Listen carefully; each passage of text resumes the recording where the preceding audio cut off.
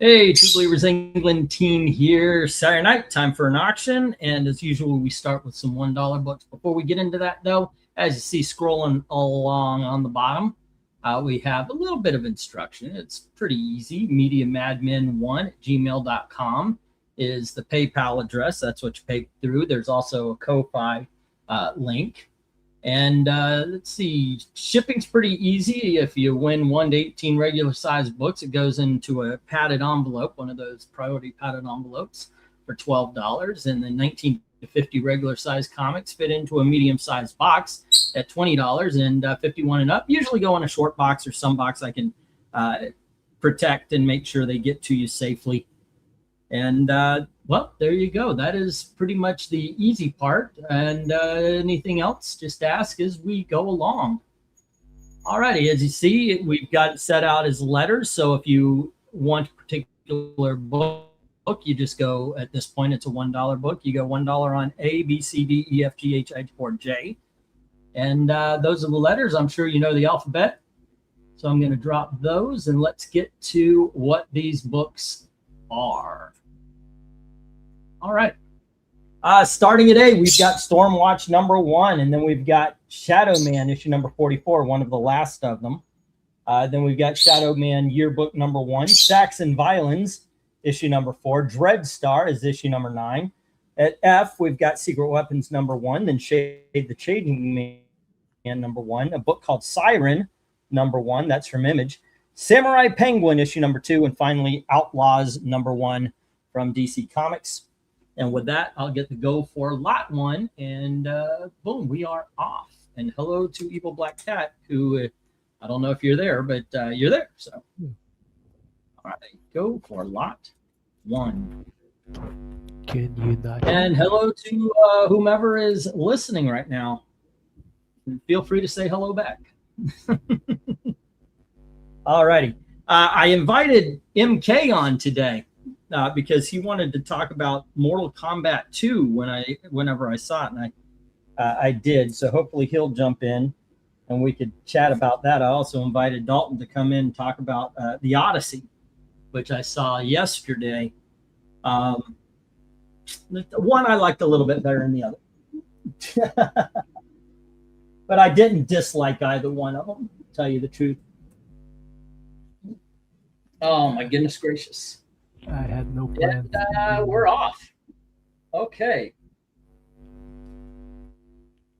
Let's see what's going on and what is happening in the world of comic books and geekery and all that kind of good stuff. These days, not much. People are like, woo, absolute. And that's all I ever hear about as far as comics. It's all in the movies and the TV shows. Which in 2 weeks, we're getting Green Lanterns. I know that's got you excited, right, Elizabeth? Right. Oh, come on, baby, let good times roll. That gets stuck in my head almost every auction. I don't know what's going on. Hello to everybody coming in. Please leave a comment. Let me know of whom you are. And yeah, feel free. We're at the Dollar Books. Hello to Mill. How you doing? This auction's usually about filling out your collection, maybe trying something new. I really like to push trying something new. There are just tons of back issues that I'm sure people have not tried out. That's part of what I'm doing now. I'm going back to the back issues I've never read before. They're through trade paperbacks and everything, but new books just kind of threw me off, and I stopped reading those. So right now I'm reading. I will not let you know who I am, says Mel. That's okay, sir. But right now I'm reading Jim Balance Catwoman.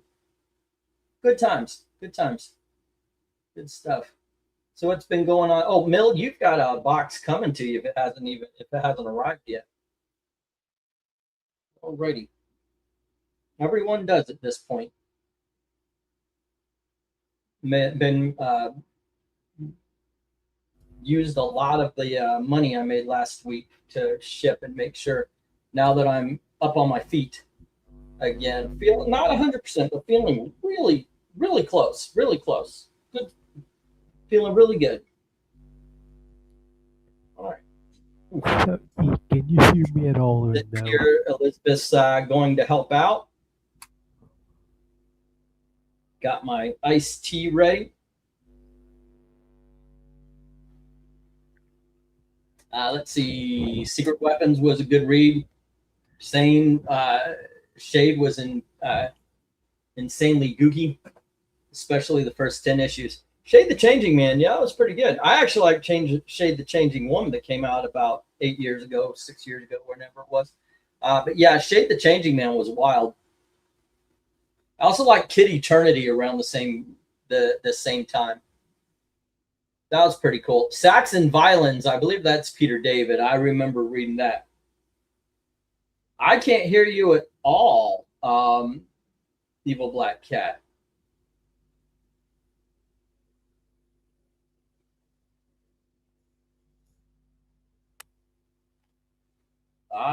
Yeah, I can't hear you at all. Check to make sure it's not me. And let's see, do default headphones?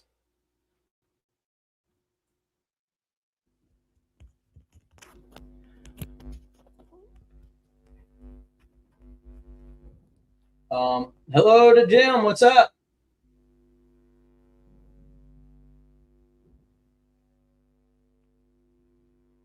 Yeah, it might be the headphones. The bird might have actually finally killed the headphones. Let me get my Hey, let me get my earbuds in. If I talk, or anyone in the chat, can you hear the black cat? Can anybody else hear the evil black cat? Anyone at all? There we go.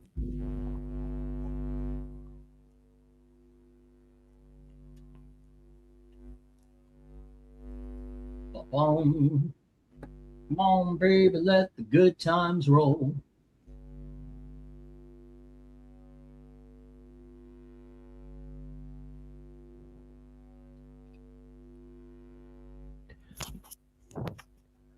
Alright, so everyone can hear the black cat.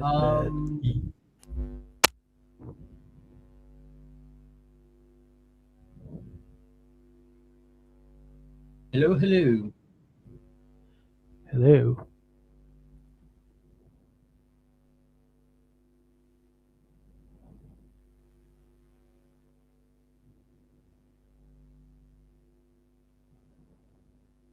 Yeah.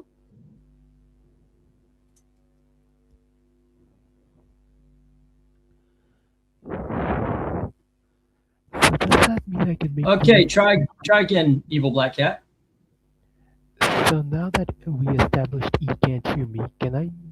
Oh, I can hear you now. I can hear you now. Damn it. I was going to say I was going to spend the entire auction making fun of you. I got you.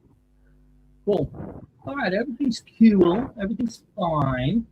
No one's caring for these books, so I'm going to bring these down. We're going to get the next round up. Elizabeth.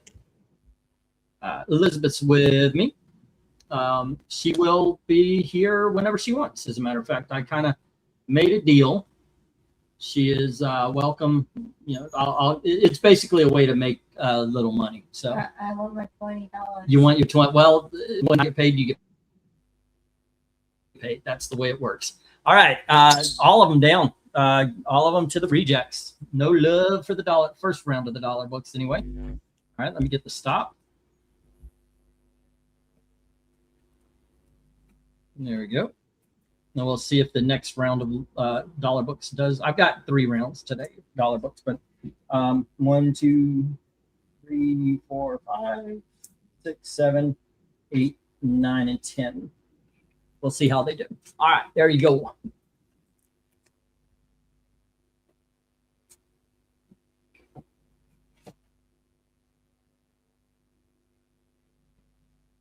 Warp issue number 19. I don't even know if I had these in order. Warp issue number 2. I guess I don't. Warp issue number 4.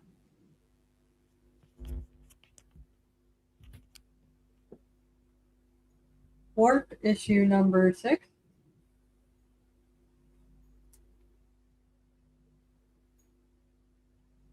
Warp issue number 7.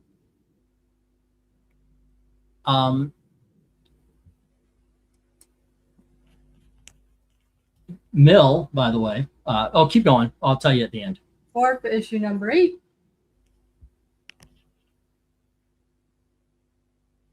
Warp issue number 11.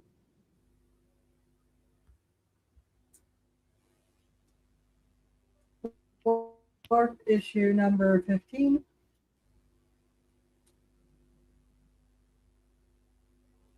Warp issue number 16.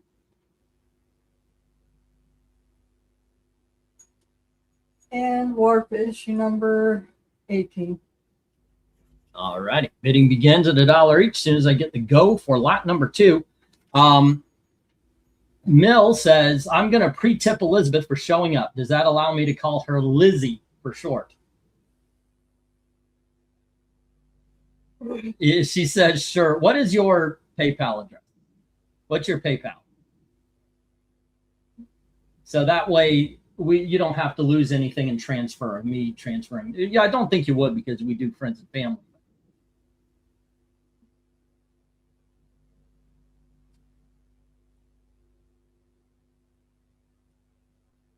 It would just, I think it'd just be nice, if they want to tip you, then just go right on ahead and tip you, send it to you. Boom, boom. But she says yes, Mill. You go right on ahead and call her Lizzie if you want. Okay, let me get the go for lot 2. There we go. Oh, already sent. All right, I'll make sure she gets all of it. Don't worry about it. But you know what? Actually, go on ahead. You can. I'll get it. I'll get it. Don't worry about it. Unless you want to post it on YouTube's. All is well. And we got Warp from First Comics. First Comics did a lot of good stuff. I don't remember ever reading Warp, though. Do you remember Warp, Evil Black Cat, or was this before your time? Much before my time.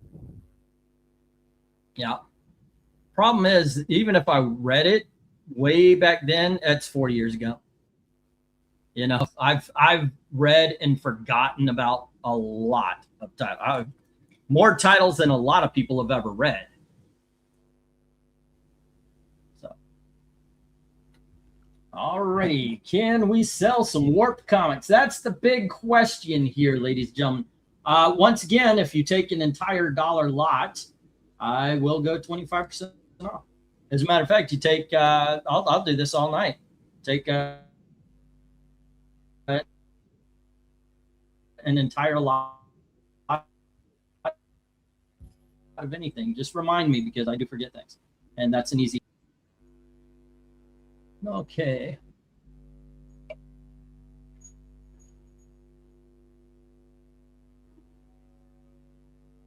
All righty. Well, thank you for treating my daughter kindly there, Mill.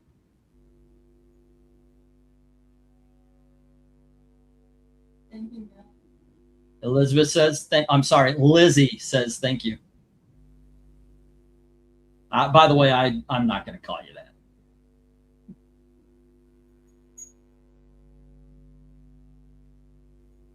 I think the most I have ever abbreviated your name has been Elizabeth.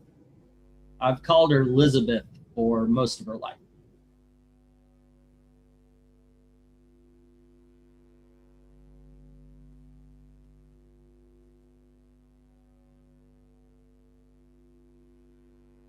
Okay.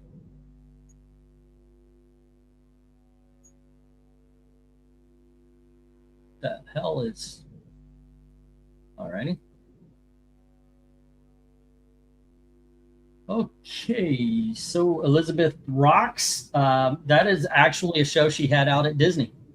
It was right by the Living with the Land. Unfortunately, some people didn't like it and they called it vegetables rock, and I thought that was a what was it called? Veggie rock, actually. What was that? What it was? Veggie rock on Living with the Land, the one upstairs. I don't think we've ever. Did we ever see it? I don't. That's one thing we have never done at Disney. You can't do it anymore. Oh, it's good to see my camera is straight up working fine again. God damn it. So far.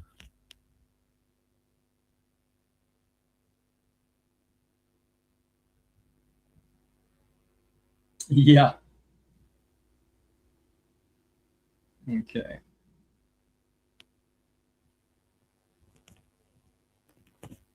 Alrighty. I read Warp, but don't really remember them. Likely why they're dollar books. I know, right? I think anything from the 1980s for $1 is good value. It's not the same as it was anymore. Even like dollar books from the 1980s are not as prevalent as they used to be. Nowadays, dollar bins are filled with unsellable books from even just 5-6 years ago. So it's just, you're not finding the same kind of things anymore. You find a group of Malibus or something from the 1980s, you get it. Just the fact they're 40 years old is something. Yep. I know, right? Think about this. When we were the same time when difference anyway, when we were collecting comics in the 80s, 40 years ago, would have been the Golden Age, World War II. That's the same distance now.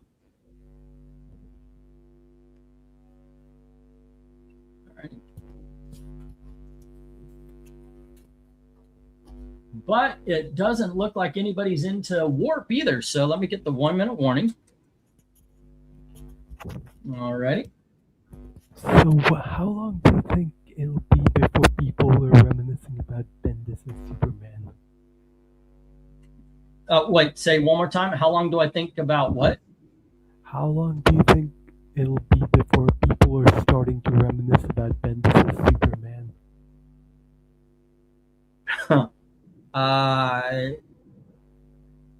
Because after a while, I think that's going to be addiction.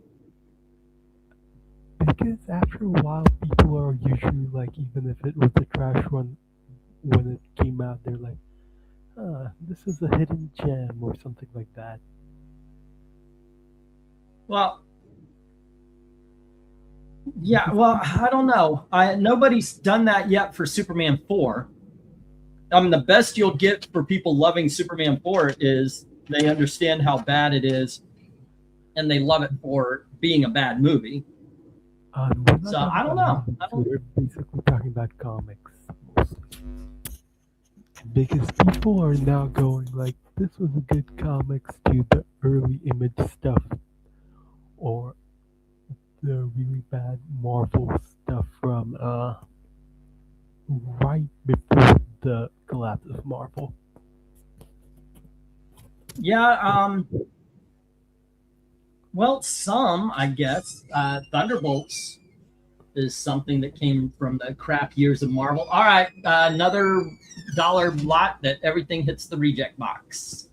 Okay, so let's get stopped.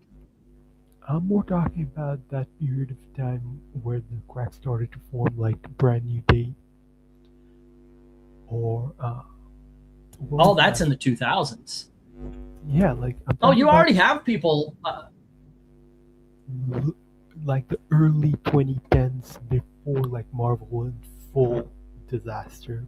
Like right. I don't know if anybody's ever going to say those are the good old days, but you do have people right now defending the fact that Peter Parker should never have been married. But you gotta think there's people now. It's been 15 years. I said this about the whole woke thing. Pop them right there, all of them. No love for the warps. All right, last chance for some dollar books, and then we move on to the $2. There you go, honey. Yeah, so I'm talking about like X-Men Schism or Brand New Day or Power when they Line, all Shadow Line Saga, number 1. Powerline, a Shadow Line Saga, issue number 1. St. George, Shadow Line Saga, number 1.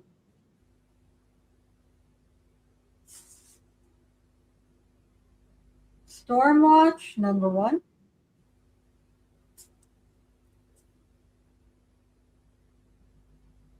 Warblade, Endangered Species, number 1.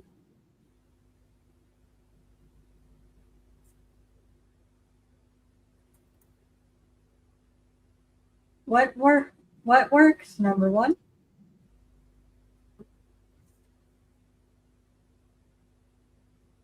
Marvel Adventure featuring Daredevil, number 6. It's missing part of the cover. Yep. Somebody cut out the Daredevil. Nomad, number 1.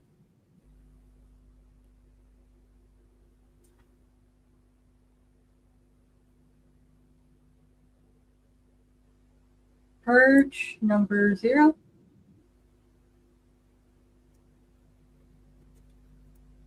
Star Wars, Tales of the Jedi, Dark Lords of the Sith, number 1. Show why it's number 1.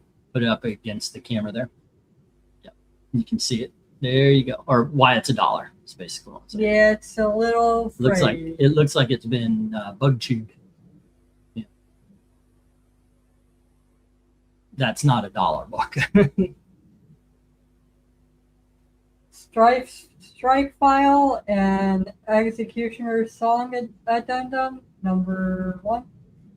All right. And let's see. Bidding begins at $1 each as soon as you get the go for lot 3. Last of the dollar books, kids. There you go.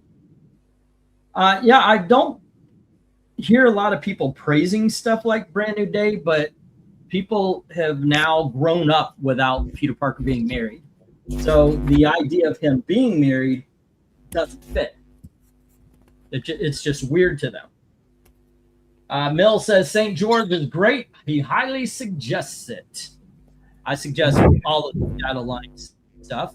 Yeah, and even for $1, it's a reader copy. Get the Marvel Adventure. Good stuff. And if you want to feel older, it's not 15 years ago. It is 19 years ago. 19 years ago. Wow. Since the marriage was solved. All righty. Jim puts $1 on Tales of the Jedi. All righty. Okay, and we're off. First bit of the day. Oh, no. Hey, Gailey. How you doing? Ice cream sandwich? Cool. I almost got some of those strawberry, what are those called? The cones, the king cones? Yeah. Well, you know, the kind pistachio likes. I can't get chocolate ice cream because if pistachio accidentally eats the chocolate ice cream, pistachio accidentally dies, and I don't want that to happen. 19 years ago, I wasn't even thinking about retirement, says Mill. 19. It kills me that 19 years ago, we're still in the 2000s. In the late 19 years ago, you were in 2007. Yeah, we're in the late 2000s. You're right. That's something. There are 21 years ago, but there's 21-year-olds born in this century. Like actually playing Shenmue, yeah. That game that you played, but you played. Yeah, I played that game for you guys. You guys would watch that like it was a TV show. And it's like, oh, let me play Plinko. I swear to God, I don't think I could ever play it again because it's like, oh, I need to find my girlfriend. Let me get a job at a warehouse. You know, it's definitely one of the games. it's one of the games of all time. not the best, not the worst. It's a game. In the second one, it was, oh, you can find you a girlfriend, but first you must karate chop cherry blossom. No, what are we doing? Right now, I actually stuck at a part where she, like, you have to walk across a thin board, and if you miss a single quick time event, you know, flummox goes. Oh my gosh, I remember that part. Yeah, it's ridiculous. It is ridiculous. It's a great game. I will never play again. I swear to God. Dom, have you ever played Shenmue? Shenmue. Ooh. Oh, I remember playing it on the Sega Dreamcast.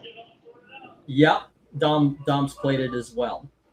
Well, I was just talking about how it's like, oh, you got to save your girlfriend. Now play Plinko. You got to run a Plinko game, or you can't have an apartment to stay in while you're trying to find your girlfriend. It's a weird game, and it's all about the side missions and the side games and all that kind of stuff. It's great. I just don't think I would. With the side missions, like they do play a pivotal role to the overarching plot of Shenmue. Yeah. Okay. But yeah, it's been a long time. It's been a long time since I played that. We got to get you like on here so you can hear what everybody is saying. Also. All right. Let's see. So we got some Shadow Lines, some Stormwatch, what works, Nomad, Tales of the Jedi, and the Strike Files. Yep. The only bid. Oh, also Warblade. Right now is Jim with Tales of the Jedi. I used to like Warblade as far as the image goes. He was part of Cyberforce, or at least that particular era. Ripclaw is I'm trying to think. Ripclaw is Cyberforce. Yes, and Warblade is Wildcats. I thought they were the same person. No. Honestly, Ripclaw. I actually thought they were the same guy. Wow. I had them confused. It's been a while. I mean, we were talking about how 20 years ago was 2007, 2006. 19 years ago was 2007. Think about it. The Wildcats and Cyberforce, when I read them, it was in the mid 90s, the early to mid 90s. So that's 30 years. 30 years since I last read them. Hello. Indeed. I'm going to get this one right. Erigelinian 7768. Are you somebody we know with a different name? Because YouTube's been doing that to me. Here's a new name for this person that's been listening to your show forever. Yeah, I've been noticing that for quite a while now. Yeah. Clint. I didn't even know it was Clint. And Clint's like, Clint is Brobarian. And I was like, because he kept going, hey, have you sent my books? I don't know who you are. And so finally I'm A-okay. I'm moving around a lot more. I can actually pick up. I can't do long distance, but I can pick up and move around boxes now. So we're getting things shipped out. I do appreciate your patience on everything. Dom, I've got a box coming out to you. Jim, Mill, a new guy who bought something almost like he bought something the Saturday before my appendix burst. Well, it didn't burst, but and I sent him a message and everything, and he sent me. I forgot who he was, so I'm trying to find the email. Finally, he goes, "Hey, I didn't get the books." I'm like, "Aha!" I told him, I said, "Dude, okay, I sent you a message saying about the appendix. I'm moving around. Your books are out." So I'm very happy to be able to get people's books out, and because by the way, anytime I am holding books, I feel so guilty. Like I feel so guilty. So yes, I am trying to get everybody's books out as in a timely manner. I do. It's just it's a strange thing that I do. All right, let's get the 1 minute warning. Wait, so far, Tales of the Jedi is the one that got a bid? Yeah, it's been a while. Hey, man. Oh, only one that got a bid is Tales of the Jedi. Really? I kind of figured it would. It's bug chewed, but it's still Tales of the Jedi, Dark Lords of the Sith #1. So I thought, but you know what? I actually thought, even though it's got the Daredevil was cut out of the cover, I thought Marvel Adventures would go, and I thought the Shadowline Saga stuff would go, because that is just cool stuff. Yeah, no. Well, the Shadowline books that are under from Marvel's Epic Comics are pretty criminally underrated. Oh, absolutely. And I have not met anybody who's read these that has not. Well, I read them, and I'll tell you, I was surprised when Secret Wars. I'll tell you that when Secret Wars 2 happened, kind of like through Hickman, and when actually the Knights of Saint George, and Doctor Zero, like they made an appearance. They made an appearance, but they're not exactly the same. But they're like alternate universe variants, like of the same characters. Oh. Okay. Oh, wait. Actually, no. I take that back. I'll say that. Like they did, they did make a reappearance, but then after the events, of Secret Wars 2, it can be assumed reasonably that after the multiverse has been restored, so like those that have previously died are also brought back to life as well. Well, there you go, kids. But unfortunately, Elizabeth, only one book got a bid, and that is the Tales of the Jedi. That is the last of the $1 books. We are going to move on to the $2. Tales of the Jedi is a solid series. So because it does take place in the distant past, like of the Star Wars universe, showcasing the originals, like the Sith race and the original Jedi Order.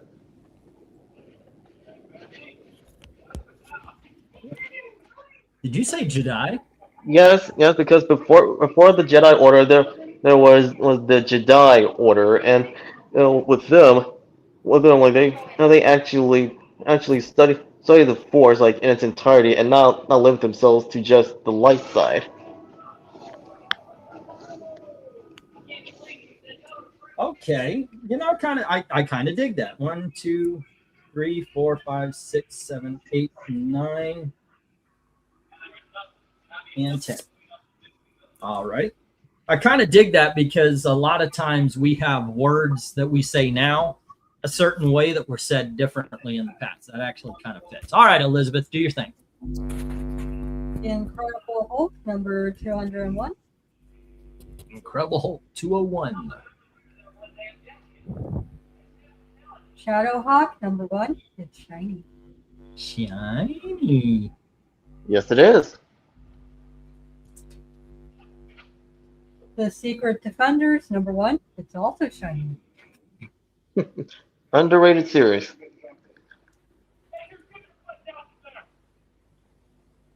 The Saga of the Original Human Torch number 1. Unfortunately, it is Nice. not shiny.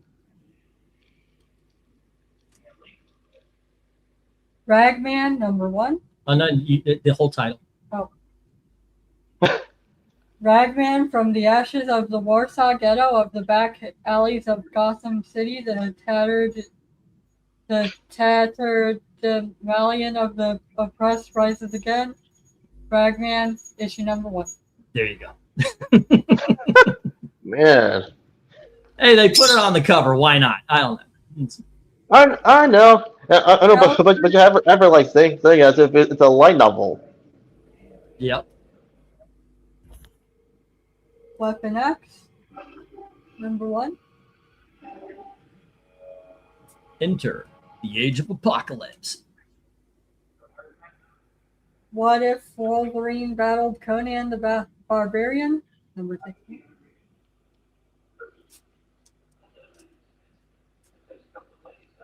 Wolverine, number 42.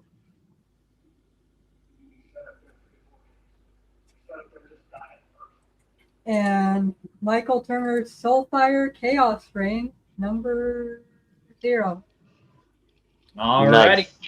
There you go. Bidding begins. $2 each. And we got to go for lot number 4.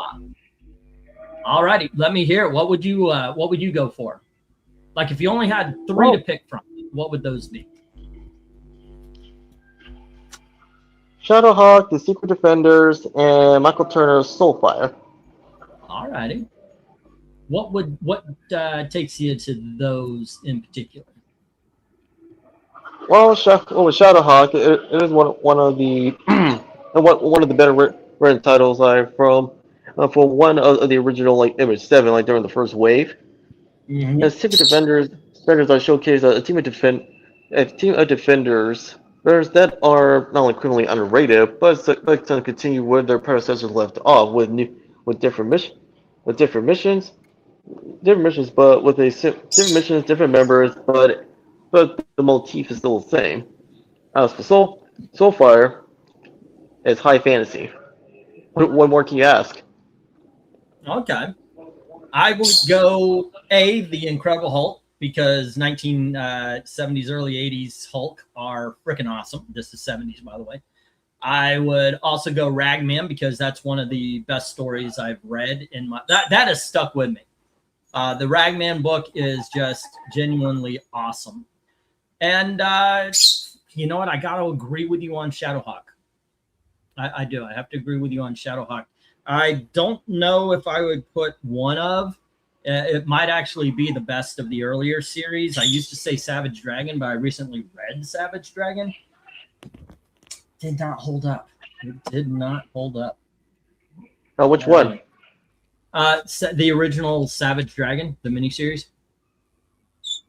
It wasn't my favorite, but Shadowhawk, when I reread it was good. All right. Now what would you say for the ongoing Savage Dragon, the classic before it and Eric Larson's Fall from Grace? I actually enjoyed it. That's when you get into more of the lore, when it's more of a cop book. You know, you do have the superhero. Yeah. I enjoyed that a lot more. I like that. I like the side characters. One thing that is sorely missing from modern books is the side characters, the supporting characters. There's too many. Like Mary Jane shouldn't have superpowers. You know, it's ridiculous. But and I like that. I like the supporting characters in the book. All right, Jim says $2 on A, which is Incredible Hulk. Number 201. He says $2 on F, which is Excalibur, which, by the way, is really good as well. Yeah.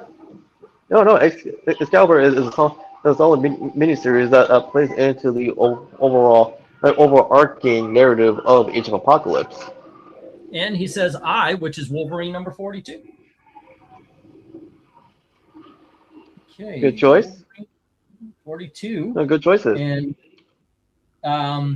Mill, $2 for the entire lot and send all to Jim. Okay. Yeah. I'll say the original miniseries for Savage Dragon, it hasn't like aged well in areas, but the ongoing miniseries is an improvement. Secret Defenders, Human Torch. Wow. Okay. $2 for the entire lot, and send all to Jim Thornton. What If and Soulfire. All right, Elizabeth. Okay, that's 2, 4, 6, 8, 10, 12. There we go. Let's get them all down. They go to Jim. All righty. I liked the first few years of Savage Dragon, but it fell fast after it got edgier characters. Yeah, I actually liked, there was a spinoff that I liked that nobody really kind of glommed to. Like I had the entire series. I couldn't sell it. Like, are you talking about Freak Force? It was called Freak Force, yeah. I actually tried to sell it. I love Freak Force. That was good stuff, yeah. All righty, let me There you go. And let's get the next $2 lot up. 1, 2, 3, 4, 5, 6, 7, 8, 9, and 10. Here you go, sir. Ma'am. Sorry. I actually call my own daughter, sir. Okay. Anyway, there you go. She's a millennial. They don't give a about gender stuff. Hey, No, don't.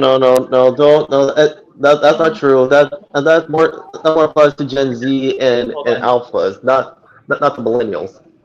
I triggered Tom by saying that. Okay. What X-Men is that? That's X-Men number 60. 60. Okay. X-Men number 61.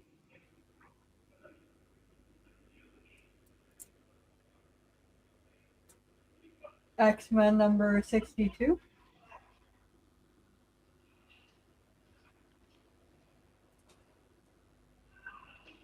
X-Men number 63.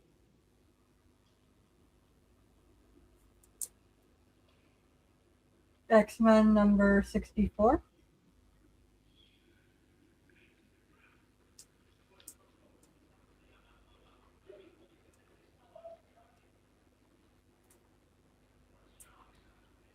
Annual Shattershot Part 1 X-Men.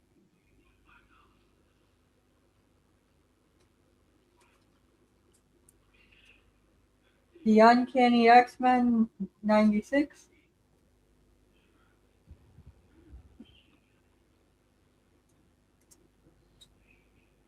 X-Men Unlimited number 2.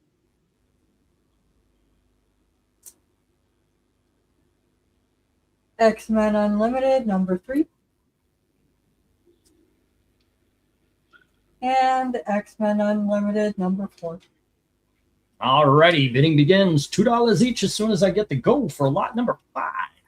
Go for lot 5. Alrighty, good times.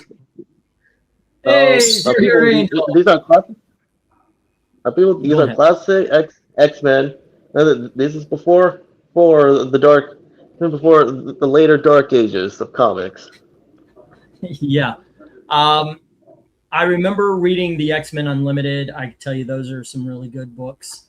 I do like the Shattershot storyline. I got to tell you, I think I dropped off before these, though, as far as the individual issues. X-Men Unlimited reminded me of Legends of the Dark Knight, where it told like individual stories like centered on different X-Men characters.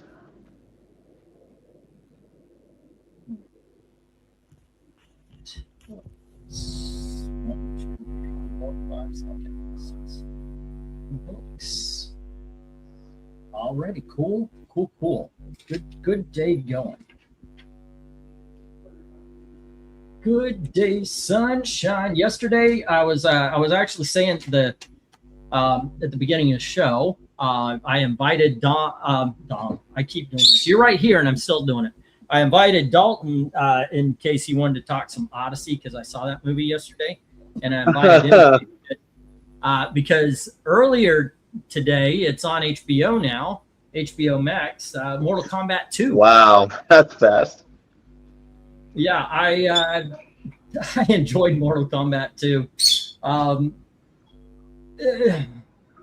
Okay, here's the thing also, by the way, if you told me at the beginning of the year that I will probably give a B or B plus to a Christopher Nolan movie, The Odyssey, and you are being generous with that one. I would give an A to Masters of the Universe. I would have called you nutso. But straight up, Masters of the Universe reminded me of the way I feel when I watch Flash Gordon from the 1980s. That's how Masters of the Universe made me feel. I was a kid again. I don't give a shit about He-Man. He-Man was after my cartoon time. That was my younger brother. And he's 6 years younger than me. That was his time for cartoons. And so that was his thing. I sat down to watch Masters of the Universe because it's kind of comic and geeky adjacent, and I'm sitting here excited talking to Gail, going, "Oh my gosh, it's just like Flash Gordon," and then fucking Queen comes on the soundtrack. I'm like, okay, my mind is just fucking blown now. My mind is fucking blown now. I am just, this movie was made for my enjoyment.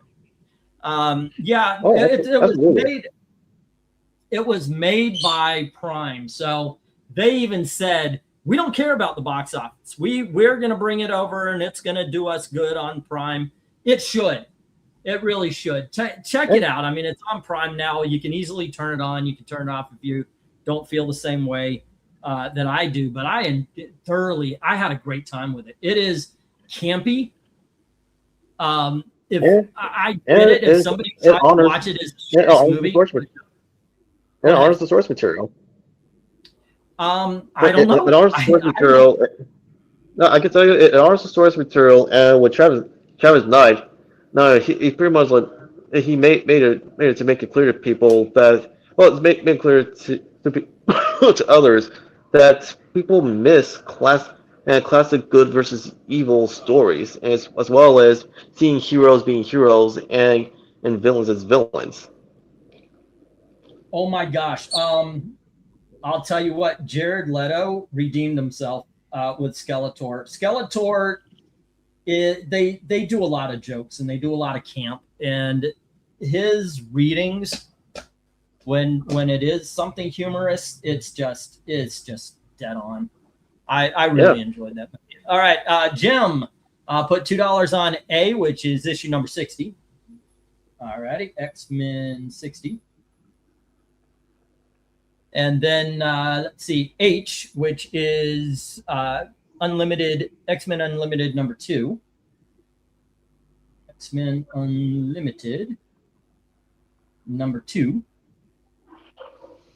Oh, and by the way, if you're listening in or watching and you're new, feel free to bid if you see something you like. And then it's X-Men Unlimited number 3. All right. And then X-Men Unlimited number 4. All to Jim.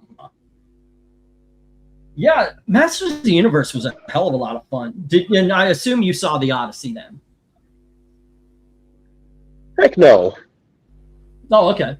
Let's see. The new He-Man is already on streaming. It was modern tacky. I've seen the first 40 minutes. That's a great way of putting it. Modern tacky. But absolutely go in, think of that. If you went in, it's going to be a serious He-Man. I don't know why anybody would think He-Man should be serious anyway. I guess the Dolph Lundgren movie from a long time ago took itself seriously, but this one does not. This one, there's comedy in it. They're actually smart ass to each other. It's one thing that I could see that some people might not like is before he becomes He-Man, he's Prince Eric and he's raised on Earth, not in Eternia.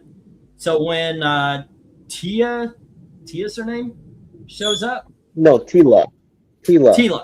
When she shows up, she's more competent. And I think some people would be like, "Oh, the men are dumb," and that changes when he becomes He-Man. He's not from this area. He doesn't know what's going on, and then he's shoved into it. But as he learns more, he becomes more competent. So there is an actual hero's arc for He-Man. Yeah. Well, the men in He-Man, the Masters of the Universe movie, like they're not portrayed as incompetent, because there are like moments of sincerity where it's not overwritten like by the humor. Plus but with the humor, it does poke fun at PC culture. Culture sparingly, and it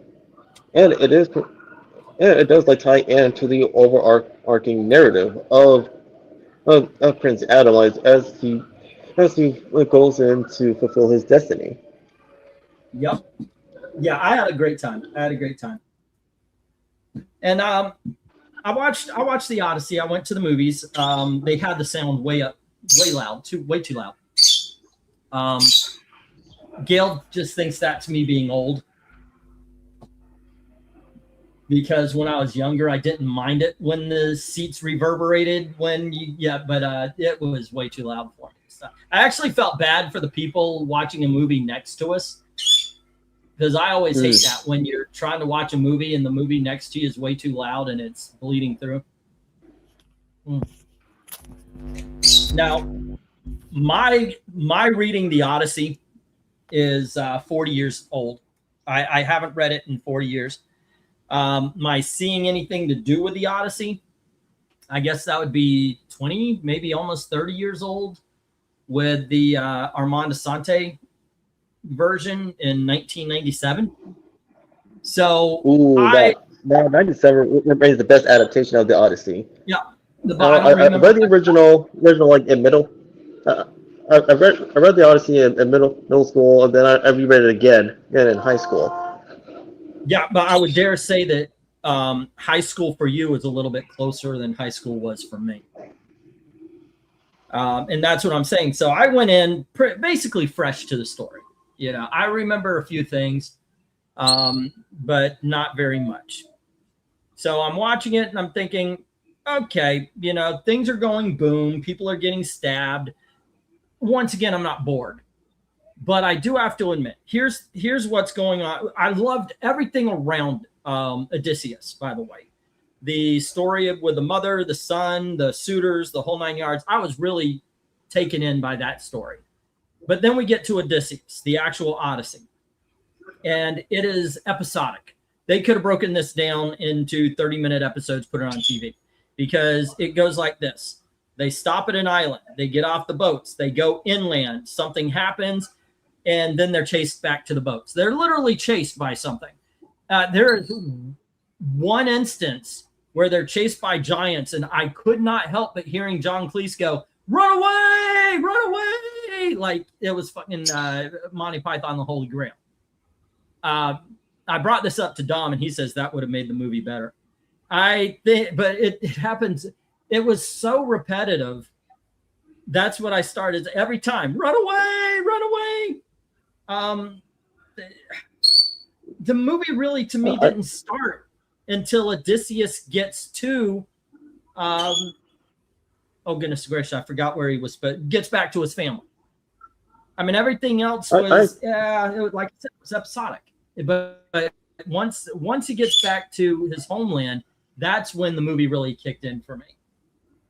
And that was like 2 hours in. Nolan's Odyssey. Okay. Oh, and here's the thing. I get it. I protested too. Lupita Nyong'o, beautiful woman she is not Helen of Troy.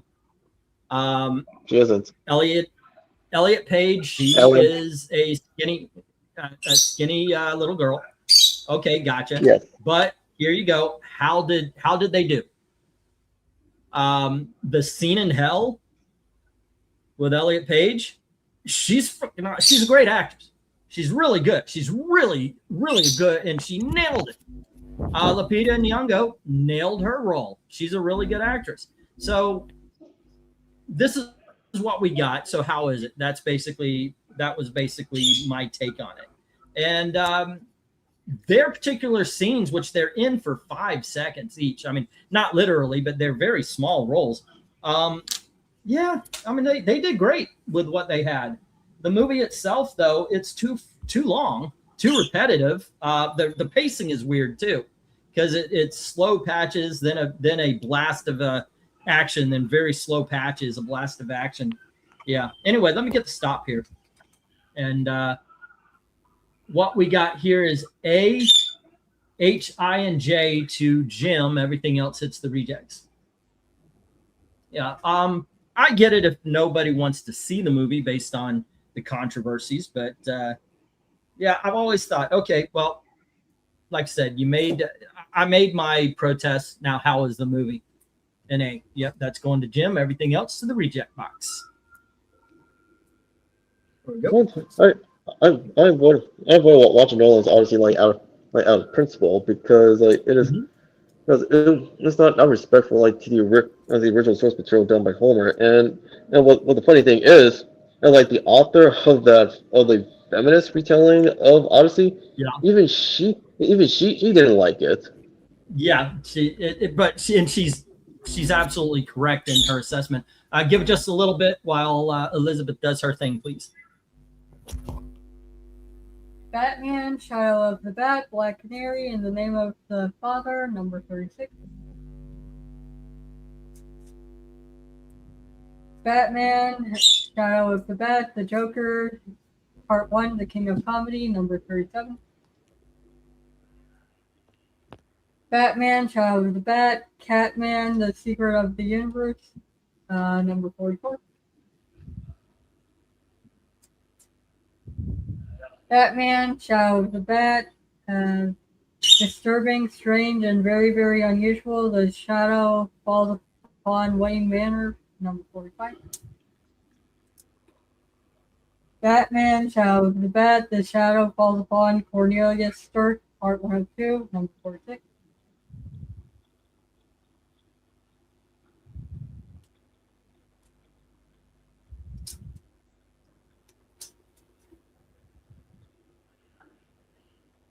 My daughter is the Vanna White of our auction. Batman, Shadow of the Bat, The Shadow Falls Upon Cornelius Strick, Part 202, number 47. Now she's wondering who Vanna White is. Batman, Shadow of the Bat, number 52. Batman, Shadow of the Bat, number 55.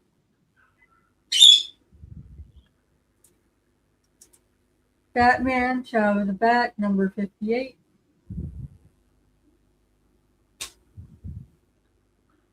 And Batman, Shadow of the Bat, number 61. Alrighty, and bidding begins as soon as we get the go for lot 6. Okie dokies, ladies and gentlemen. Some Shadow of the Bat. 10 books, 20 bucks. Let's say 10 books, 15 bucks. So it's all series like of the Batman line. However, how would you pitch Shadow of the Bat to those that want to venture out from the main Batman title and Detective Comics? I always thought, and by the way, this is what Detective Comics was for me as a kid, but I always thought Shadow of the Bat was the darker of the books. I always thought it was more of the grim and fantastical. The Gothic. So that's a good way to put it. Yeah, more Gothic. More Gothic and fantastical. Yeah, that sounds about right. Legends of the Dark Knight for the longest time was Batman year 1 through 5. So I would sell that. Yeah, essentially focusing Bruce in his younger years. Mm-hmm. But yeah, that's what I would say about this. Good stuff. All right. How you doing there, Evil Black Cat? Hey, Black Cat. Ron Gosling has been cast as Ghost Rider. Wait, who? Ron Gosling. Wait. Okay. Wait, he's cast. Wait, is he casted as Johnny Blaze or Danny Ketch? It just says there's a new Ghost Rider movie and he is cast as Ghost Rider. Alrighty, so Tony Hayes took me up on the 15 for the whole lot. Hold on just a second. We may have a challenge here. We have can you help out with the numbers for the further ones over? We have number 36 at A, 36, 37. C is 44. D is 45. E, 46. 47 at F. By the way, E and F are one story. 52 at G, 55 at H. 58 at I, and 61 at J. There you go, Jim. See if he challenges any for Tony. At this point, it would be $2 or higher to challenge. Ken's gonna get a flaming skull. Okay, Ryan Gosling is Ghost Rider. What do you think? It's hard yet I can actually see it because physically he actually doesn't remember Johnny, Johnny like during his like early days like as Ghost Rider. Okay, say that again. Hold on, I want to get Elizabeth's take again because I don't know if I heard that proper. What? Ryan Gosling is too cute to play Ghost Rider. He's too cute to play Ghost Rider. Yeah, he's not cute in like a guinea pig way. He's cute in more of a hug way. Hug way. Okay, so what you're saying is Ryan Gosling is cute, but he's not traditionally handsome.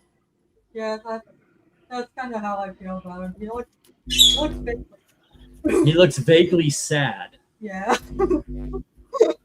Gail, you want to help her out on this? Ryan Gosling is Ghost Rider. Too cute in a hug, vaguely sad way. Yeah. Kind of like Nick Cage. He played the Ghost Rider last time. Not a bad-looking guy, but you wouldn't say he's traditionally handsome. Yeah. And by the way, the muscles see. What else? Like also help out Cage is like he is a legitimate comic book fan and being given the opportunity to play Johnny Cage. I mean, not Johnny Cage, Johnny Blaze. Like is a dream come true for him. All right. I actually thought they were going to go Keanu. I really did. Keanu said he wanted to play Ghost Rider, but let's face it. Oh, I remember. Yeah. He would. That they got a problem. Yeah. All righty. Give me just a second. Okay. Go on ahead. Finish your thought, and then I'll call it.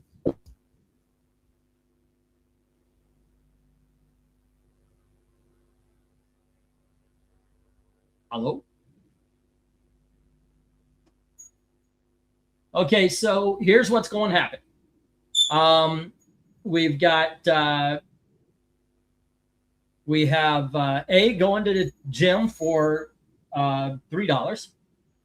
All righty, and that is Shadow of the Bat. And that is number, what is it again? 33 or 35? 36. 36. Okay. And then we've got the rest of them going to Tony Hayes at 12. Great choice. Great choice is my friend. And yeah, Jimmy, you're not wrong. Actually, Gosling as Danny Ketch.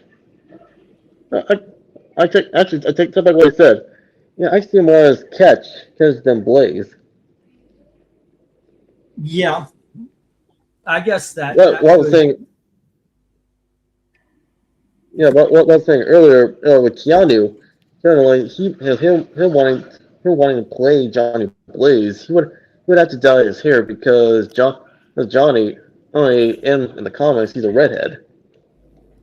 Yeah, kind of like he had to dye his hair for Constantine. Constantine.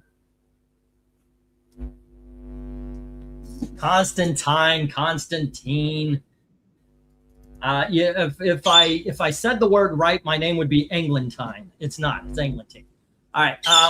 Here you go. Let's let Elizabeth do her thing. We're at the $3 books. The Terminator for Dark Horse issue.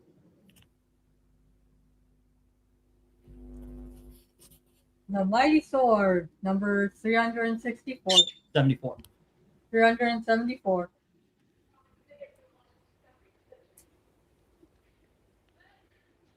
Jungle Girl, number 0.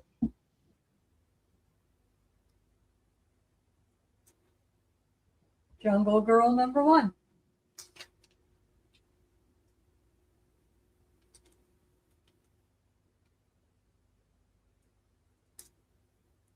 The Adventures of Kool-Aid Man.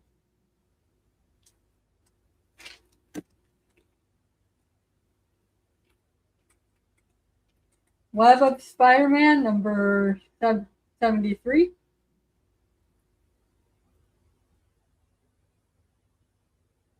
Pep number 242.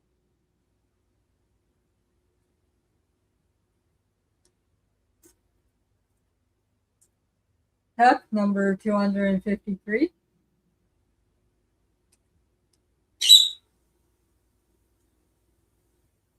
Pep number 285.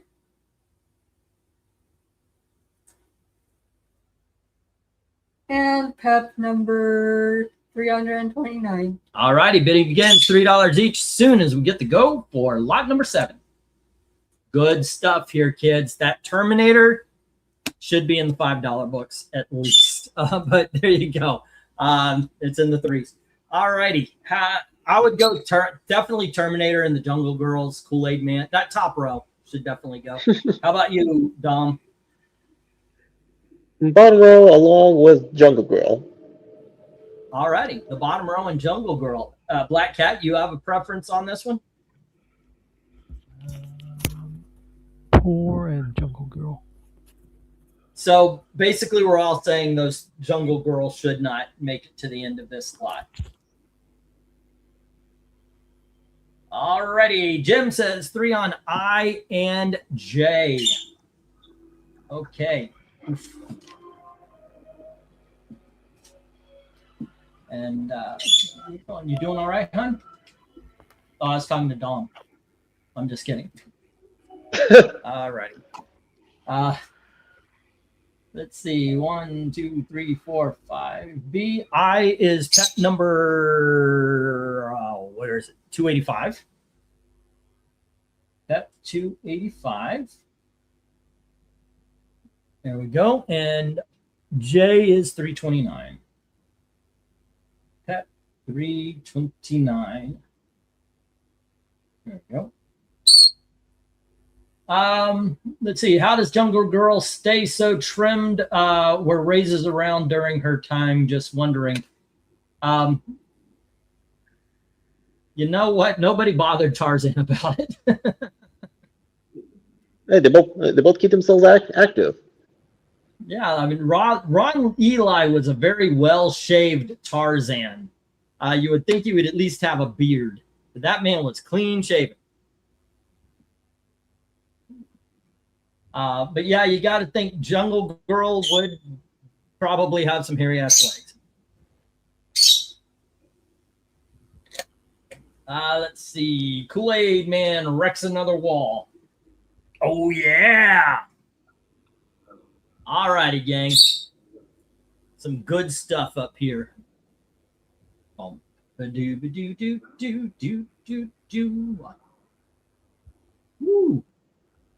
What were we talking about before we were rudely interrupted by business? Oh, well, like I said, both Jungle Girl and Tarzan, they keep themselves active by traversing the jungle. Yes. No, I don't mean he wasn't. Yeah, he wasn't saying trim. He was saying trimmed, as in the hair. Jungle Girl has access to some great hair product and razors, because otherwise she would be in dreadlocks and have some hairy ass legs and armpits.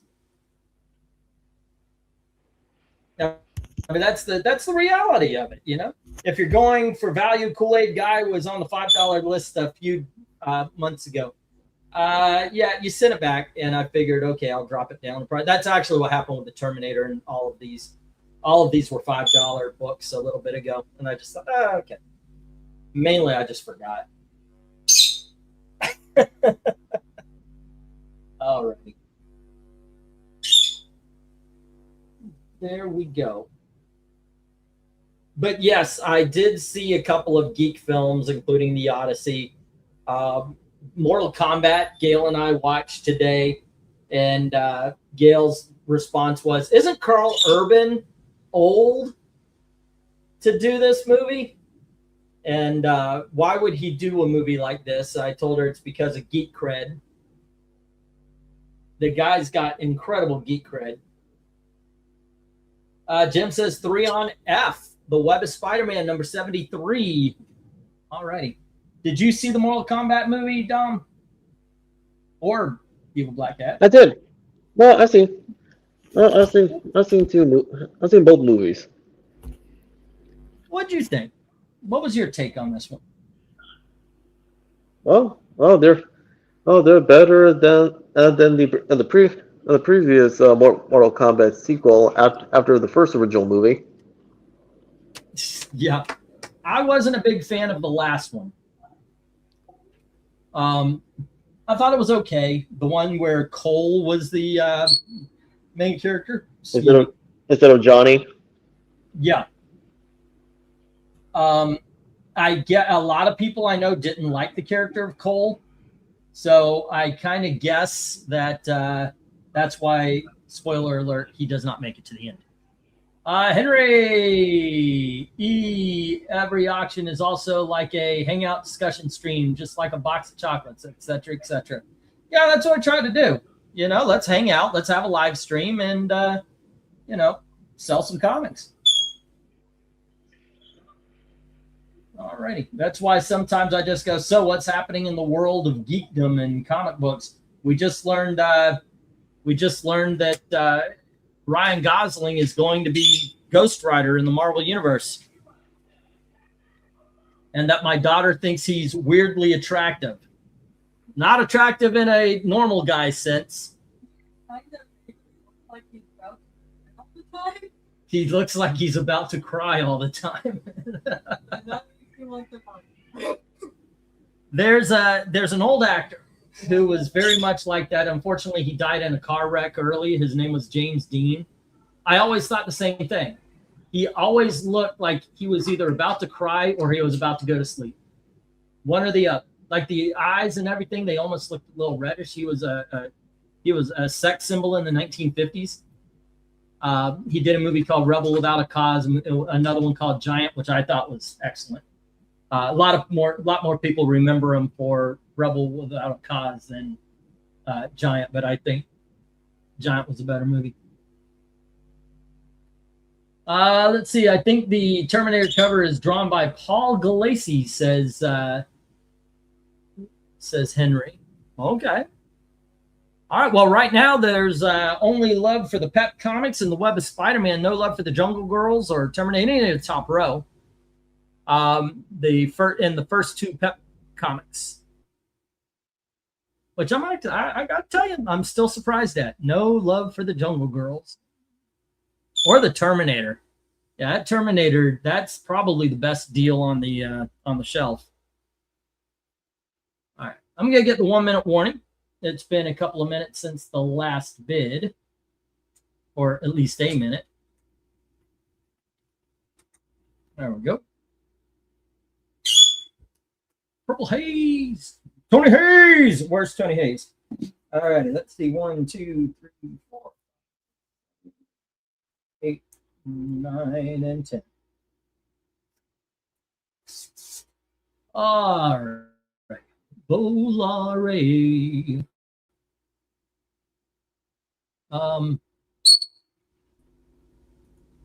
Okay, I lost Dom and Evil Black Cat for a moment there.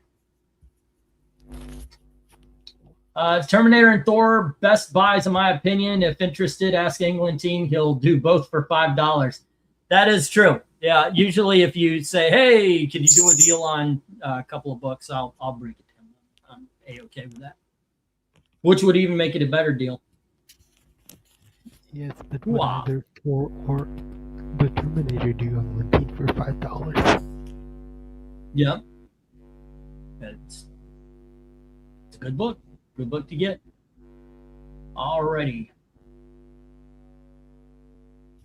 Lots of news coming from San Diego Comic-Con, says Henry. Like what? Let's talk about it. Oof. All right, Elizabeth, come on over. Let's get these down. We'll get the next roundup. The Web of Spider-Man and the last two Pep issues are going to Jim. Everything else, unfortunately, hits the rejects. Alrighty. Zoinks. Zoinks and away.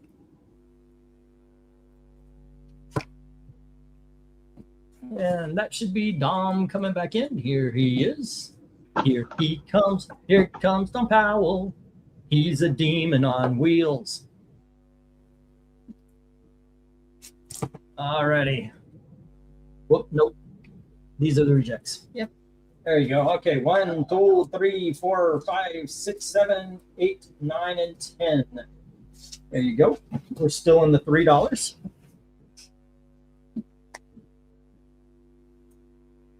Now I got Speed Racer in my head.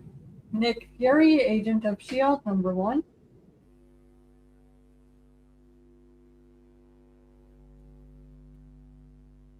Sabretooth, number 1.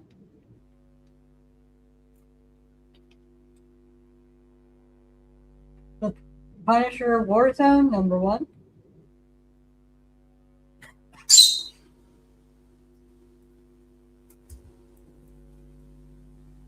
Planet of the Apes.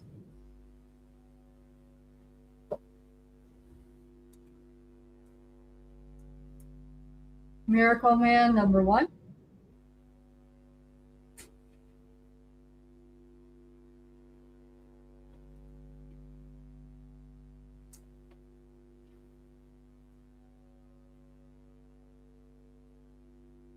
Nightcrawler, number 2.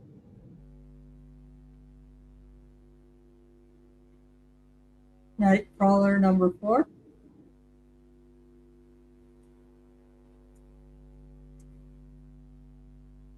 X Factor, number 92, with a little holographic card thingy on the front. And it works.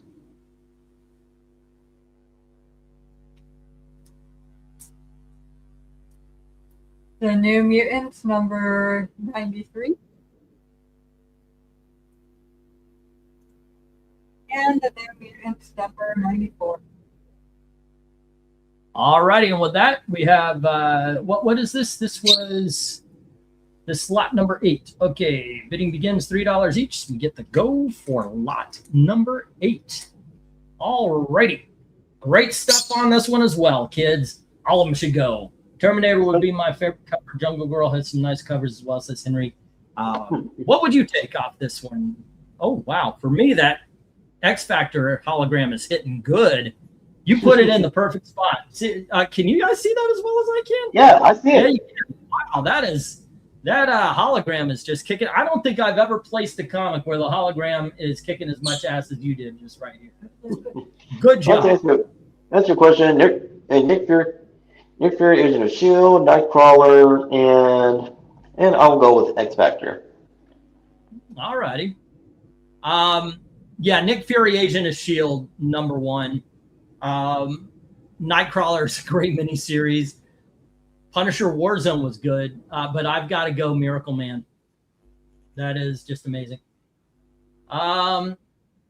Okay, so Jim says F, G, and H, getting the X Factor hologram and the Nightcrawlers. Right. Great choices. Yep. 2, 4, 5. I haven't read the Planet of the Apes since it came out. So I honestly, I don't remember it. I wish I did. Let's see. We have Nightcrawler. And that is issue number 2. And issue number 4.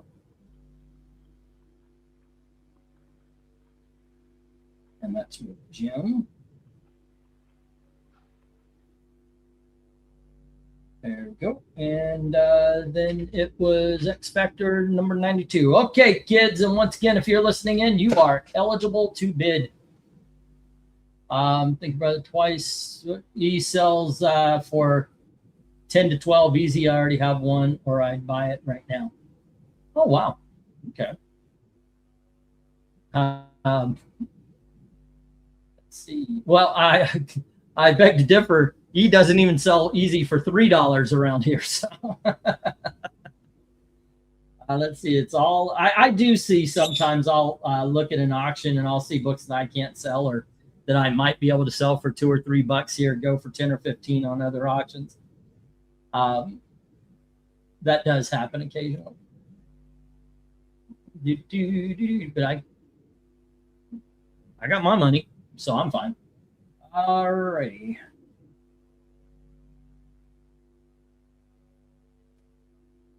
And Mel says, okay, I'll buy it for $3. 3, 4, 5. There we go. And that is Miracle Man number 1.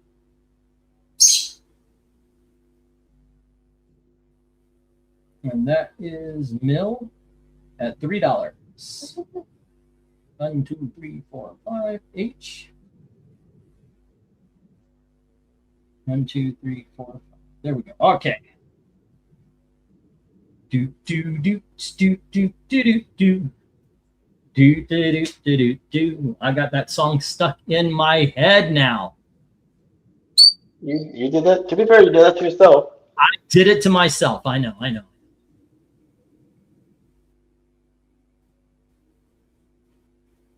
It was all me. Well, I mean, what can we say about any of these titles, especially the Punisher War Zone? Mm-hmm. I can't. It's okay, Mill. It's fine. It is fine. I do appreciate it. E, when do you think you'll be shipping my next batch of comics?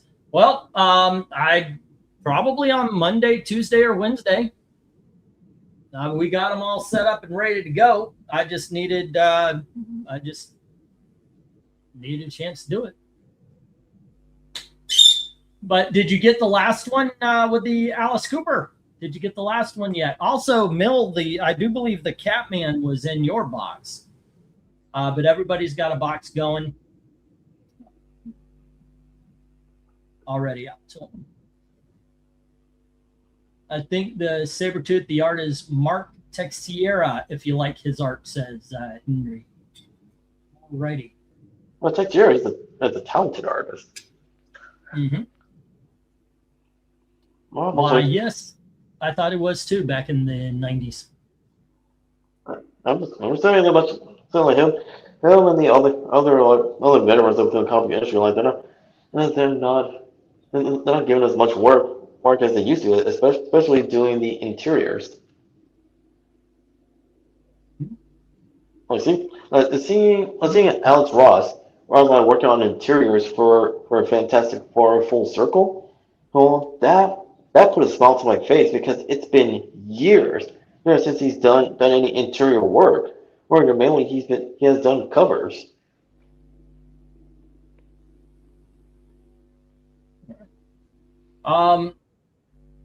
Okay, Mills received his. Tony has received his. All right, not a lot of love tonight on the $3 books here. We've got Mill with the Miracle Man. We've got Jim with the X Factor and the Nightcrawlers. A lot of good stuff up there. The Sabretooth, the Punisher War Journal. Definitely get the Shield if you haven't read it. Let me get, I'm going to get the 1 minute warning. We've got a lot of books tonight. There we are. If it's not this one, it's the next one. Alrighty, as usual, it was well taped, protected. Says Mill, if any of you aren't sure, England Teen ships books highly protected. I really do try. Marvel Premiere number 50 from E. If so, nice. Yeah, you notice it's not on my, it's not behind me anymore. I will find another one though. I told Tony, I said, you know what? If I sold it to him, that's gonna be a priority for me.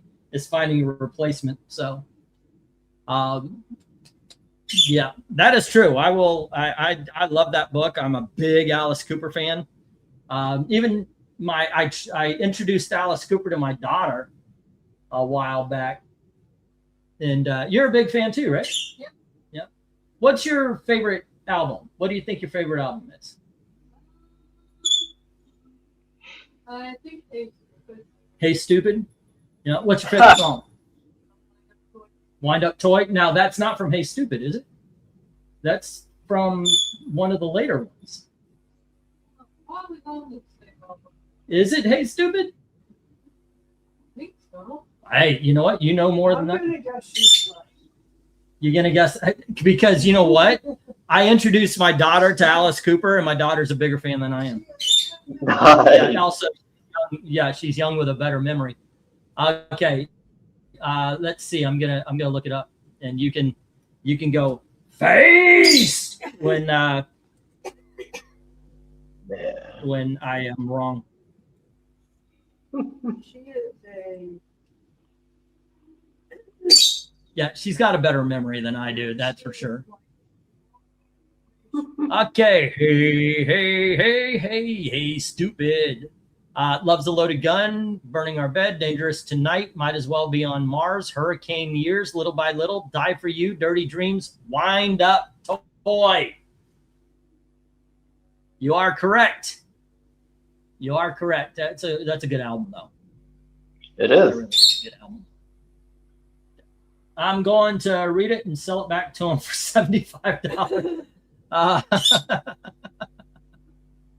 Mills say, "Who's Alice Cooper? Is she hot?" I've liked Alice Cooper ever since I saw him on the Muppet Show. No kidding, right? That was pretty badass. That was a really good episode. All righty, kids. No love for most of these. Jim has a couple of them, and Mills got one. So let's get the stop. That was a great episode. I like, Alice Cooper. He got into it. He was one of the ones that really just said, you know what, I'm going to be acting among Muppets. Alrighty, so Miracle Man. That's how I was introduced to Alice Cooper, is through the Muppets.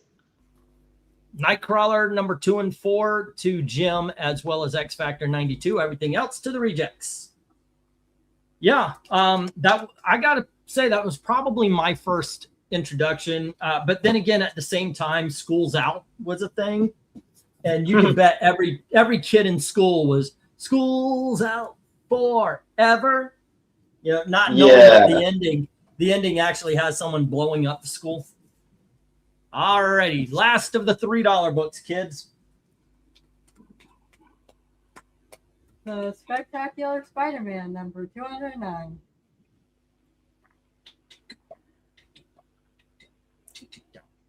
The Spectacular Spider-Man number 141. I did not put these in order either. I am silly. Yeah, to this day. I still want to see. 142. I still want to see Alice Cooper and his band before they retire. The Spectacular Spider-Man number 143.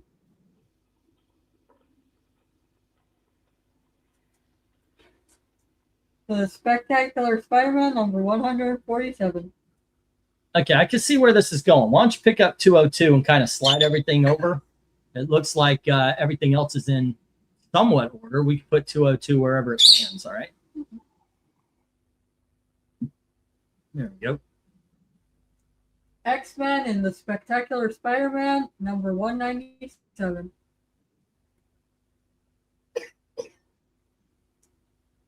X-Men and the Spectacular Spider-Man number 198.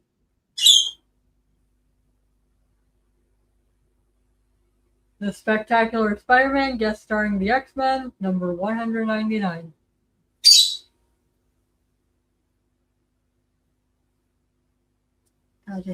Spectacular Spider-Man 209. Web of Spider-Man number 14.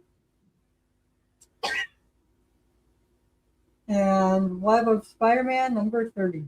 All righty. Bidding begins. $3 each. Students get to go for lot number 8 or 9. Lot number 9. All righty. Go for lot 9. There we go. Englentine, I would guess that you would never sell that Marvel premiere. Favorite Alice Cooper album is Billion. Well, Tony was really, really trying for it, and I think he was wondering if he could break me down. I told him there's sentimental value, so I said I would have to sell it for $50, and he said okay. Come again. But I said, I'm as soon as I sell it, I'm on the look.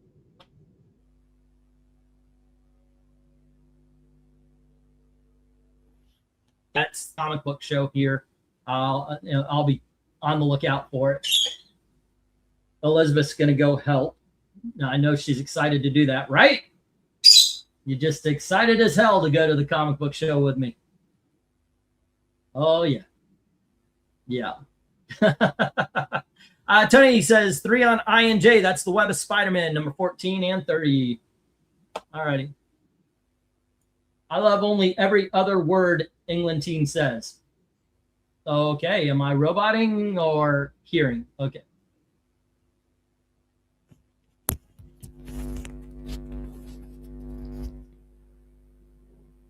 Let's see, Web of Spider-Man. And that is number 14 and then number 30. Those are to Tony Hayes.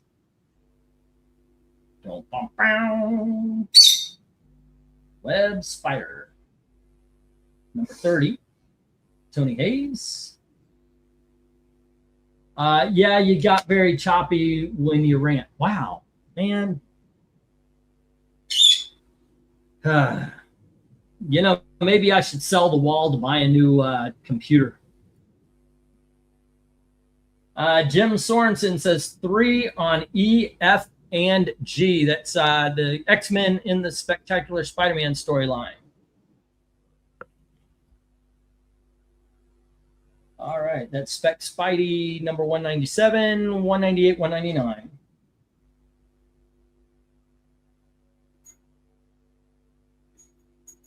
Let's see. Cool crap that they did with albums. $1 Billion Baby had a $1 billion bill. Dark Side of the Moon came with a poster of the pyramids. Good old days. Yeah, all that jazz came with a big ass poster of the bicycle race, which was a nude bicycle race. It's a thing they do in England or did in England at the time. All righty, let's see. And then we have Spec Spidey 198. 1, 2, 3, 4, 5.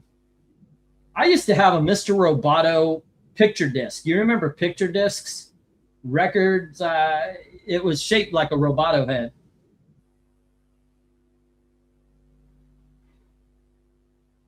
Those were cool times. I'm actually surprised they haven't brought picture discs back. 1, 2. Okay. Let's see. 3 on H from Tony Hayes, and that is 209. That's Spec Spidey 209. All righty, the entire bottom row is taken, and we need love for issue number 140, 142, and 143, as well as 147. A, B, C, and D need some love. Oh, nope, we just got 3 on D. All righty, that is Spec Spidey number 147. Tony Hayes.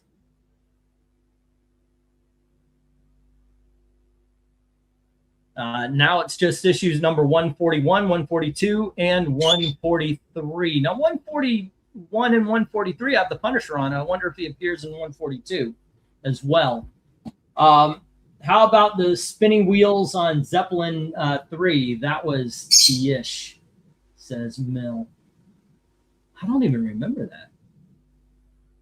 I don't remember that. I mean, I'm not doubting that it had it, but yeah. Don't remember. Do you remember Spinning Wheel? Oh my gosh. Yeah. Okay. Yes, I do remember. My uncle had it. When I got it, it was on cassette. So naturally, a little bit different.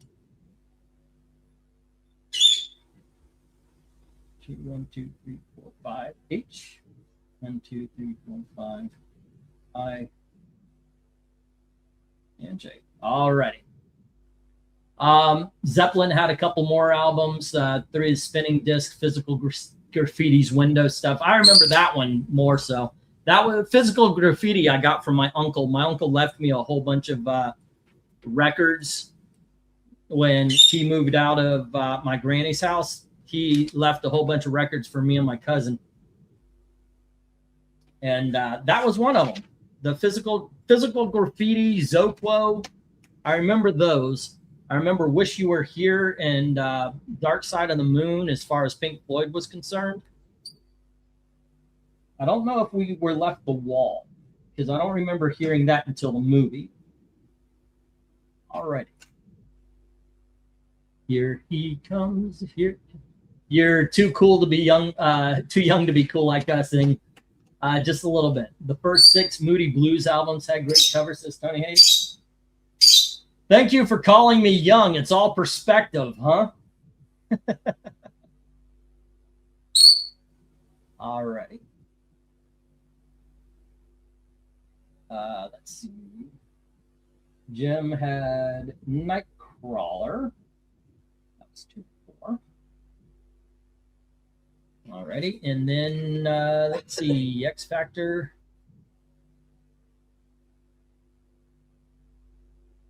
And then Miracle Man went to Mill. Okay, and Spectacular Spider-Man right now. All right.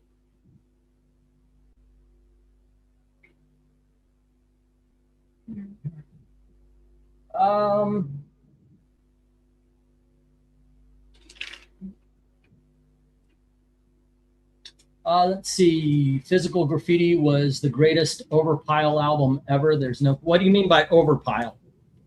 I don't get the reference. Mill had Miracle Man. Number 1 for 3. And let's see, Tony Hayes. Tony Hayes had what do you have? What do you have? Right now, Web of Spider-Man. Let's get the stop here, and we'll bring these down, and we'll get the next round up. All right. The ones that hit the reject box are 141, 142, and 143, A, B, and C. Everything else is, let's see, 140. Well, yeah, let those go to the rejects. 147 is to Tony Hayes, as well as Web of Spider-Man number 14 and 30. And Spectacular Spider-Man 202. Or 209, sorry. Yeah, that one. And then Spectacular Spider-Man 197, 198, and 199 are to Jim. All right. Cool.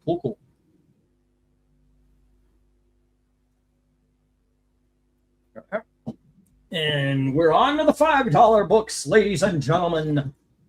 Ready. What do we have here? We have 1, 2, 3, 4, 5, 6, 7, 8, 9, and 10. There you go.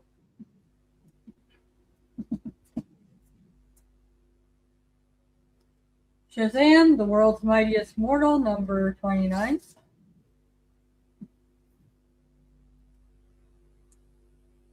Legion of Superheroes, number 259.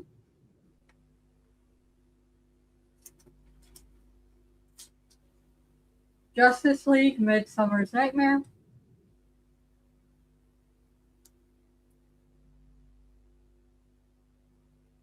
Justice League of America, number 250.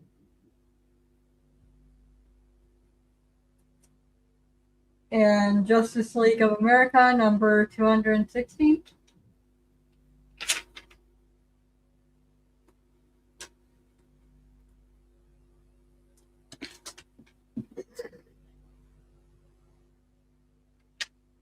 All-Star Comics presents the Legendary Justice Society, number 74. Superman 3, the movie adaptation. Lex Luthor, the unauthorized biography. The unauthorized biography. The greatest criminal minds of our time. Superman and Batman, World's Finest, number 1.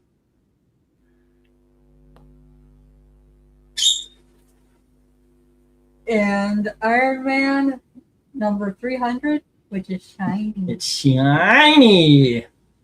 Just realized how much Shazam sounds like jazz hands. Any correlation, or am I simply too tired from lack of sleep? Considering it was created in the 40s, yeah, I think you're a little tired. Alrighty. Well, Dom hasn't made it back yet, but I can put in my 2 cents on this one. Justice League. Midsummer's Nightmare is great. The Adam story is great. Read that. Lex Luthor's probably the best read up there, with a close second being The World's Finest. That is an excellent story. How about you, Evil Black Cat? What would you recommend? Lex Luthor, the greatest criminal minds of our time.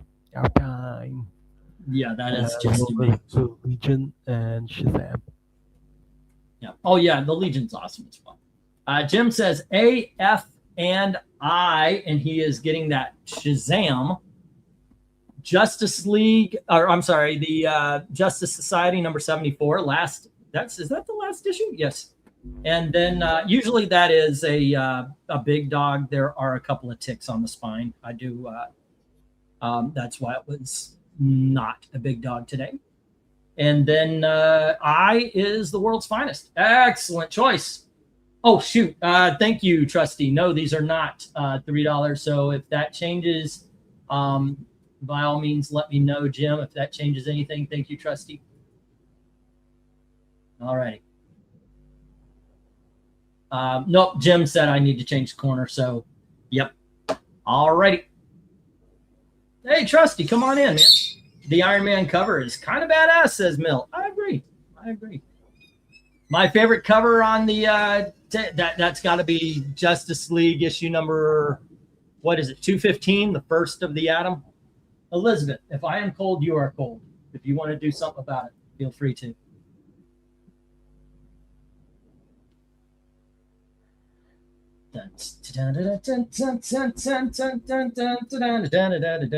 Shazam number 29.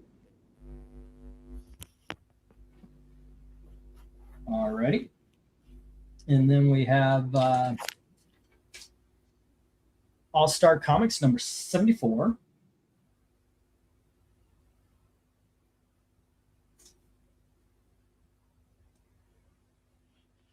And I is World's Finest number 1. World's Finest, Worlds Apart number 1. There we go.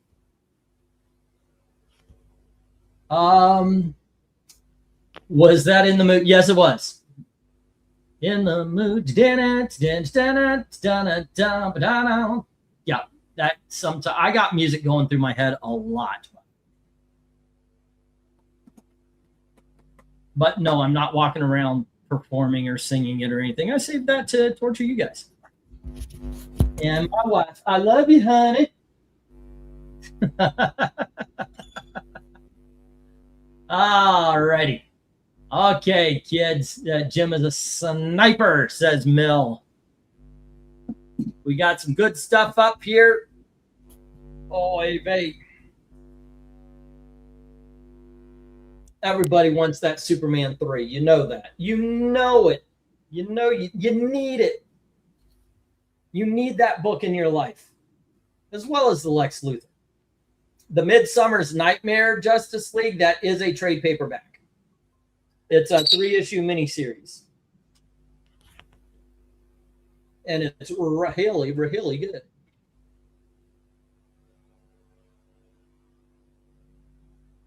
What is this shit? Okay, there we go. I think D is a Perez cover, says Inner Jeremy. Oof. Alrighty. I am able to get up and back down. I'm very happy about that, but I've offered Elizabeth a chance of kind of getting an allowance, and it's hard to get a job in Muncie. So she's actually making a little money helping out. Also, I think you guys like, I don't see his name oh, wait, there it is. Nope. I don't see his name here. But I get the feeling you guys like it when she reads off the book. So I asked her to stick around. She will sometimes. There you go. All righty. And once again, thank you for the tip for her mill. Let's see. Can you do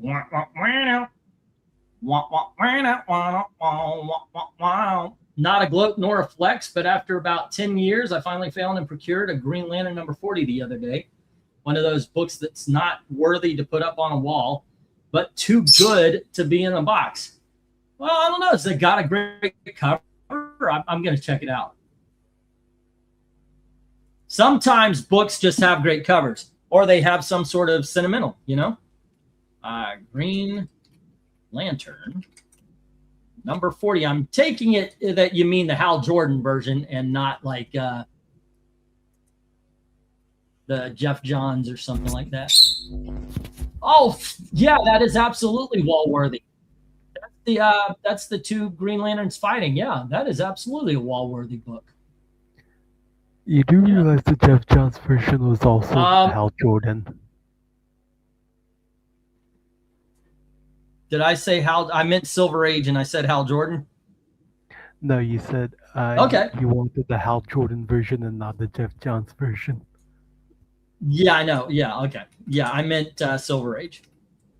All right, let's get that 1 minute warning. Not a lot of love to the $5, but Jim has the Justice Society, the world's finest in the Shazam. A lot of good stuff left over. The Lex Luthor's probably the one you guys should be getting, or the Justice League. All awesome. Legion of Superheroes is pretty darn good as well. Pretty darn good. Yeah. Alrighty. The thing about writing down 1 minute warning and talking about it is it basically uses up the entire minute. And we are done.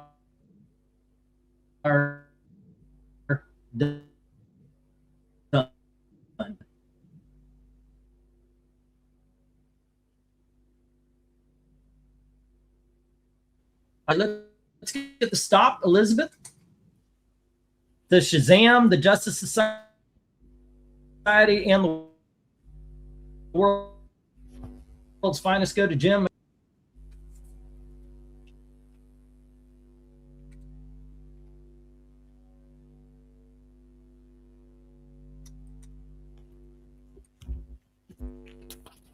Oh, by the way, this is also Dalton's birthday. So, yeah.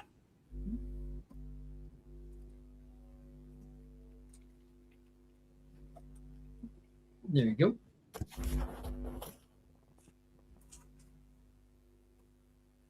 Bum, bum, bum. My mic is fried? How's my mic fried? Because no one could hear you in the middle. Why? What's going on? What is it? Can you not hear me, or what's the deal?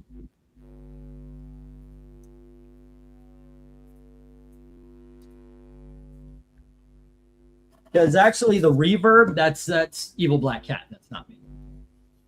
All right, here you go, Elizabeth. Do your thing.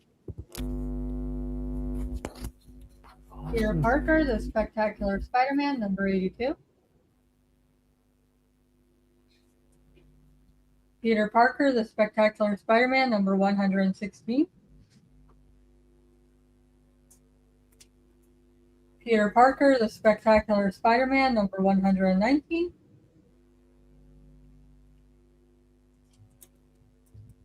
Peter Parker, the Spectacular Spider-Man, number 131.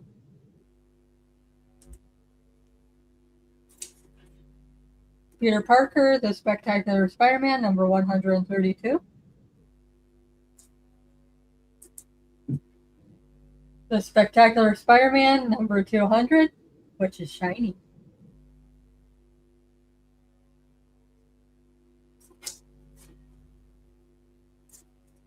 The Spectacular Spider-Man, number 225, which is also shiny. It has a hologram. Yeah.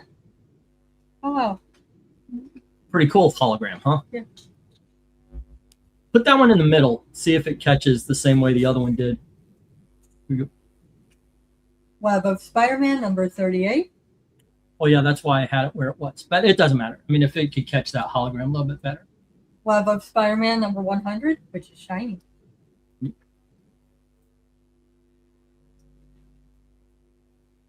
And Spider-Man The Lost Years number 1, which is also shiny. Alrighty. You got me addicted. Already spent 600 this week, and the weekend just started. I blame you. Okay. I have to thank Tony for sticking with a group of comic sellers. I'll still be here, but it gives me options for different price points. Okay. Good to know. Thank you. I got to get better books. That's what he's saying. Because Mill's talking about spending $600 with someone else on my in my chat. So, yeah. Okay, let's get the go for lot 11. Go for lot 11, last of the $5. And speaking of Dalton. Oh, and hello to Trusty, by the way. Greetings, true believers. You know, Spider-Man was our flagship character. I mean, he really did carry the franchise. So we had to do more than one Spider-Man book. Of course. Your stuff here is exactly what you advertise or better, says Mill. I try to make sure of that. I probably would start. First of all, I see a lot of books. I know I've seen them a couple cheaper, but I see a lot of the books I sell here for twice as much, if not 25% more other places. I see some books named as key issues. A lot of times when I try to go up to those prices, it just doesn't work here. But I try to make sure everybody feels good about their purchases. That's the main thing. I want everybody to be okay. Yep, I feel like I got a good deal. Hey, Gatekeeper, what's up? What's up? Twice as 25% more is less than twice as much. I said sometimes it's that, sometimes it's 25%. Yeah, I know. I could do that math. Yeah, 25% more is less than twice as much, because twice as much is 100% more.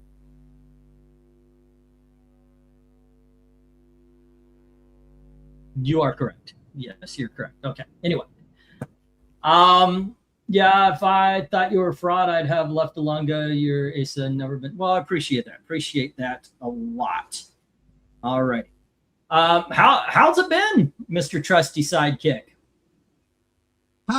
It's well, I won't go into it, but it's been a rough couple of weeks.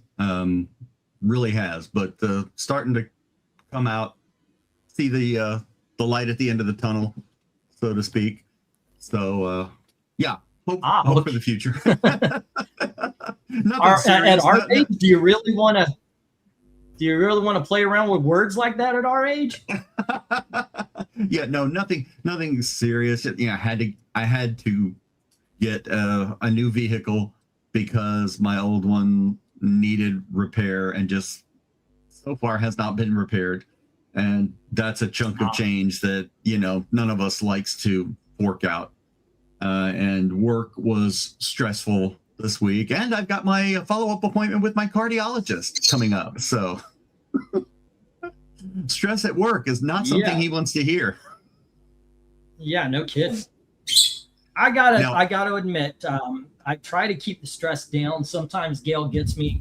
I take it upon myself though, because she'll say, we need $200 for this bill in 2 days. And I take it upon myself. She doesn't tell me that she has $150. She needs me to get $50. What she tells me is we need $200. So, well, shit, how the am I going to make that in 2 days? And if I don't, or if it's, like I'll throw an auction, if it doesn't look like it's happening, Oh God, what am I going to do? What am I going to do? I don't know this place. I'm in Muncie. I don't have my people here. Right. In Orlando, you tell me we need 200, 500, okay. Yeah, I know people. I know the good. You know a guy, right? You know a guy. I've got guys all over in Orlando. So up here, it's so stressful because I don't have my guys. Yeah.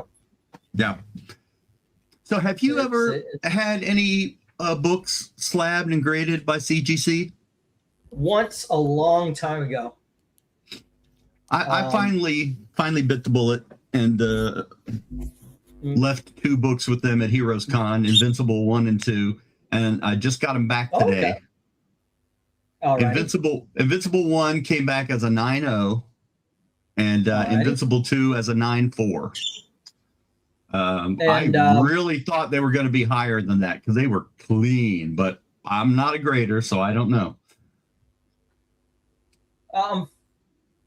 Unfortunately, it could have gone a different way if you had a different grader. But those aren't bad grades. It's just when it comes to slabs, if it's not 9.8, people are like, eh. Yeah. Ultimately, so anyway, do you feel good about it? Hey, I'm still going to be able to sell them for more than I paid for them. So, well, that's good. Excuse me. I mean, because I bought them when the series first came out, and they've just been sitting in a box for the most time. But that's part of is what's going to go help pay for the car. So I was hoping for a little more help, but I'll take what I can get at this point. My big thing was we were in trouble, and I had the entire run of Walking Dead. I bought them straight, like you said. I bought it straight off the shelf, starting with issue number 1, where I bought 2 copies, and I sold the entire run, which was I guess it was a little bit past 100. I think I forget. But as soon as I sold it, they announced as soon as I sold it, the entire run, they announced the TV show. And all of a sudden, the first issue is worth more than what I sold the entire series for. Of course. The guy even looked at me and says, "You love this series." I said, "I know, but we're in trouble. What you going to do?" I mean, that's what comic book collectors do when they're in trouble. They sell some books. That's right. That's right. I'm sorry, Black Cat. What were you saying? No, I was going to say, like, if it was the entire series, then it should have been 195. But I think that was before the series ended. Yeah, that was way before. I wasn't, like I said, it was around issue number 100. I don't even know if it was before or after it. It was so long ago. But that's one of those. That's just one of those stories.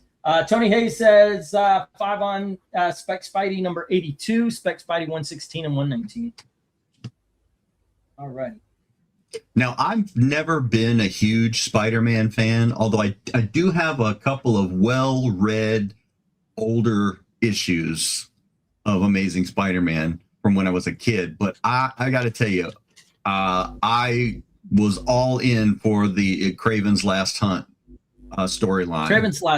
Absolutely. Kraven's Last Hunt. Oh my gosh, opinion, I was completely blown away by how good those books were. That's the best Spider-Man story. Now, is this the first Last Hunt, the second one, the third one? Which one? It looks like part 3 and part 6. No. Which one of Kraven's Last Hunts? Oh, the first one. Oh, the very first one, yes. He ain't wrong about that, by the way. Last one.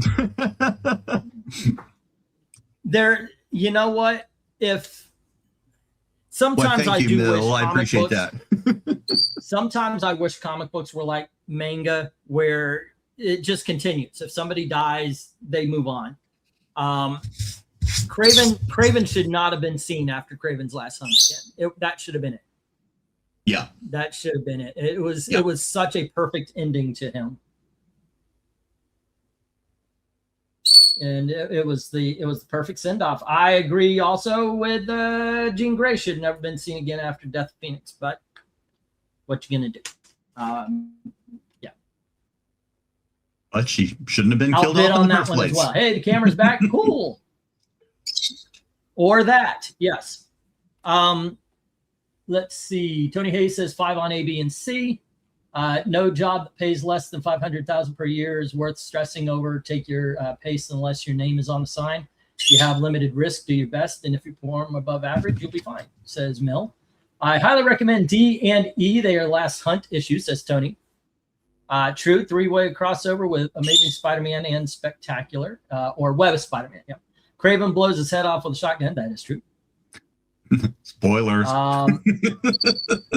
I'm sorry, I hear sidekick, trusty sidekick. Yeah, he sounds like a game show host. His mic is so freaking tight. I know what mic are you using? I need to get another ice. I couldn't afford it, but because I was using an ice for the longest time, but I couldn't afford it when I had to replace it. So the mic I got is a $25 shit replacement. Yeah. I have a Blue Yeti. That's it. Yeah. It was given to me in exchange. I did a commission for and that's what I have. These are $100. They are the best microphones for doing this. Yeah. They're pretty good. But I got mine in exchange for doing a commission for E. Ortiz. You remember him? Yeah. Yeah. I did a commission of his character El Borinquenier, and so he bought me the mic and extension arm and stand and everything in exchange. It was a nice trade-off. Yeah. I do have an extension arm. I was thinking about attaching it to the desk just to clear a little bit of space off. Well, Tony Hayes also says 5 on D&E. Oh, go ahead. Sorry. I'm sorry. I've got mine on the desk stand right now. But I've tweaked it a lot with the Logitech software. Got to have it good for the readings. If you don't listen to our readings. And hello again to Dominic. Yeah, my apologies. The phone died on me, so I'm having it charged. At the moment, I'm using my iPad. Oh, okay. Yep. Trusty, Dominic? Dominic, Trusty? Hello, Dom. Hey, Trusty, it's good to see you again. What, you can see me? Is my camera on? It has been for a while, and we didn't know you wore a toupee. On your chest. Ew. Okay. No, that would be my son with the Armenian genes. All right, so I was saying in this current line we have some classic old school Spider-Man. Yep. Good stuff. Maybe it's just Englantine's voice is so obnoxious. I find as many faults as I can. That could be true. I have actually seen my wife just sitting there going, "Shut up, shut up, shut up, shut up, shut up, shut up, shut up." It's usually her in a circle with my daughters. Anytime I'm trying to tell them anything, they're all going, "Shut up, shut up, just shut up, shut up, shut up." Am I right, Elizabeth? Stop talking. Yes, Chef. All right, Elizabeth, come on over. Let's get these down. We'll get the next round up. All right, let me get stopped. I think what the hell did I just do? Oh. Okay, let's try that again. Stop. I think most of, if not all the bids here were done by Tony Hayes. Let's see what we got here. Let's see. Spectacular Spider-Man. Where is it? Number 82 is with Tony Hayes, as well as issue number 100. That's the green one on the bottom. Green one. Then let's see. Spectacular Spider-Man number 116 and 119. And then 131 and 1. There you go. All righty. The rest hit the reject box. Oh, bless you. There you go. Bless you again. Or Gesundheit, as Dom just said. Here we go. I gotta say, besides Spider-Man who keeps being done dirty, another Marvel superhero that has been done dirty by Marvel Comics is Phil Urich, the nephew of Ben Urich's nephew, who became the second Green Goblin. All right, we can put this one in the middle on the bottom. Okay, here you go. Let me bring out Clifford. Oh, Mill, hand me the others. There you go. No, the ones that you just put in. Mill wants to buy those for Tony. All righty. That's awfully nice. That's very kind. Thank you. Very kind to him. Very kind to me. All right. There were 4 left. It's books. And that's Mill. All righty. And I will keep them here so I can write them on Tony's page. All righty. Yeah, go on ahead. Do your thing. Just keep, when we get to the middle of the bottom row, we'll put this one in. Shogun Warriors, number 1. Shogun Warriors, number 1. I had those toys as a kid. Awesome. Power Man, number 48. Okay, run this by the camera a little better. Put it up because we need to show them why it's an $8 book and not a $40 book. All righty, you see the ticks. You see the lines right here on the corner.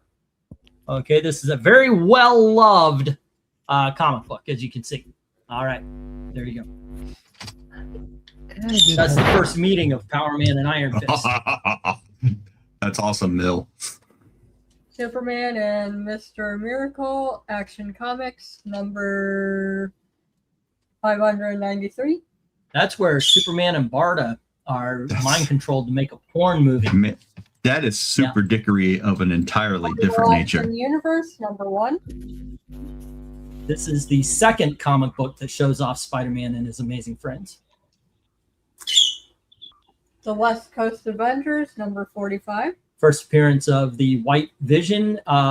You can see that the white on the corner box is a little bit not white. That's why this is an $8 and not that's a Burn, $20 isn't it? Yep. McDonald Land Comics, starring Ronald McDonald and all his pals. There's a number somewhere. It's right in the corner.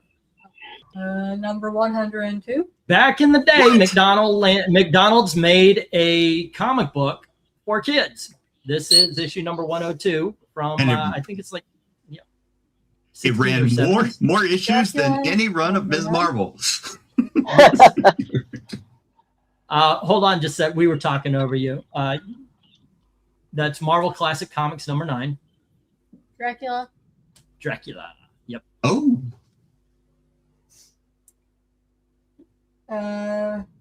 Sergeant. It's Phil Silvers. That's the part that's covered. Phil Silvers as Sergeant Bilko. Bilka. Yeah. It's based on a TV show. You are so young. And we are so old. Indiana Jones, number 1. Yep. Okay. Move Indiana Jones all the way over with Sergeant Bilko. Actually, you might want to pick Sergeant Bilko up. We could rest it up against that because that's a magazine. And Love and Rockets, number 1. Okay, Love and Rockets number. Now put it up on that shelf. That's the big dog. That's Love and Rockets number 1. That's second printing. Los All Bros Hernandez. There you go. Okie dokies, ladies and gentlemen. This is lot number 12. Elvish has left the building.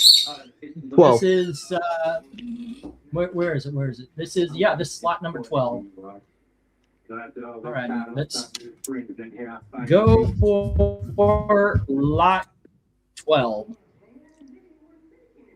There we go. I think if Eric were here, go ahead. I think if Eric were here, he'd say board of the night. He's not wrong. He doesn't say that about big dogs, but this is a great. There's not a bad book on the thing. Yeah. Big dog lots are, and by the way, to me, big dogs are anything above $5. There are books here that and we were talking about this a little earlier. There are books here that are more than $8. I'm making my money back, guys. I'm making a little profit. I want to make sure you guys are getting a decent deal. I have seen a lot of these books go for more, but that's my point. Can I make a profit? Yes. Do you guys get a deal? Yes. Please share this out. Tell other people, hey, look, there's this guy. They do hangouts on Saturday where they sell comics. Please, by all means, share it out. If you guys know or go to others to buy comics, please let everybody, let other people know that I'm here and I'm doing this as inexpensively as possible. And he sells them at a reasonable price. And sometimes way too reasonable. But yeah, okay. So Jim says 8 on B, which is the Power Man and Iron Fist. I knew that was not going to last. I knew somebody was going to pick that up. That's a great deal. Yeah. All right. Okay, Power Man, Iron Fist, Jim. And this is an auction, not a claim sale, which I actually thought about doing claim sales, see if they were any better, but I would do it like a claim auction. Okay, so we got 8 on E, the West Coast Avengers, says Tony Hayes. All right, what you watching? They're doing a marathon of Hunter. Oh, okay. Dwyer? Dwyer, yeah. Oh, okay. Cool. You know what I started doing a marathon on, and I was just like, yeah, I haven't seen this show in forever. And then I sat through like 15 episodes, didn't even think of anything of it. It was just so much fun. I Love Lucy. Okay. I just put that. I remember watching it as a kid. I put on I Love Lucy. And then, while I'm doing the auction, so I'm in front of the TV and doing the books and everything for hours. And before I knew it, I was on like episode 50. I may be exaggerating that. I could have been like 10 or 12. But I just sat there for a few hours and watched nothing but I Love Lucy. What a joy that show is. It's funny. It holds up. Yeah, it does. And it's wholesome. It really is. Yeah, something that is missing in a lot of today's fiction. But we argue, but we are seeing them come back. All right. Okay, kids, lots of great stuff up here. Love and Rockets, #1, second printing, the Dracula, the Marvel Comics Classics Dracula. You got a McDonald Land comic book up here. That in itself is awesome. Let me see how much I paid for it here real quick, Tony Hayes. Like I might be making at this point, I might be making a few bucks. So I want to know if I do that deal, what'll I be? Yeah, that Further Adventures of Indiana Jones, that's John Byrne on that book. Who's the same guy who did that issue with Clark and Big Barda. That's right. Which we have read some of the Further Adventures of Indiana Jones on the We Love Comics channel. Nice. What's still inside?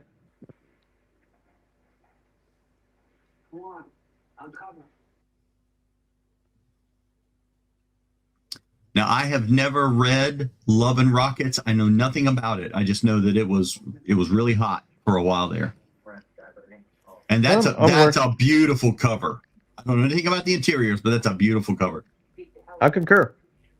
What I was saying earlier, it's still insane saying that the Further Adventures of Indiana Jones, like in its actual sequel, The Fate of Atlantis, they have not been adapted, either for movies or TV, because they were organic continuations of Indiana Jones. Mm-hmm.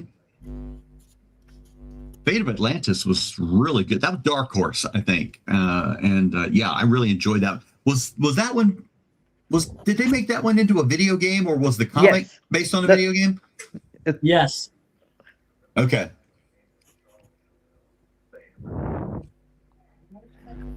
All right, Yep. It is at the point where the evil black cat has to bow out. All right. Have a good day, Cat. Take care. Good night.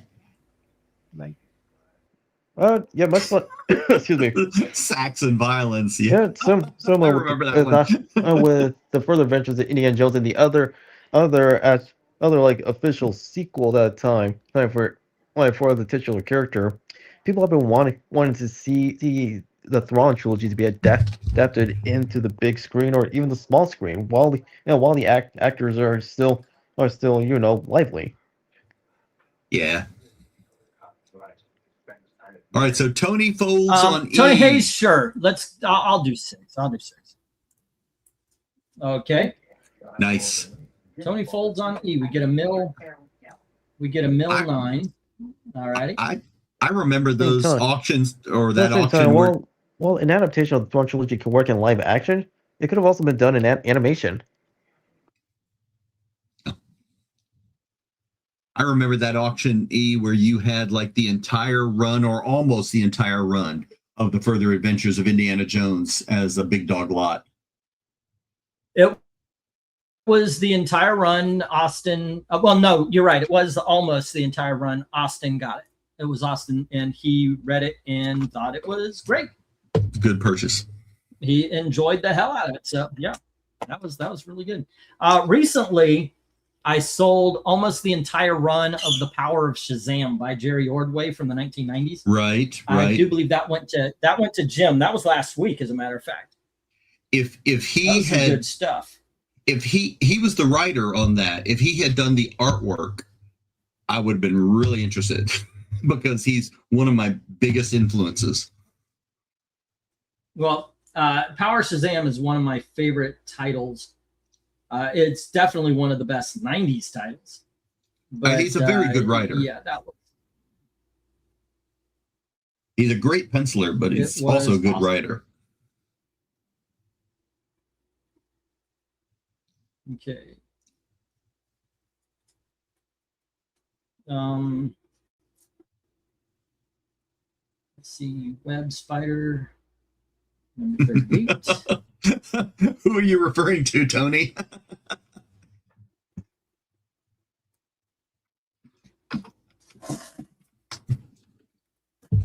What else was there? Okay, Spec Spidey. 100. And then there was a 2. Okay. 116. 119.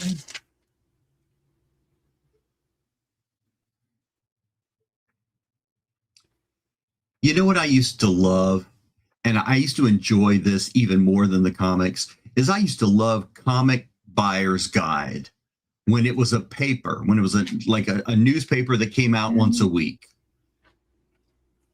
And I learned about so many new series. That's what got me interested in Bone and Strangers in Paradise. Was reading about them in Comics Buyer's Guide. And then they switched to a monthly format and it became like Wizard Magazine. And I don't know how long it lasted after that. But I just didn't care for it at that point.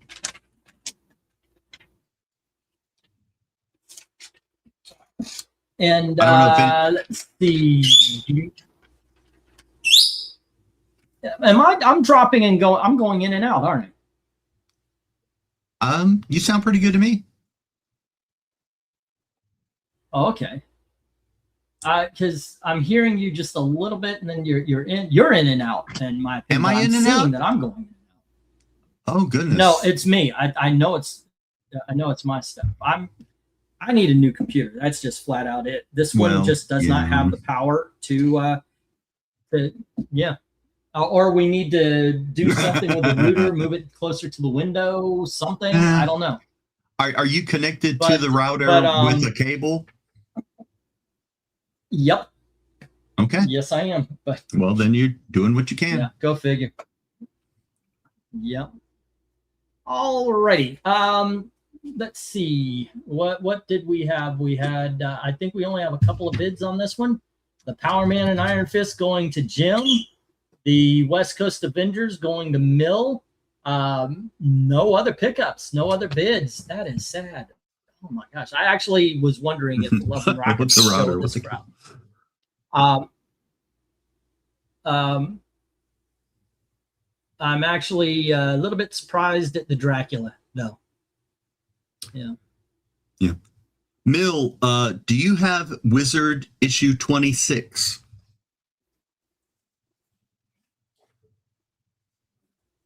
Of what? No, issue number 26 of Wizard magazine. What is issue number 26 of Wizard? That has a fan art piece of mine in it. Oh, really? Of the Protectors from Malibu Comics. And it also, one of the people who got a fan art award for that month was none other than the great Todd Knock. Back when he was just a fanboy. Fan art piece of the Protectors. Change that Sergeant Bilko to Sergeant Slaughter, and it's an instant sale. All right, let's get the stop here. All right.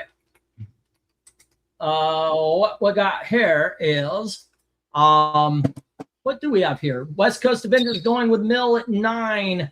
Power Man and Iron Fist with Jim at 8, and the Further Adventures of Indiana Jones with Tony Hayes. I'm sorry, Tony Hayes at 6. That's right. All right.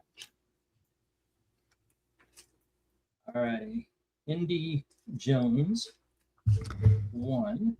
Here you go. And then Mill. Let's see. West Coast Avengers. Vist Ghost Avengers. And that what number is that? Number 45. 45. Okay, and that is 9. And then Jim with Power Man and Iron Fist, number 48. There we go. I got that one in a collection. I knew it was part of the collection, and I was looking at it, and I was like, oh, not like my mouth was just salivating that I'm going to get that book. And then it came in, and it, like I said, it's not the greatest, but I was looking, I was thinking, oh, this is easy, a $40 book, and then it was like, oh, 1, 2, 3, 4, 5, 6, 7, 8, 9, and 10. Let's see, 1, 2. That's top row. I think that'll be good at top row. I want this to be bottom.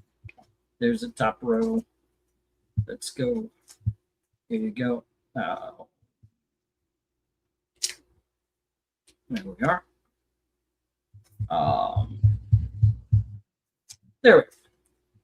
Okie dokies, kids. Here you are. Elizabeth, do you find? It's your thing. Hands of the Dark Claw, number 1.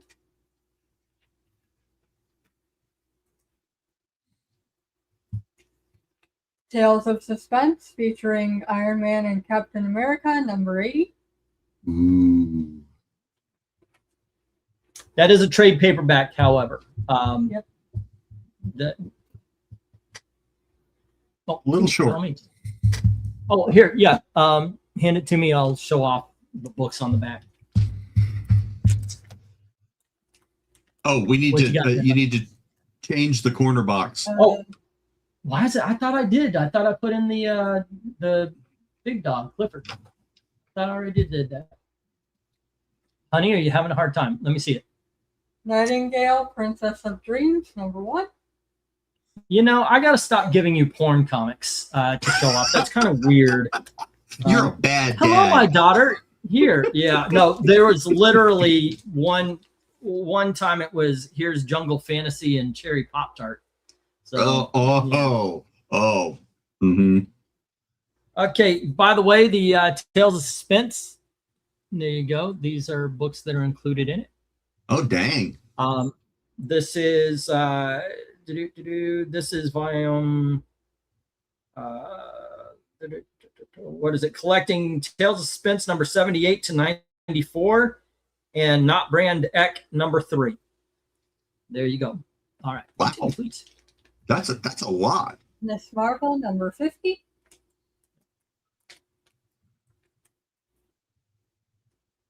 The New Warriors number 1. That's a good book. Oh, they are the Captain America stories out of Tales of Suspense. Okay. Batman number 475. You know what that is the first appearance of? Um, The ventriloquist. Scarface. No, oh no, I wish. Renee Montoya. She started off as a character in the Batman animated series. And this is the first time she was in comics, and she ended up being the new Question. I loved Montoya. Star Wars Handbook, Volume 1, X-Wing Rogue Squadron.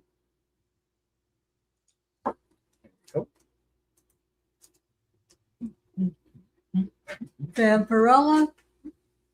Halloween special. Halloween special.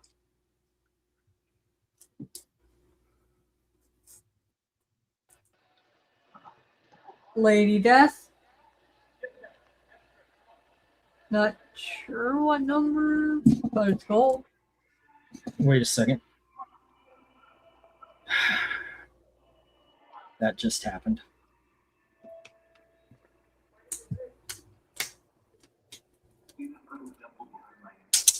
$3. Ooh, this one's up for $3. It got scraped. Yeah. Go figure. Oh. Yep.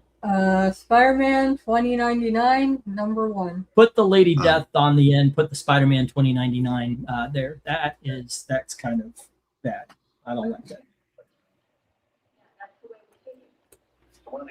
Oh well. Okay, so Rob, that's where we're standing. Let's go for lot number 14. All right, is it already lot number 14? Really? Is that where we are? Holy crap. Nope, 13. All righty, let's go for lot 13. All right, and today we learned not a lot of Love and Rockets fans here. All righty, so what do you guys pick up if you were to pick 3 books off this shelf? Well, really, not a lot of people are into adult comics. Especially if they're a part of the underground comic scene. As for your question, I gotta go with Vampirella, New Warriors, and Star Wars. All right. Yeah, that is a one-shot handbook to the Rogue Squadron. Trusty, where would you go? Like if you were to pick 3 books.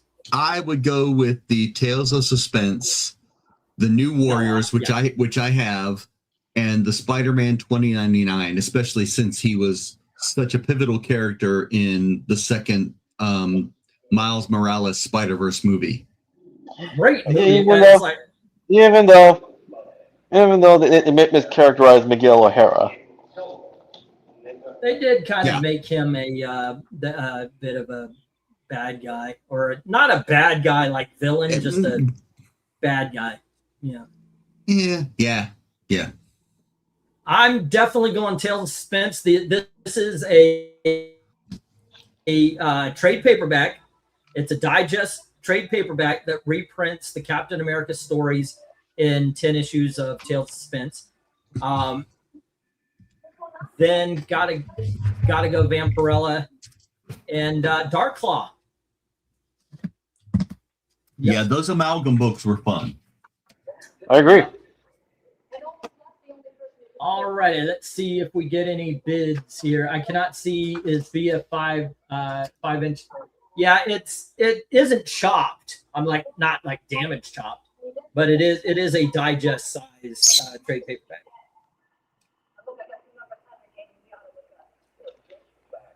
All righty, but let's see if there's any takers. This is a very eclectic grouping of Indeed. dogs.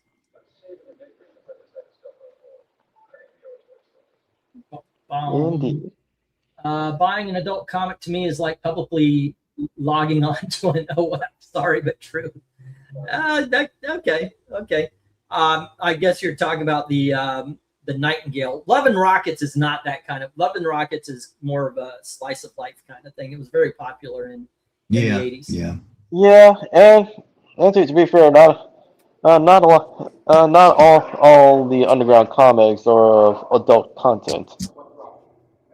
That is true. Yeah. It's not like Omaha the cat dancer. Yeah, I think and that's the thing. Like, and whenever like people bring up underground comics, kind of like the first thing that comes to mind is Omaha. Yeah, I think when I was a kid, I saw a copy of a Marvel premiere with Star-Lord, and there were like titties in it, and I was like so embarrassed.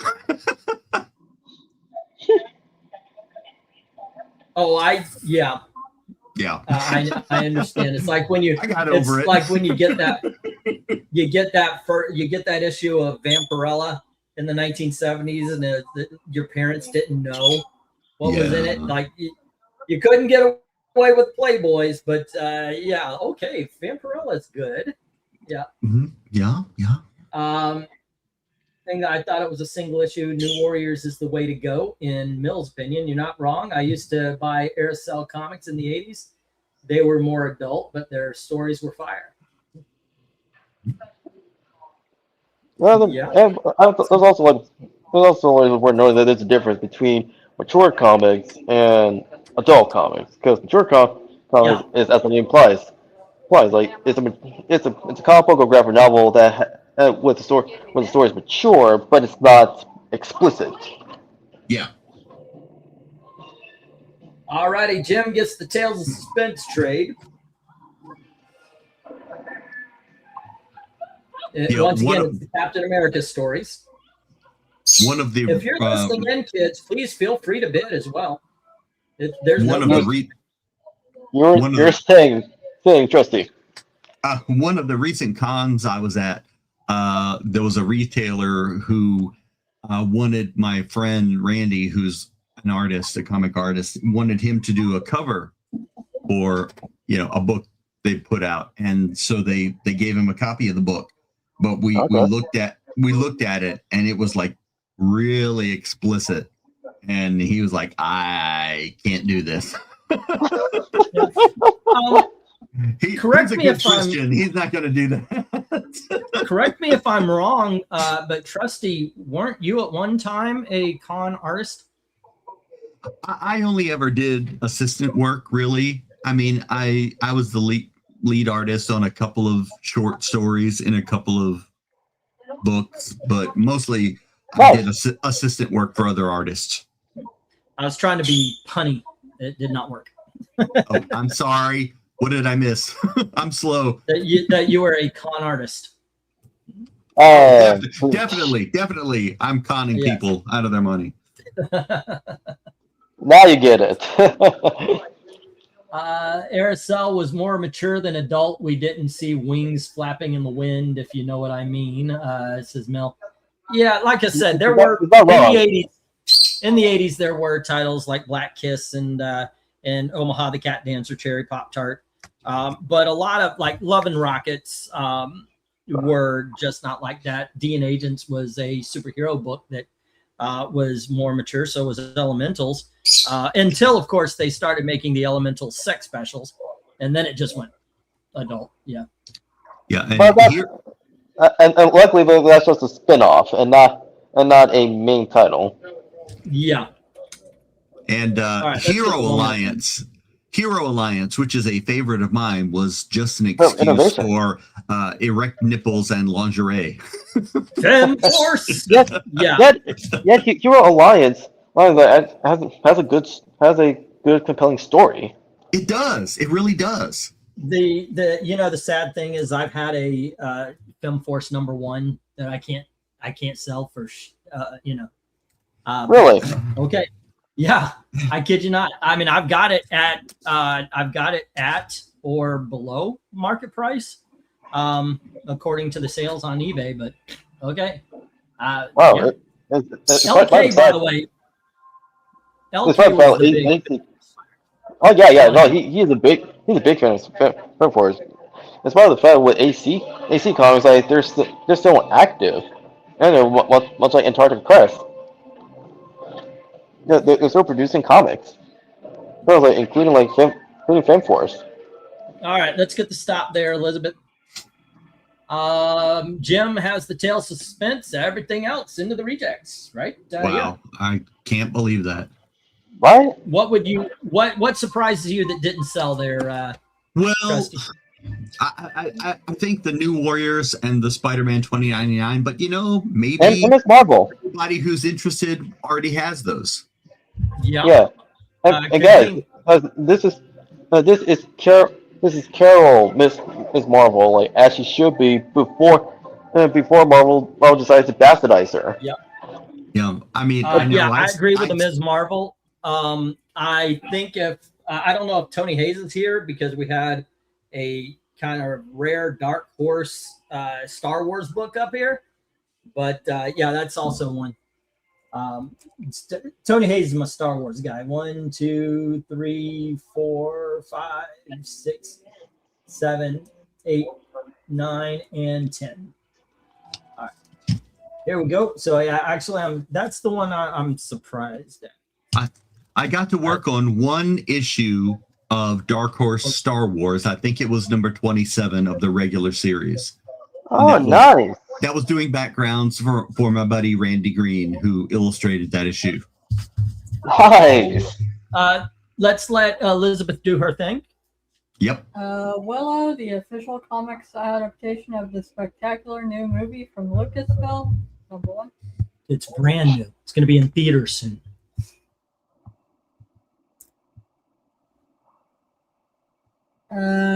Veronica, number 1. Get it? It's Veronica, but she's a vampire. Archie did a horror line, which is, by the way, awesome. I love the horror Archie books. Excalibur. Yep, that's it. That's it. It's a prestige format, double size. You know what else it is? Take a guess. What do you think would make that book called Excalibur it's the first appearance of that team. Yeah. It introduced I know the you know, series. Trusty. I'm asking my daughter. Oh, I'm sorry. First appearance of somebody named Excalibur. How about the team? There you go. All righty. You're doing good, hon. And it's Alan Davis, so it's worth having. Number 1. X Factor number 1. By the way, first appearance of the X Factor team. X Factor versus the Alliance of Evil, number 5. You know what that is? No, you don't. I will tell you. So if you ever see it again, that is the first cameo appearance of a character named Apocalypse. Now you're going to come up here tomorrow. We're going to watch the 1994, was it 94 cartoon X-Men, so you can know a little bit more about the X-Men. You know what you're talking about. It's homework. It's like 1992. Okay. 92. Wow. Sleepwalker, number 1. For the animated series. That is the Sandman done right. Yeah. Yes. By the way, that is a direct quote of a Marvel executive at a Comic-Con Peter David overheard. Mighty Morphin Power Rangers Saga, number 1. That is a 1990s book about Power Rangers that I've had for a little bit. FemForce, number 1. AC independent comic book I've had forever and a day. I thought I would sell it by now. Ghost Rider, number 15. That cover glows in the dark. It's one of the best. It's one of the best gimmick comic books from the 90s. Men of War, number 115. Okay, you see that cover? That I do believe that one is Russ. Russ, help me out, Trusty. Russ Heath. One of the greatest comic book cover artists of all time. Fantastic artist. He did the Rocketeer. Yep. He did the Rocketeer movie adaptation, which I bought from you and read recently. Wonderful job. He also did that book on my wall right there, The Enemy Ace. Yeah, I am a big Russ Heath fan. I'm okay. The other guy who does Sergeant Rock. It's not Russ Heath. Kubert. What is his freaking name? He does. Thank you. Yeah, another one is Kubert. Kubert. Kubert, Joe Kubert, who does freaking awesome. The legend. Yes, and Excalibur is an Alan Davis book. Awesome. Go for lot number 15, is this, or 14? 14. All right, go for lot number 14. There we go, Henry, kids. So Henry, I love asking this because I'm just interested. Oh, go ahead. I was just responding to Henry Jeremic. I will buy a book just because Alan Davis drew it. I don't care what it is. I may have no interest in the characters whatsoever, but if Alan Davis drew it, I will buy it. All right, sometimes, look, it's a great way to try something new. Yeah. Yeah. Okay, Trusty. We know Excalibur. What are 3 other books you would go for on this? Well, just by looking, or just by the covers, or what you know? You know, I have both of the X Factors. I love Jackson Geiss's artwork. Rest in peace. Yep. He's fantastic. I have the Ghost Rider. So if I'm going for something that I don't have, then I would pick up the Willow or Femforce. All right. Tony went for the Men of War issue number 1. What looks like from here, it was 115. Which one? The Men of War. Do you remember the number? Oh, you don't have to get up, honey. It's okay. It looks like 115. It's fine. Every time she puts the books down, she goes over to her art on. Is it art or writing? What you doing over there? Writing? Any story thing or just lists? Lists. You know what we call that in the YouTube biz? Content. You have a list, you put it on the freaking YouTubes. This is my list of favorite this. Doesn't matter. People love lists. This is my favorite art pencils. You could probably do, there's probably already a video, but I'll bet you could do a video. These are my favorite pencils I like to use while drawing. My favorite colored pencils and all that. Absolutely. That but would don't get use the word plenty color of views. Yeah. I love World War II stuff. If it has a German symbol on it, piques my interest. You know what? That is not a hot take. I think a lot of people like that kind of thing. I know there's a run of Wonder Woman from the George Perez run. Later, though, it's not George Perez stuff, that deal with Justice Society, and it's got the Nazi symbol on it and everything. And I know that one goes.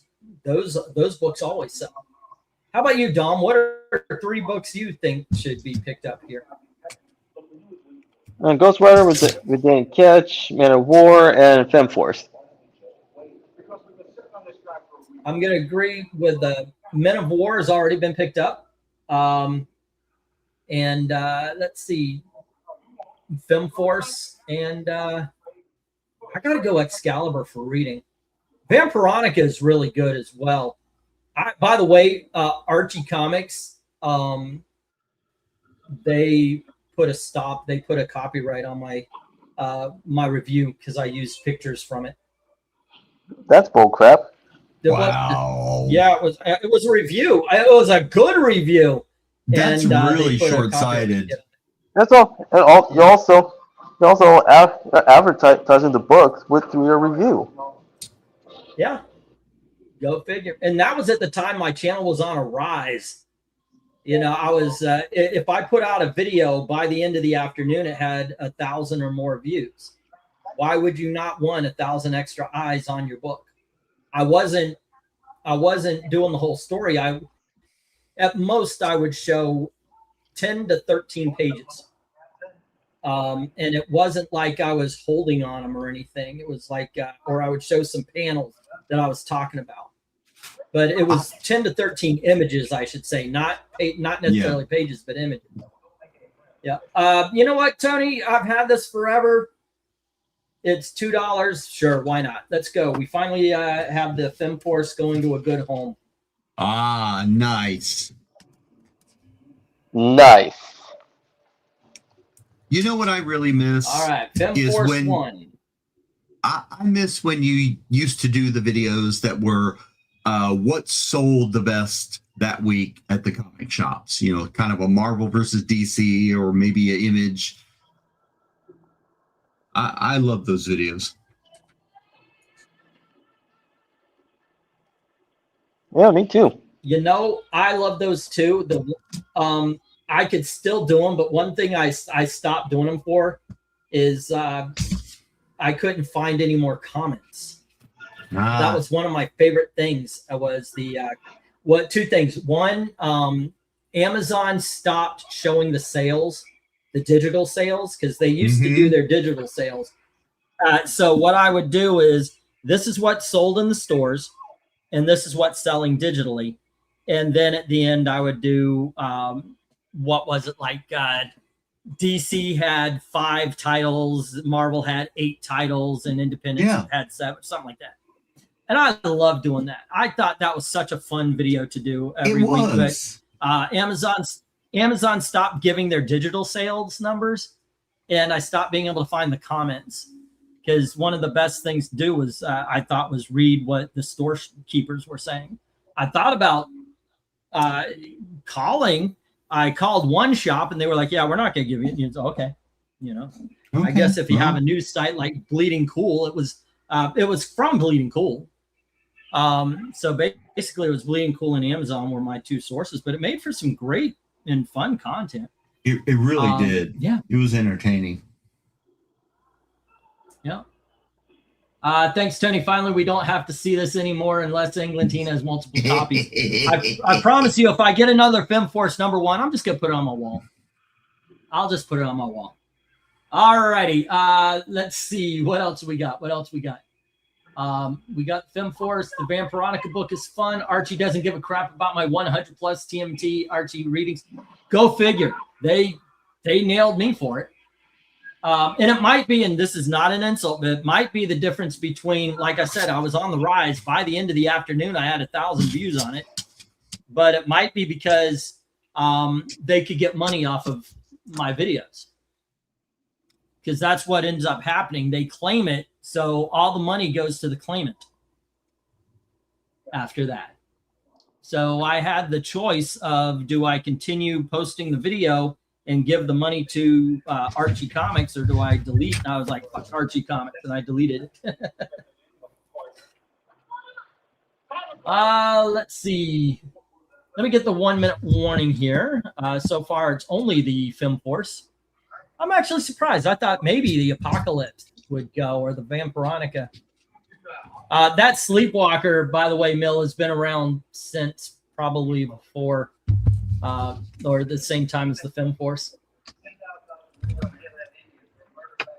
I try to hide things away for a while, and then I'll bring them back a little bit later, because it's proven, sometimes it's the timing.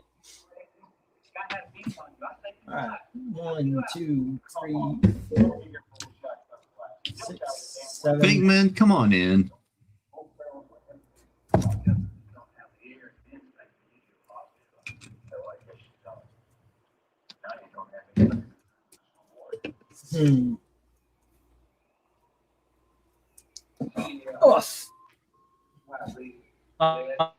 Would you do Sleepwalker for 6 and send to Jim? Sure. Twist my arm a little bit. Yes. Sleepwalker 1, Mill 6, send to Jim, and Jim's like, no. You know what? This is day 1 for the Willow, and I've got faith. I've got hope. So I'm going to hold on to that. The Sleepwalker's been around for a while. The FemForce has been around for a while. Okay, I get it. Day 1, I'll hold on. You never know. You never know. Let's see. Have you tried hiding the auction for a while and bringing them back? Unfortunately, I can't. This is the way I'm helping my family. As a matter of fact, the girls might do their own auction this week. It's my birthday, and they might use that to help out. And they can keep whatever's left. I think Dalton needs a Sleepwalker birthday present, says Jim. Oh my God, he might actually be pissed if I send him a Sleepwalker issue. Jim, I will turn that to send to Dalton. All right. So, what day is your birthday? Mill gifted it to Jim, and Jim gifted it to Dalton. Wednesday, the 29th is my birthday. Well, happy birthday, sir. Well, thank you. We are planning because Gail has Tuesday off. We're going to do something on Tuesday. Yeah. I'll be at the cardiologist while you're having your birthday. I am hoping I will have a better time than you. Yeah, we're going to go to the big play. I mentioned let's go to the movies. Elizabeth, you want to go to the movies? Yeah, see, that's what I got from your mom, too. Just kind of, So what we were thinking of is let's go to Anderson, and we'll do some flea market shopping, and then we'll go hit the Uranus Fudge, which, by the way, you'll find the best fudge in Uranus. And then we'll go to the Thai restaurant, the good Thai restaurant. That's the plan. Good plan? Yeah, okay. Haha, pass around the hot potato. All righty. Let's get these down. Let's get the next round up, honey. Yeah. All right, let's get the stop. And we've got one more big dog, and then we're back to the 5s, the 3s, and the 2s. Sure. All right. Hello to RDV. Oh, okay. Let's see. FemForce to Tony Hayes, as well as Men of War to Tony Hayes. And Sleepwalker #1 bought by Mill, gifted to Jim, but Jim says no, send that to Dalton for a birthday present. You know you've arrived when you have your own call out. Dalton does not care for Sleepwalker, but what I think it'll be fun. Well, that's because he's sleep roller. Right. Oh, that's sad, man. Come on. All right. And here we go. Let Elizabeth do her thing.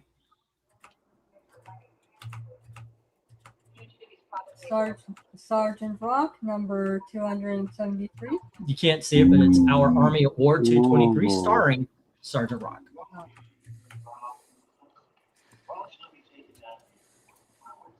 Double Dragon, #1. It's not a video game.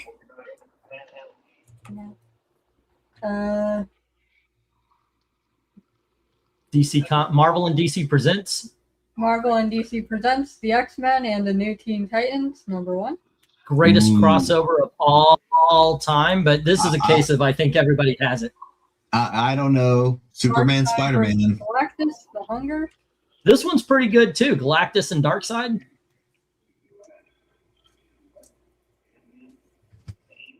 Tale of the Batman, Gotham by Gaslight.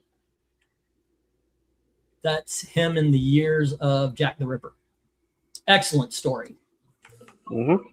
Spider-Man movie adaptation. Walmart exclusive. Batman, Mr. Freeze.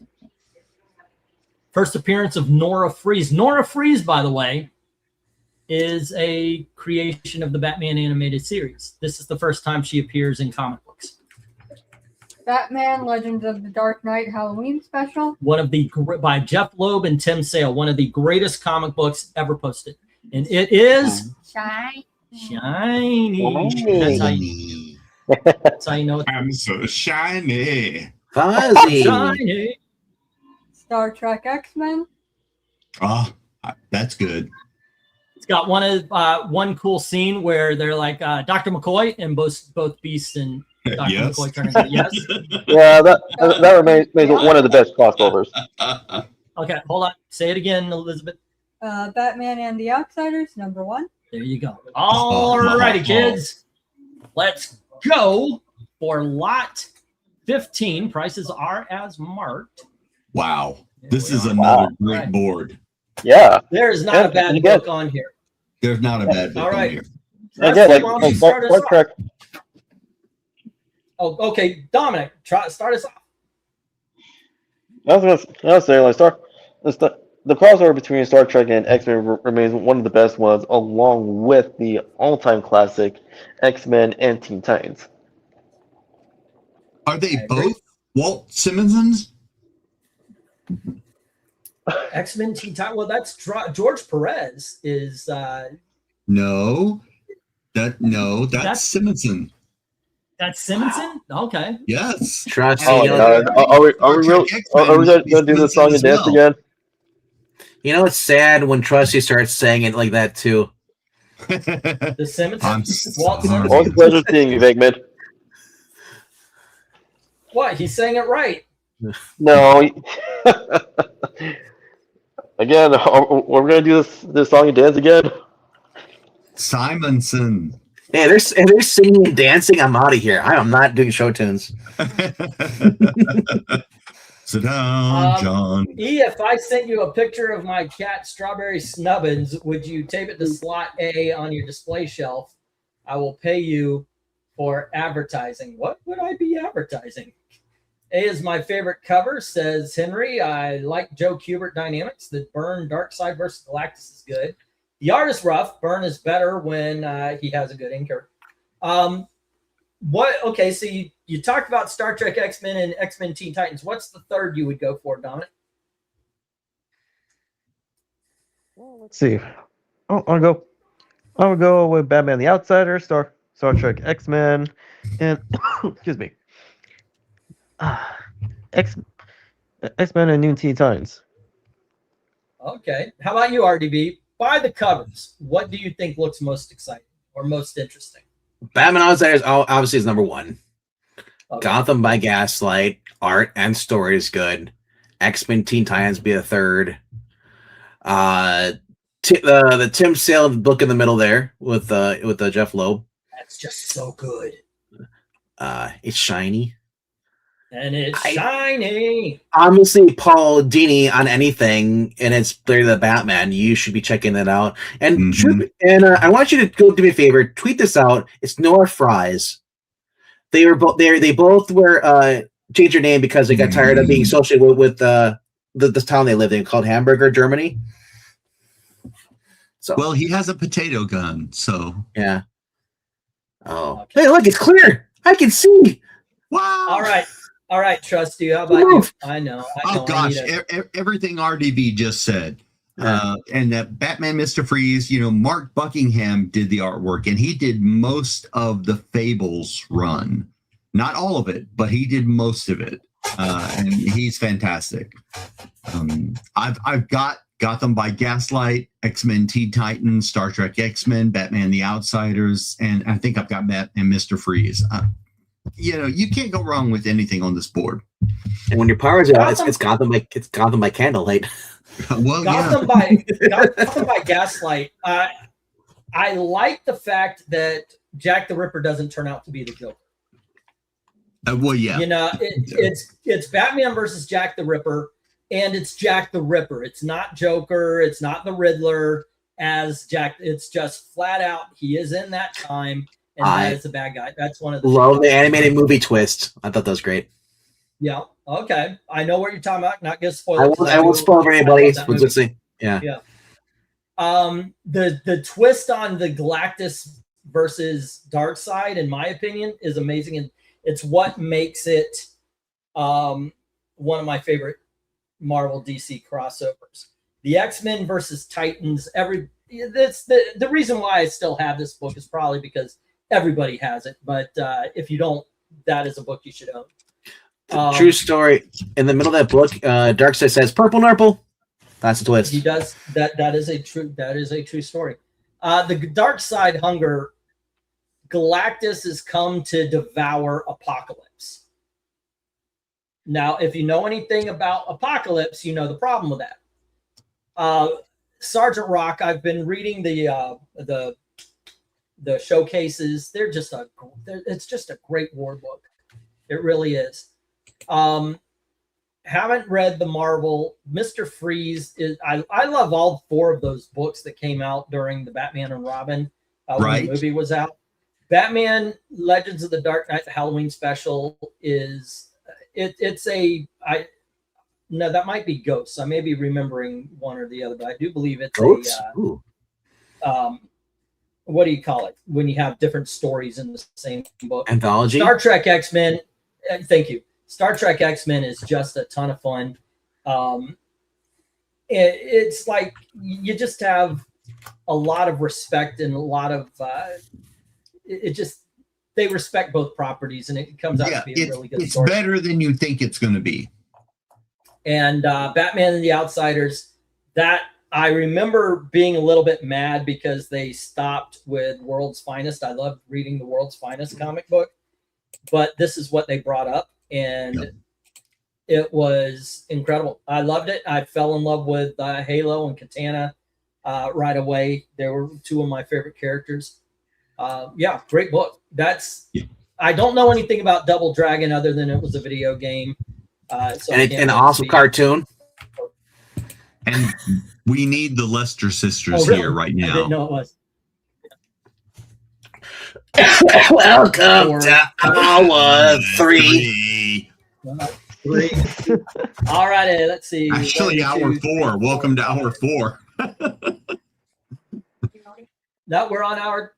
Yeah, We've been you're through right. 3 hours. We're into hour 4 now. All righty, so let's see. We got 10 on D from Trusty. Thank you, Trusty, for the yes, Galactus. Sir. Yeah, I will not spoil.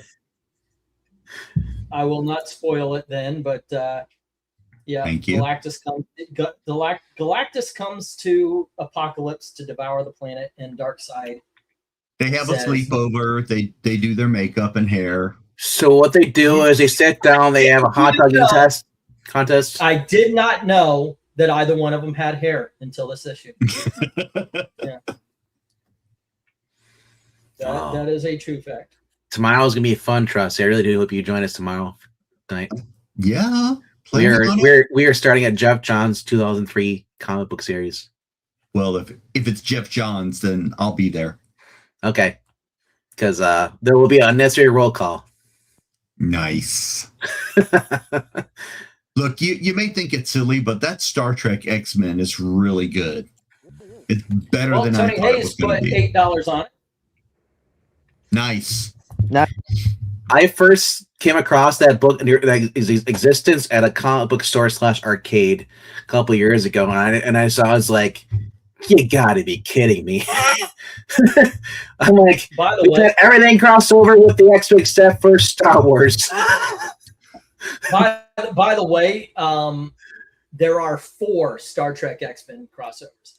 Did you take my offer on the Willow from no, Tony, this is day 1 for Willow. It might get some interest in future ones, so I'm gonna hold just a little. Warwick Davis. I'm a lot easier. I'm a lot easier when it's been around for a little bit. Galactus came because he heard there was a big sale. Oh, I didn't know. So that's written by Mariko Tamaki? Oh, by the way, that was Castellucci, I believe. The bake sale was Castellucci. For those of you who don't know, I did a video, so look for it. It's the Female Furies. It was a review of the Female Furies, and in it, they have a bake sale. And of course they do. Tony Hayes says 8 on the Willow. All right. Willow number 1. Tony Hayes, good. 8. Good book. Yeah. Good movie too. Billy Lee and what was it? Jimmy Lee, separated by birth, twins, destined to take on the evil Shadow King and his minions. That's what the cartoon was. And they'd use their swords, and they'd by Mike and by our powers combined, we are double dragons. They transform, and they'd have like the dragon masks and so if they had the swords, and they take on the evil villain. It was actually a cartoon, and I think Scott Wolf was in the movie. I know, right? Double Dragon the movie sucked. It was Alyssa Milano, Scott Wolf, and someone else. It was not great. Okay, so let's see. Galactus to Trusty Sidekick. I just love the English voice cast for the cartoon. X-Men and Star Trek to Tony Hayes. And that is that for this one. Alrighty. And Tony took the Willow from the previous. Yep, I got it. I got it out of the reject box for him. Well done, Tony. And thank you very much. And everything else hits the rejects. Scott McNeil was Jimmy Lee. If you know who Scott McNeil is, he was the voice of Superman in the 80s cartoon. Oh, cool. Oh. So, and then Michael Donovan was Billy Lee, and Alvin Sanders as Blaster, and a few other ones. All Gary right. Chalk. Wow, Gary Chalk. These are some sets. They're basically, yeah, anyway. Let's talk about sets, baby. I like sets. Here's the first one. The Kindred, number 1, 2, 4. Yep, 1, 2, 3, and 4. If you guys want to see individual issues, we'll do that. But for now, there you go. Valkyrie, number 1, 2, and 3. And that might sell a little better if you read off who the author is. Chuck Dixon, Paul Gulacy, and Willie Blackburn. Okay. Nice. Chuck Dixon is well liked around these parts. Neil Gaiman's Lady Justice, number 1, 2, and 3.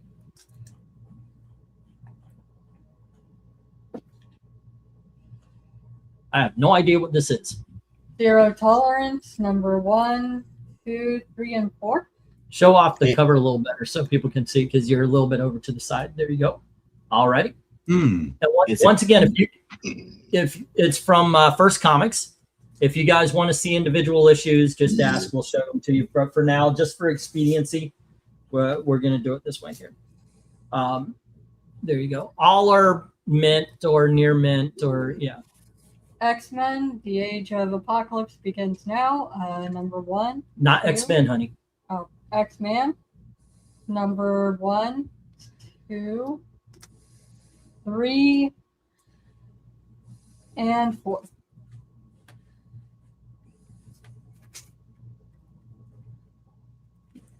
All righty.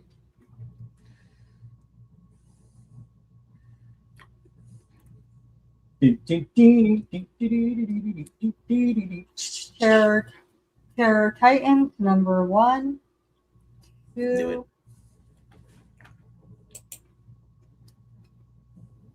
number 1 through 6. There you go. And Youngblood, number 0, 2, 4. Yep, 0, 1, 2, 3, and 4. Yes. So there's 5 issues. And this one has like a holographic card on It's got a hologram. You know what that card is? Ooh. That card is shiny. Okay. Next one.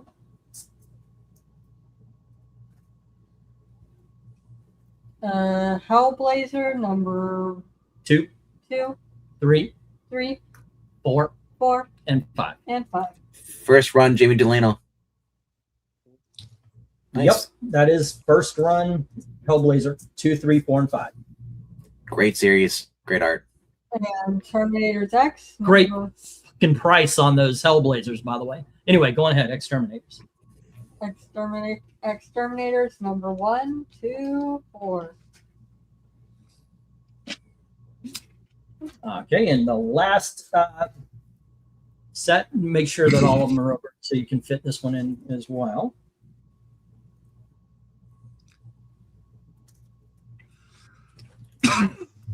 Excuse me. Mm-hmm. That's the title since the price covers the first issue. Okay, there you go. Khazar, Lord of the Savage Land, number 1, 2, 4. 1, 2, 3, and 4. There you go. Bidding begins. Price is marked as soon as we get the go for lot number 16. All righty. Go for lot 16. There we go. And Mill's saying, oof, we're at sets. I think thinks it's at 88. Let me get y'all caught up there, Mr. Mill, if that is truly your name. Trust you quickly. The Scott McNeil voice actor is the guy who voiced Wolverine in the X-Men Evolution. I'm sorry, what? You ever watched X-Men Evolution? Oh, I loved X-Men Evolution. The voice actor for Wolverine is the voice actor for Jimmy Lee in that Double Dragon series, and also the voice of 80s Superman cartoon. Oh, all right. I know. He has such a distinct voice. He's appeared in a lot of stuff. X-Men Evolution, I voice actor love because I'm an art snob, and so I thought the animation was so much better than the previous X-Men series. I was opposite. I said that was just trash. Oh, no. Oh my gosh, my daughters love that cartoon. Am I right, Elizabeth? X-Men Evolution. Oh yeah. I love. She wasn't. That See now, that my daughter's smart. She isn't saying yes or no until I finish. Yeah. I love that now we know that the animation of Kitty Pryde and Rogue dancing was just taken from something Buffy or something with Sarah Michelle Gellar. It was Buffy the Vampire Slayer. Her and Faith were dancing, and they rotoscoped it and put it over. Yeah.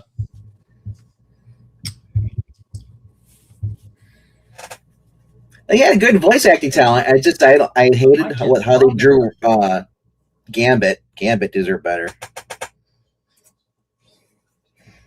Let's see. Was it, I think it was one of the directors of Batman the Animated Series who worked on X-Men Evolution. To me, I will say this: X-Men Evolution is like Spectacular Spider-Man. It had weaker art, but it had good stories.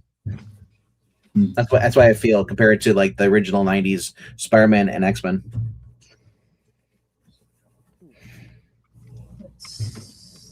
Peter Parker with giant, crazy eyes in Spectacular Spider-Man. That just didn't work for me. No, I really enjoy the Disney Plus X-Men 97 series. Yeah, I'm behind on the second season. I gotta catch up. I am on season 3 of the original. I've never watched past that. The art towards the end of that series, because the budget must have went downhill because they changed the art and just why? But yeah. I started over at season 1 figuring screw it, I'll just watch from there. 12, 15, 18, 21, 24. Honestly, that's a good call because 46. Okay. It's done really well, and it's like I said, I'm pretty sure they do callbacks to the original. Alrighty. Okay, let's see how we do here. Trusty says 3 on B, getting the Valkyrie. Yeah. And Jim says 5 on E, getting the X-Man.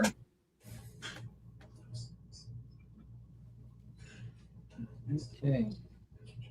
X-Man. Saving the day. By the way, if you guys know where that's from, you are cool people. Ghostbuster, saving the day.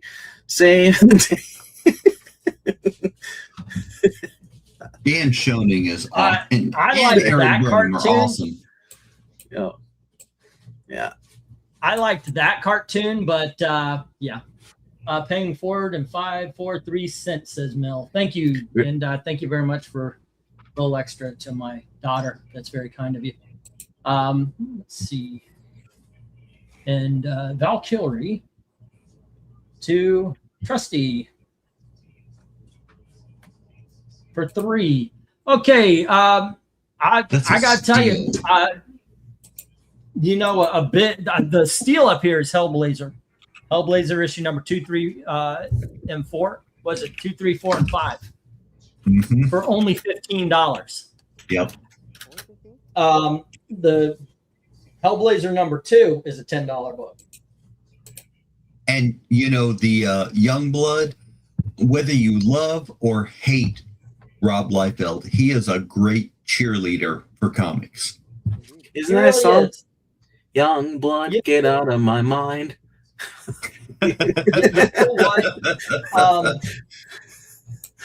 He does this little short thing called Hot Takes. I would love to do. I would love to challenge him on too. By the way, he believes Deadpool could defeat any Marvel character. Also, if you do hot takes, you got to do it with hot wings. Milla's saying, I want to thank RDB, Black Cat, and Trusty for coming on board to keep content alive. Wait, thanks, what about Dom? What about Dom? Dom's been here since the beginning, man. Come on, man. Yeah. You've been here that long? Wow. Why didn't you leave?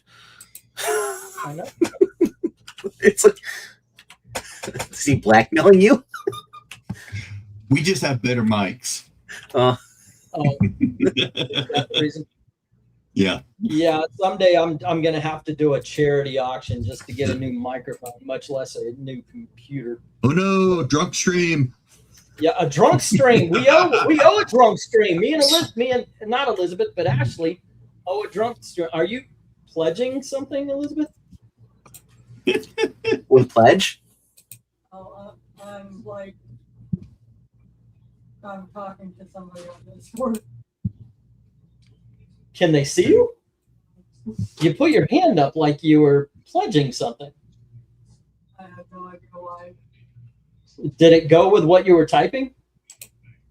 I just look over and my daughter has her hand up. The palm is out. The thumb is with the forefinger.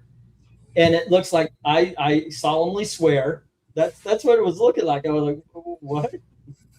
Amaze. She's scared to cup her hand and smack you in the ear. There you go.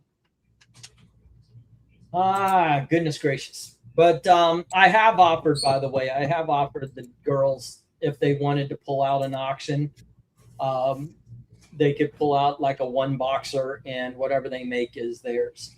You do not have to spend it on my birthday. All right. It's just a way of saying thank you for the for when they stepped up when I couldn't do it myself here. So here's the books I can't sell. You won't be able to sell either. Good luck.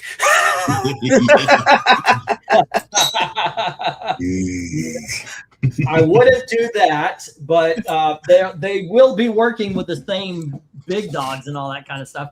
Elizabeth, let's get these down. Okay, yeah, you go right on ahead when you're ready. I'm surprised the Hellblazer didn't go. I really am. That's because there's a bunch of heathens here who don't want to read Hellblazer. I know, right? Wait, you expect us to read these? Trusty did take the Valkyrie at what he believes is an excellent price. Absolutely. Okay, Trusty, that's yours at $3. What do you think a fair price for the Valkyrie would be?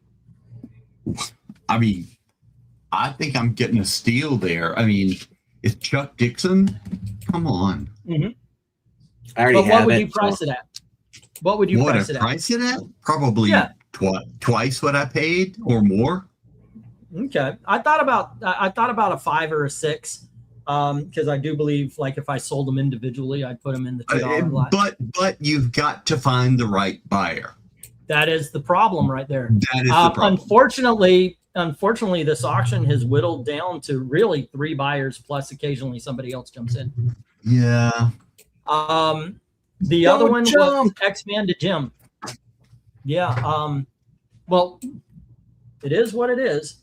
Jim has the X-Man, and I think everything else to the reject box. That'll do, Peg. That'll do. By the way, that is one of I'm not even going to call it a guilty pleasure. I love the movie Babe. Babe is wonderful. The first time I saw the movie, that scene made me tear up. Have you watched Remarkably Bright Creatures on Netflix? Yes, I have. It's so good, isn't it? Do you know what made me tear up more? Is the scene after he said, "That'll do, Peg," and he eats them. You see fried bacon. That was crazy. Well, what really made me tear up was everybody showing loyalty and love. Like when everybody just bursts out cheering. That's really what. Yeah, I like that. I like that. I like that kind of thing where people show loyalty and all that. So. The next one on my list is the Sheep Detectives. Oh, that is so good. That is in my top 10 right now of the year. Oh, very good. All right. It is so much fun. It is a kids film, by the way. Okay. By that it's more. No, it's not a kids film. It's a family film, like an old fashioned one, like when we were young. It's a family film. Yeah. Well, Trusty and I are around the same age, and and a family film that we watched. Wait. Yours was Trusty? Something Wicked This Way Comes. Ah, great movie. They trusted us back in the day. 2, 3, 4, 5. I like how he says, like, I'm around Trusty's age. What are you turning, like 55? I'm turning 56. Yeah. Yeah, I'm 5 years older than you. Well, that's my older brother. See? Yeah. Trusty's around my age too. I'm turning 42. Something Wicked was a great movie, and I couldn't believe that it was absent from Disney Plus for so long. I know, right? Oh, go ahead, honey. Wildcats, X-Men, The Golden Age, #1. Oh, good issue. So good. Okay, Jimmy. Rye, #0. first appearance of Bloodshot. Cool. Gen 13, Generation X, #1. Put that in the back of it after you're done. With 3D. I'll hold those if you're going to put it. It does come with 3D glasses. What? What? Yeah. I'll never take them off. This actually turned out to be a great investment. I went to Amazon. You can buy these 3D glasses, which work on the comics. It's like it was a 10-pack for $4 or $5. And having the 3D glasses in 3D books tend to actually sell them better. Go figure. That's smart. Painkiller Jane and Dark Child, #1. It's a one-shot. Ah, yes. Did not miss chance blow. The Silver Surfer, #1. By the way, great story, Mobius art, which is great. Mobius is awesome. Marvel, #2. Oh, This, great book. this is all about the mutant hatred in the 70s. It's so good. I really wasn't a fan of Mobius's music, though. Deathlock #1. Moby, not Mobius. Not Mobius. Hold on, let Elizabeth do her thing, guys. #8. And it's still in the poly bag with the card and such. So. From Harris, by the way. This is Harris Vampirella. Vampirella, #100. Down boy. And Sandman Street #1 by #1. Matt Wagner. Great book. Very, very good book. Oh, Matt is wagging. Elizabeth, in all honesty, I recommend to you Sandman Mystery Theater. I think you would love it. So it's a noir kind of book. And to trust you, I recommend getting a napkin. That's rule. All right. There we go, kids. RDB, where do you go on this one? Well, I see 2 places I go. One book, though. Honestly, for me, I'm very particular on this stuff. I would go Vampirella, both those. Those are pretty cool. Then I would check out Painkiller Jane. I was a fan of Dark Child, but Painkiller Jane, I remember there being a good series in the beginning. Gen X or Gen 13, why not? Wildcats X-Men, I'm just thinking, were they hurting for money? Wow. But Silver Surfer would be cool too. But yeah, Deathlock I avoid like the plague. But maybe, hey, I don't like it, but that's the people who probably do like it though. How about you, Dom? What do you like on this one? Oh, is he with us? See, exactly. That's why you see Don's been here the whole entire time. Where? Yeah, no, he has been. But you know, he's. How about you, Trusty? Where do you go on this one? Well, I have Wildcats X-Men, and it's terrific. I have Marvels. It's also amazing. If you do not have Marvels, you should get it. Deathlock, I think I have that one in my collection. So going for things that I don't already have, I would go for the Silver Surfer and the Sandman Mystery Theater. Gee, I wonder which one Jim's going for. Oh, he's actually not going for the Gen 13. I'm shocked. I think he's got that one. I think I've already. He probably does. That's why. Did go for the Sandman Mystery Theater. Yeah, now, I do believe I sold that one to him already. It's funny because my best friend is Randy Green, who is was the artist on Witchblade and Tomb Raider and is the creator of the dolls. But Darkchild was created by Randy Queen, and they're always getting people mixed up at cons, coming and bringing them the others' books to sign. So when did he start just signing them? They don't just sign the others' books. I would like. Jim, Randy. that is issue number 1 of the miniseries that came out before the ongoing series in the 1990s.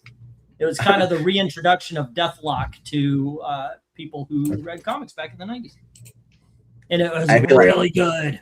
So if I get the other guy's book, I'm just writing my name, Randy Green, on it. What? Well, you promised. I would.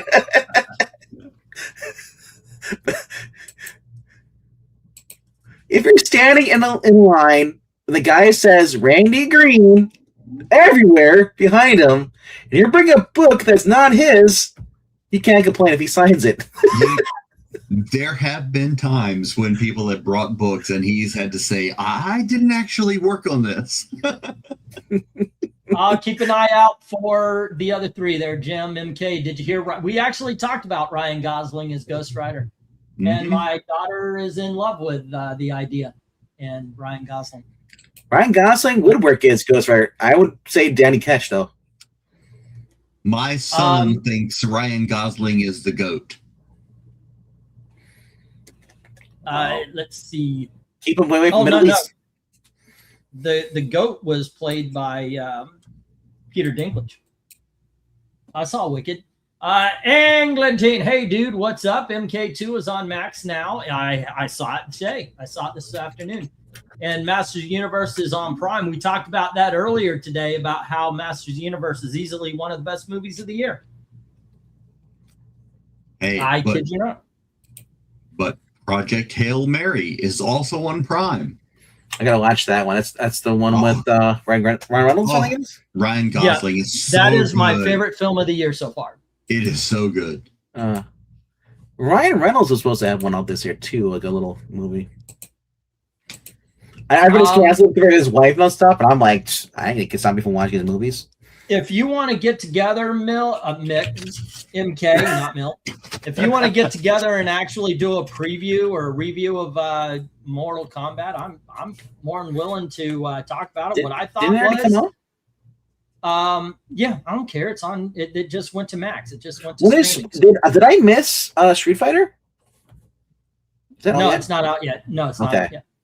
But yeah, I would love to talk about it. I was actually kind of shocked at how free they were with killing people. Tell you the truth, but it was I was entertained. I thought it was a lot of fun.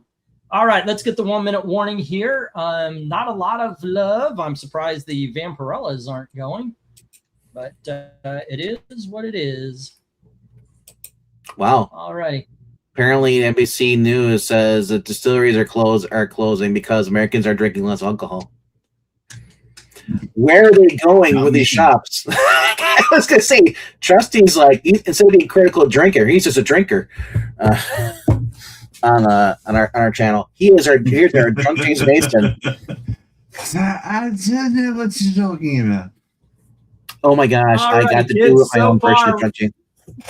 So far, Jim has the Sandman Mystery Theater. There's a lot of books up here that are worth it and need a home. Painkiller Jane, Darkchild, The Silver Surfer is an incredible story. Marvel's one of the greatest miniseries, but I know it's part of a miniseries, but each individual issue is a story unto itself. This one has to do with the Night of the Sentinels and what happened in a regular neighborhood during that particular evening. The X-Men Wildcats is a one-shot. The Vampirella 100 is a one-book story. A lot of good stuff. A lot of good stuff, kids. But to be honest, a lot of us probably already have Marvel. Maybe. It is such a great book, though. It is. I bought before I knew the term manufactured collector's item.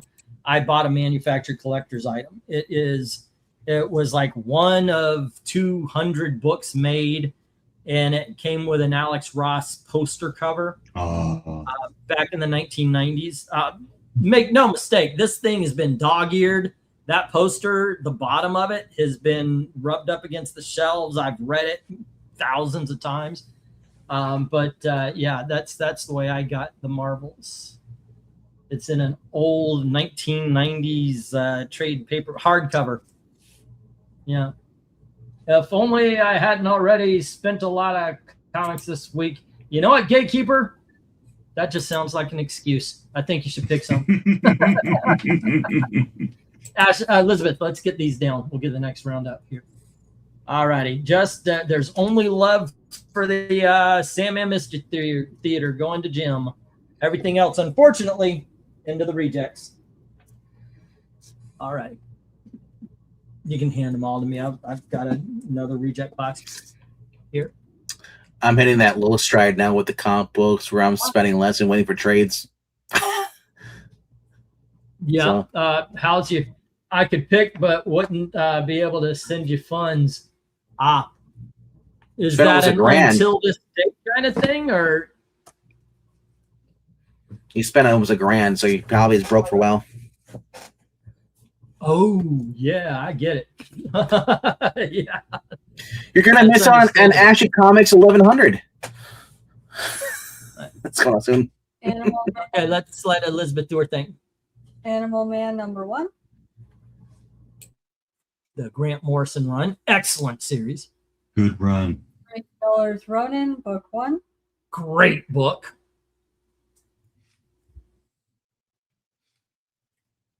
Scout War Shaman #1. Hold up.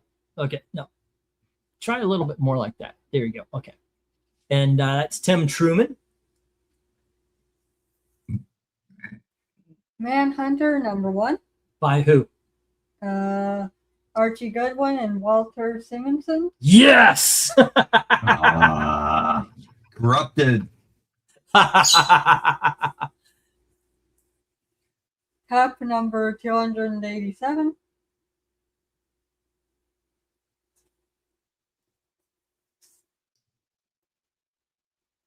The Occult Files of Dr. Spectre.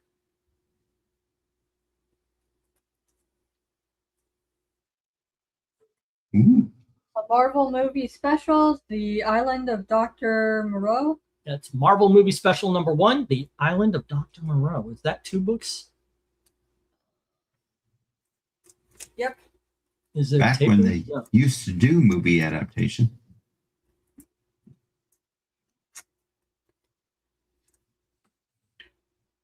Fantastic Four number 212. Fantastic Four. X Patrol. It's a one shot. Do not miss your chance to blow. And that is a set. And the Punisher War Journal, part 1 and 2. Or issue number 6 and 7 of 2 and 3. No, it's part 1 and it's a 2-issue series, issue number 6 and 7. Oh, okay. All right. It's basically guest starring Wolverine in the Punisher War Journal. All right. Yeah, I'm doing well. Thank you, Gatekeeper. Doing very well. Okay, who is Gatekeeper? I think you said this earlier. Hey, Gatekeeper, you are somebody with a different name, right? right, let's go. The gatekeeper is Sigourney Weaver. I was waiting for that. Thank you. The Keymaster is Rick Moranis. Okay, there you go. That's funny. He's what's his name? Yeah. So she sleeps 4 feet above the covers. No, it's perfect. She does what? Oh, okay, I got it. All right, never mind. I'm gonna shut up now. All right. So, are you gonna ask us which time would each of us go for? Dom, where do you go on this? There is one that absolutely should be bought immediately, but where do you go on this, Dom? Ronan, Scout, Manhunter, Dr. Spectre, and the Island of Dr. Monroe. I'm sorry, Dr. Moreau. Yep, good stuff. Trusty, how about you? Okay, hold on. Let's see. Ronin, I have. It's excellent. Manhunter, I have. Also great. X-Patrol, I think I have it. I think of the ones I do not have, Animal Man and Fantastic Four. Okay. That's a great time to be a Fantastic Four fan. RDV, yes. What would you do? Manhunter, isn't that based off a TV series by Michael Mann? No. Manhunter by Michael Mann is Silence of the Lambs, by the way, or Red Dragon. I thought Manhunter had its own TV series adaptation. I remember watching the movie though, but yes. I was honestly Punisher War Journal with Wolverine. Wolverine versus Punisher and anything is just fantastic. And it is, by the way, 2 books for $5. Yeah. I would probably say Animal Man next, and then Pep, and then I would just leave all the other books for everyone else to collect because I'm that nice. Fantastic Four number 212 there, Jim. Henry saying Ronin, Scout, Manhunter, Marvel movie, FF, Punisher. Manhunter is absolutely the best thing up here. And by the way, it is a complete story. This was a backup series that was in Detective Comics, and this is the entire thing collected. It is a great freaking story. Archie Goodwin and Walter Simonson, honey, but I say Simonson for some reason all the time. That is absolutely the best thing up here. If you've never read it, do yourself a favor. It is the price of a brand new comic. Don't buy the shitty new comic. Buy the excellent Manhunter. Animal Man by Grant Morrison, a great run, and Frank Miller's Ronin. Those are the 3 best up there. If I went 4, it would be Scout, the War Shaman. Those are my picks. We get 5 on H from Jim. All righty, and that is Fantastic Four 212. Fant 4 212. Excuse me. Jim. All righty, $5. Fantastic Four Simonson's cover, Burns Sonat interior art, says Henry James. Really? Good stuff, man. It's good stuff, man. Gotta love it, man. Definitely, man. Definitely love it. Yeah. Oh, yeah. Oh, yeah. Oh, he's a hoser. Oh, yeah. UDA. All right, that one was for the old people. Yeah, good day. Welcome now to one Great, for the young White people. North. Now one for the young people. Oh, they're not here. That We're cooking up some back bacon, eh? Chef! Is he in the you, chat? Chef. It is.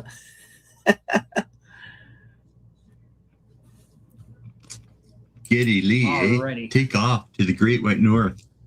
Yeah, too bad it's not Great White anymore. It's been changed now. Overrun. What do we got here? Great White Supremacy North, gotta eh? be Hey. the crowd now. Admiral Akbar. What did you say? Admiral Akbar, you know? Oh, I think you said something else. Admiral Akbar. I thought he said something else. I was like, is he? What did he say? On the first day of Christmas, my true love gave to me a beer. A beer. Beauty, eh? What was it? That whole Great White North album was brilliant, eh? Up in Wisconsin, we had the 30-point buck.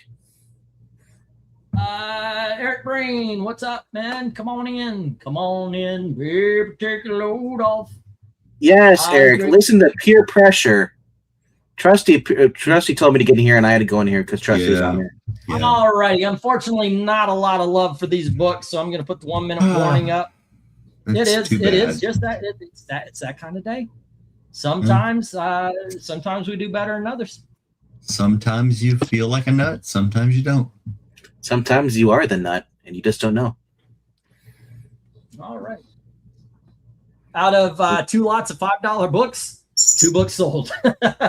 Sometimes you're the nut, and you get assaulted. Sometimes you feel like a nut. Sometimes you don't. The Great North turned into the promising bonfire. Elizabeth, come on over. Let's get these down and get the next round up. With only the Fantastic Four going to Jim. All right. Almond Joy's got nuts. Fans don't. Hey, go nuts, eh? All righty. Fantastic Four, Jim. Everything else into the reject box, which is we are now on reject box number 2. Today has not been a big sale. Oh yeah. Oh, you betcha. We have just over half a box sold, and we've got almost a box and a half unsold books today. Oh, fantastic, eh?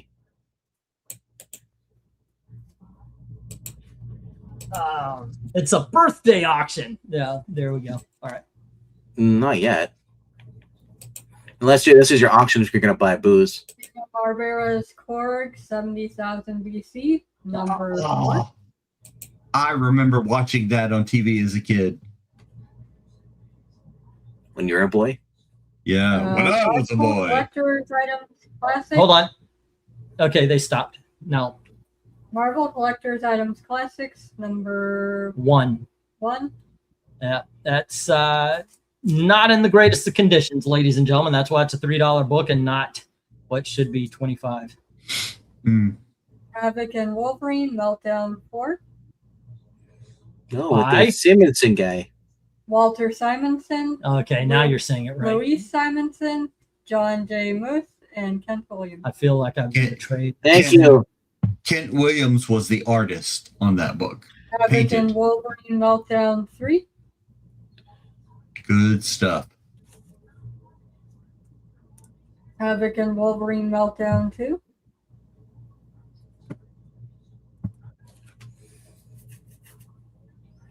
What If, number 6, The X-Men Lost Inferno.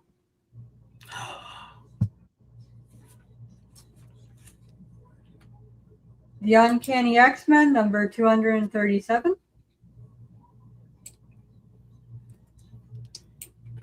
The Uncanny X-Men, number 183. The Uncanny X-Men, number 182. And The Uncanny X-Men, number 180. All righty, bidding begins at $3 each. We got the go for lot number 18. All righty. What if the X-Men went to Disco Inferno? Much better. All right. Frankly, obviously the Havoc Wolverine, take those. You got some great Silver Age, including the first appearance of Doc Ock in the Marvel Collectors, but I absolutely G, H, I, and J. Those are some excellent X-Men books, especially in my opinion, 182, where you have Rogue having false memories. She thinks she's having her own memories, but they're actually Carol Danvers' memories.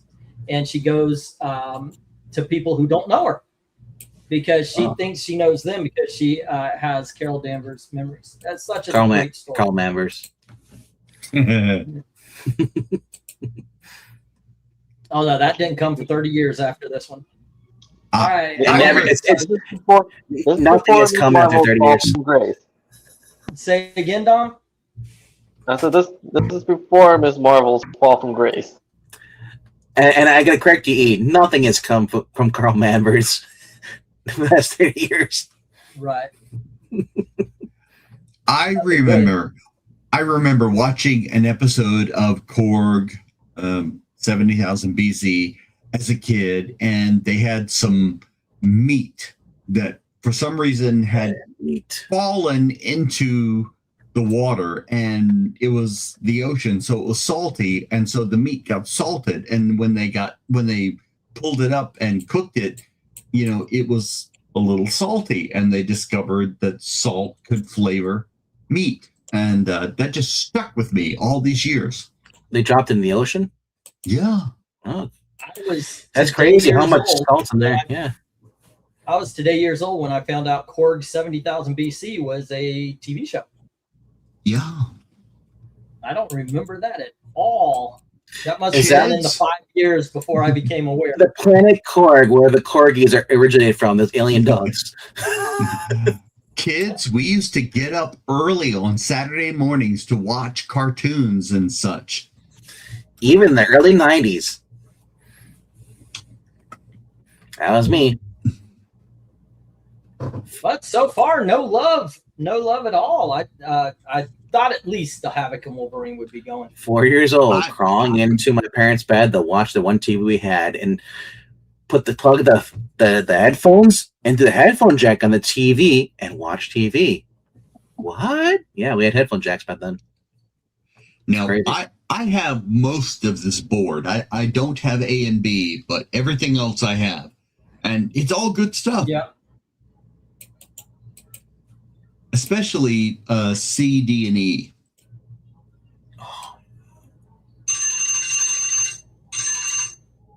Trusty, is that your phone? Not me. Yeah, that's mine. Oh, God, it's like somebody won. Somebody's calling in. Who would be calling me at this time? It's telling me it's time to put up the 1 minute warning. For the longest time, I had the sound down, so you guys weren't hearing the alarm. Who would be calling you? Your son, because he got stranded, can't find his glasses. Yeah.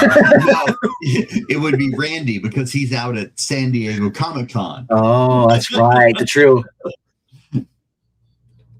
They're showing all the Mondo toys for the real Ghostbusters, and I kept thinking that should be $50. That should be $50, but it's probably $500. $500. Jim is so saying jealous. I got up early at 5:30 every Saturday morning, starting with Ghostbusters in Space 1999, and I know he's talking about that Ghostbusters with the 8. Oh, Space 1999 was great. And it's that I felt bad for you because your life changed when you discovered real Ghostbusters and you realized, man, this is much better. With me, it was I want to say the 7 Samurai, and I think it was called the Galaxy Trio. I remember the Galaxy Trio. Galaxy Rangers? Yeah, Hanna-Barbera. Yeah, those were 2 I remember being on the earliest. I loved the Galaxy Trio. That's Galaxy Trio was fun. And then they teamed them up with a Herculoid. So it was a Herculoid Galaxy Trio. That was I love Herculoids. Yeah. Herculoids. Tony Hayes says $3 on the X-Men. All righty, I'm going to put Havoc set. Havoc Wolverine set. That's 2, 3, 4. Tony Hayes. $9, and then the X-Men set. Yeah. And that is $237, $183, $182, and $180. Elizabeth, come on over. Let's bring these down. We'll get the next round up. And that's 12. So if you ever get a chance to get a hold of those Marvel Noir books from the from 2009 and 2010, those are fantastic. Yeah, they're really good. All right, so the Havoc and the X-Men go to Tony Hayes. Tony Hayes. And you've arrived. Tony Hayes. Yep. All right, and those are with Tony Hayes also. And one more time, ladies and gentlemen, let Elizabeth do her thing while she's announcing the new books. Still at $3 start. Come on, girl. Do your thing. It's your thing. Hold on. Okay, now they're done. And continue. Blackhawk number 240. Blackhawk number 248. Sweet. Ooh. Captain Canuck Fancy. number 6. For those of you who are Canadian lovers from when it was free country. Marvel Classics Comics number 4. 20,000 Leagues Under the Sea. How's James Mason? Marvel Age number 8. With Stan Lee and Jim Shooter on the cover. Marvel Age Special 100th issue. It's not shiny, honey. It's just gray. You're looking for the shine. I can tell. It's like it should, but it's dull. It's just a gray color. So shiny. Tarzan number 1.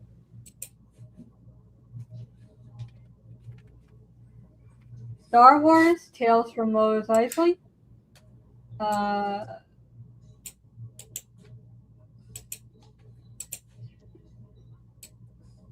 Star Wars number 3, Nebricana Smuggler. Star Wars number 14, A Shadow on the Empire. And classic Star Wars Devil Worlds number 1. Alrighty. Bidding begins $3 each as soon as I get the go for lot number 19. Thanks. Now I got that song playing. It's her thing. Do what you want to do. Okay, go for lot number 19. That sounded more like Jerry Spoken. What? Yeah. Whatever you were doing.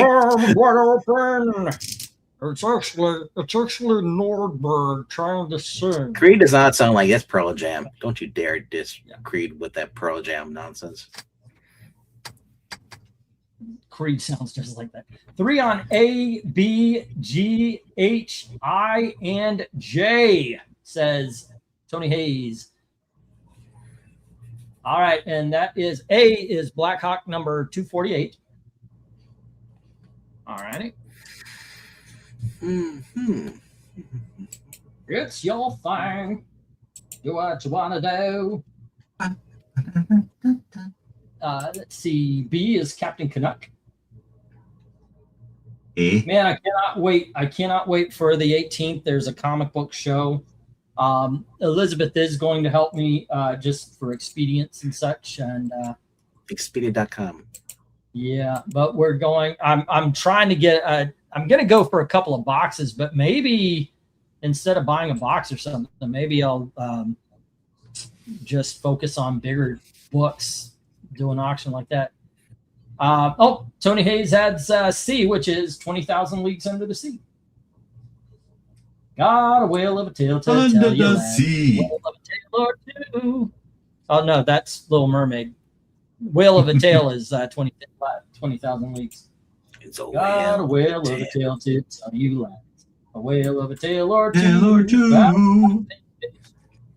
About the flapping fish and the moon above and nights like. No, I forgot. Okay, anyway.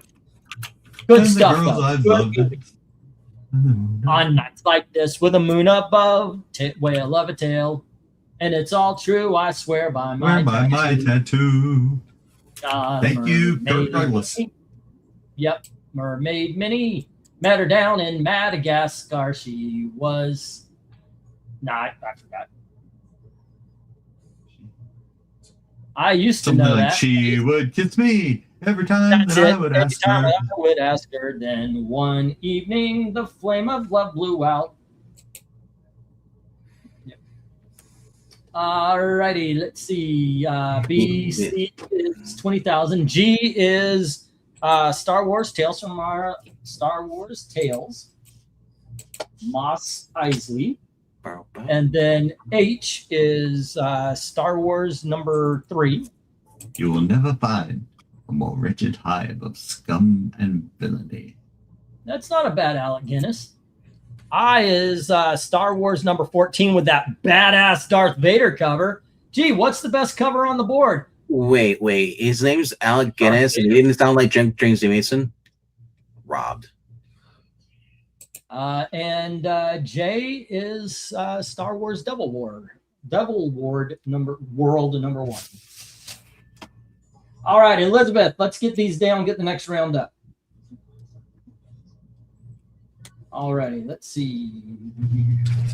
3, 6, 9, 12, 15, 18. It's all righty. Oh, and 3 on D, which is Marvel Age number 8. Marv Age number 8. Not number 100 as well. He says trying to upsell. All right. So did you hear about the cast of New Black Panther? Hold on just a sec. Tarzan into the reject pile. Marvel Age for $2. You took one, you take the other for 2. Tony, here you go. Let's see if he takes the deal. Everything other than Marvel Age 100 right now is with Tony. But I'm offering it to him for 2 since he got the other one. See if he wants it.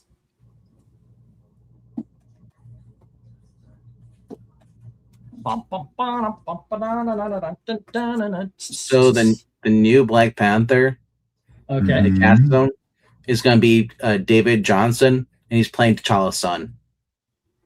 Okay, yeah, they kind of set that up. You mean Shiri's getting kicked to the side? Oh my God, I can't believe it. Yeah. Alrighty, let me change. The 3 to a 2, or to me as the newspaper boy from Better Off Dead.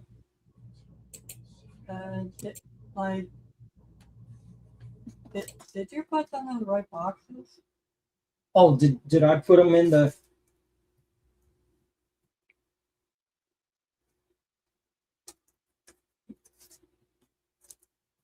I totally did not. Okay, let's see. Yep. Okay, everything over here. We're all good. Thank you. Thank you for noticing, honey. 1, 2, 3, 4, 5, 6, 7, 8, 9, and 10. All right, we're on the $2 books. There you go. This is lot number 20. $2. Shazam number 7. It's got a roll. That's why it's in the $2.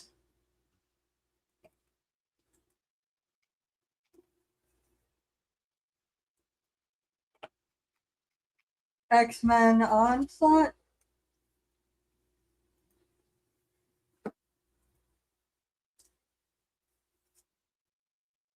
The New Teen Titans number 27. That's usually a $3 book, but The New Titans number 50. Who is Wonder Girl? What a great story that was. Yep. Kyushu Mystic number 31.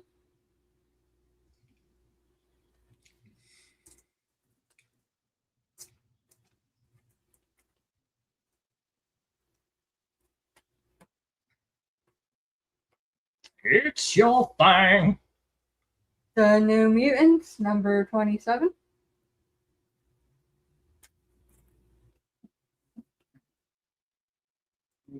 The New Mutants number 28.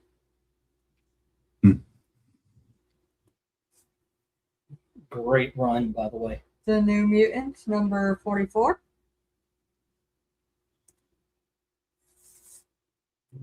The New Mutants number 5. Annual number 5. Annual number 5.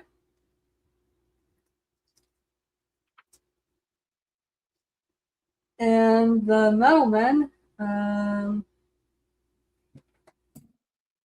a full-length thriller starring the unique Metal Men, number 44. Okay, I was trying to find it for you. All righty, kids.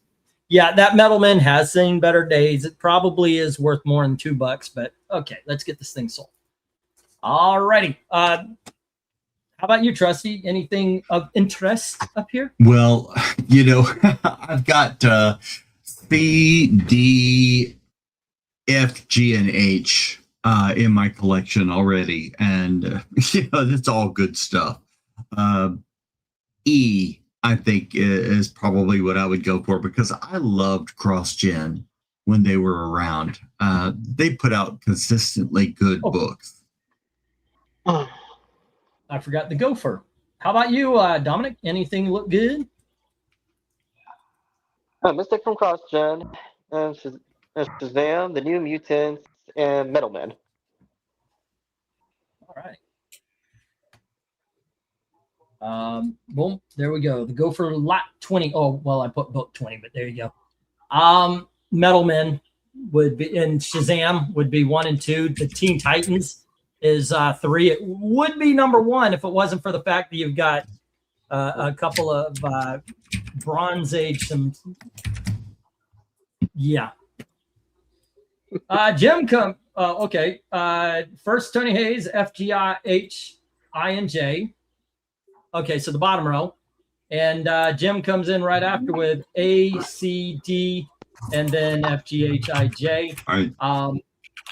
Obviously, Tony Hayes beat you on those, so it's 250 or higher for the bottom row. All right, but you got the top stuff. What is creator? That's a bit between me and Jackson Roykirk because Trusty, I got you. That's a Star Trek thing. I think because he actually thinks you're really Stan Lee. Yes. On an unrelated note, I'm still waiting for more omnibuses for the Metal Men. Oh, you know. Yeah. Lately, DC have been getting better and not only releasing new omnibuses and trade paperbacks, but they're finally reprinting their older titles that are not the Trinity. Now they've got those not digests, but something else, and I know that they've got Doom Patrol. Have they released any Metal Men on those things? Wait, are you talking about the DC Compacts or the Finest? That's it. No, the other one, the Finest. Finest. Let's see. They have not released any new. Haven't released a new Finest for the Metal Men. But the latest omnibus I did see the last time I went to one of my local comic book stores is for the Silver Age Justice League. Okay, I have yet to buy any of them, and I want so many of them. If I have the extra cash someday, I'm going to be buying myself some of those because I see them on what is it, half off books or something like that. There's a half price books. Yeah, something like that. They've got a whole bunch of them.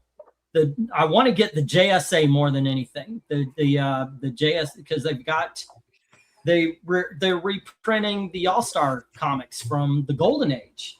Yes, they are. I think those the Doom Patrol. There's so many of them that just interesting. The original Doom Patrol, which I like I said, like they're doing, DC Comics is doing a better job in reprinting their older materials than Marvel Comics. Yeah, and forget about getting Atlas or Timely from Marvel. Yeah. Well, although they just won't do it. Funny enough, the reprints for Atlas is actually being done through Fantagraphics instead of Marvel themselves. Oh, okay. At least they're out there then.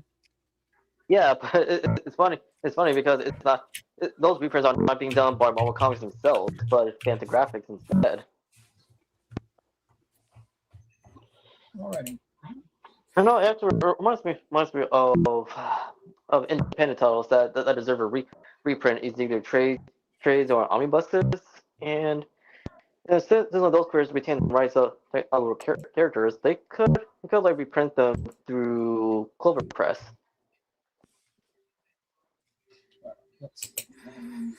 Does anybody else hear that? Somebody's microphone's burping.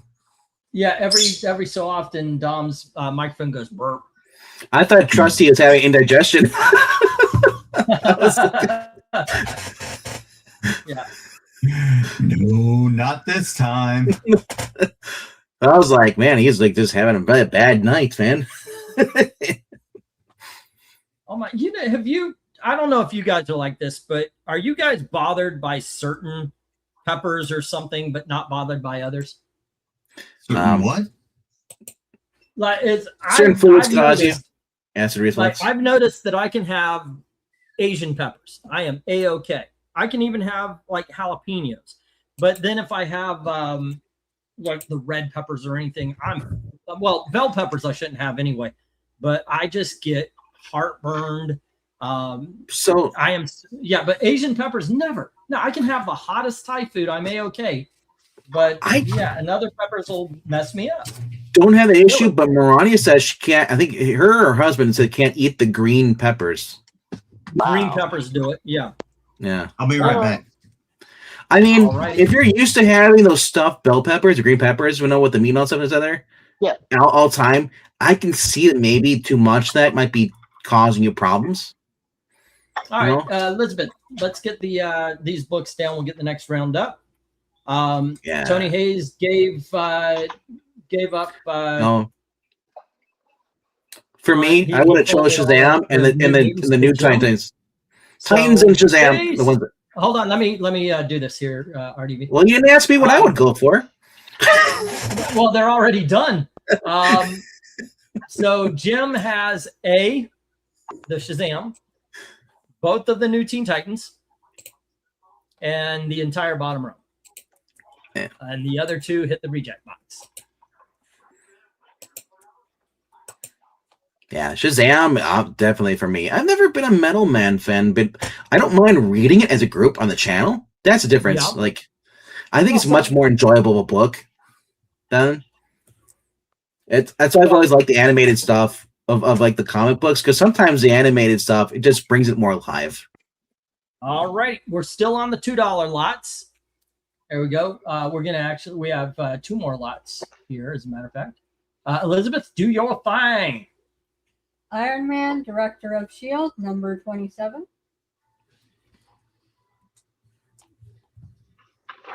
Iron Man, Director of S.H.I.E.L.D., number 28.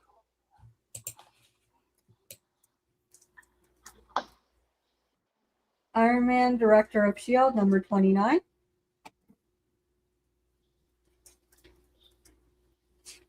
Iron Man, Director of S.H.I.E.L.D., number 31.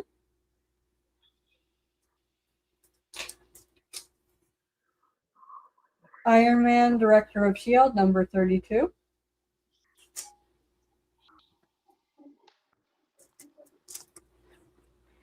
The Invincible Iron Man, number 2. The Invincible Iron Man, number 3.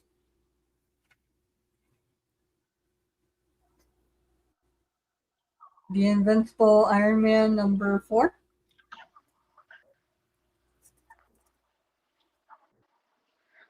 And the Invincible Iron Man, number 7. Okay, we got the go for lot number 21. Bidding begins, $2 each. We're missing one. We're missing one? Oops. I forgot. Can't do, unless you want to, you see those boxes right there? You'll see a sign that says $2. Reach in, grab one. As a matter of fact, the middle box is filled with $2 books. All right, just anything. You could reach in, pull up, and put it on the end there.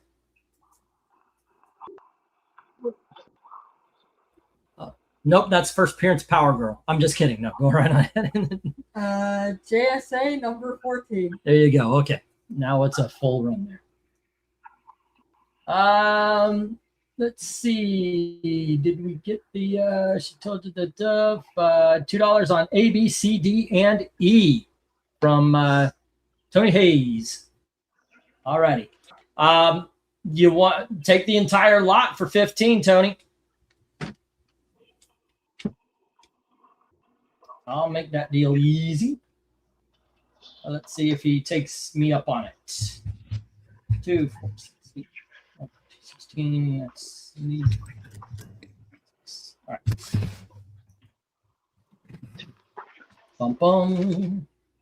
And now the end is near. $2 on Jay from Jim Sorensen. Alrighty. And so I face that final curtain. And that is JSA 14. You know, I know I got a lot of Justice Society, so I'm wondering if now I'm going to have a run of that's going to say 12, 13, 15. What do you like? I'll keep an eye out. Alrighty. I will pass on the rest of the lot. Alrighty. And you know what, Elizabeth, we've got one more lot to do. Why don't you come on over? I'll write these down. And this is, well, I need to know the Iron Man numbers. What is that, 27, 28? Okay. The Matt Fraction Iron Man books were fantastic.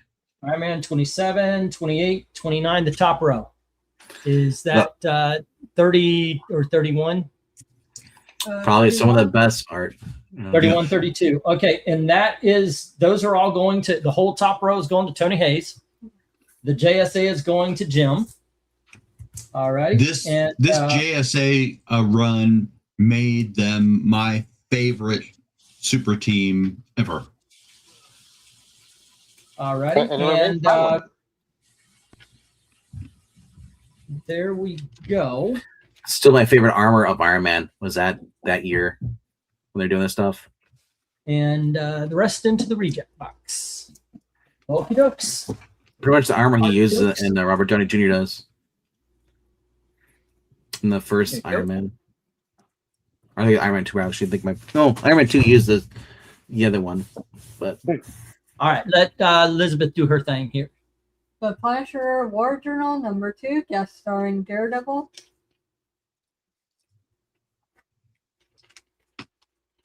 The Punisher War Journal #3.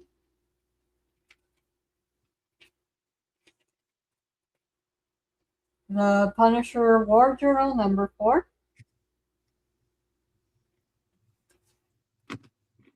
The Punisher War Journal #5.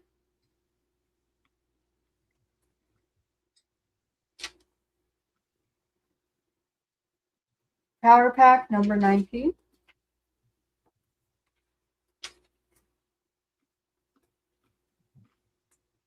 Power Pack #46. With Dakota North. There's somebody you don't see after the 80s. The Protectors #1.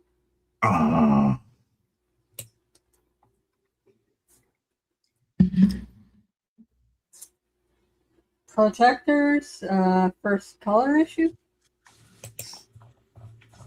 That color is red. Protectors first color issue. The green. Yeah, green this time.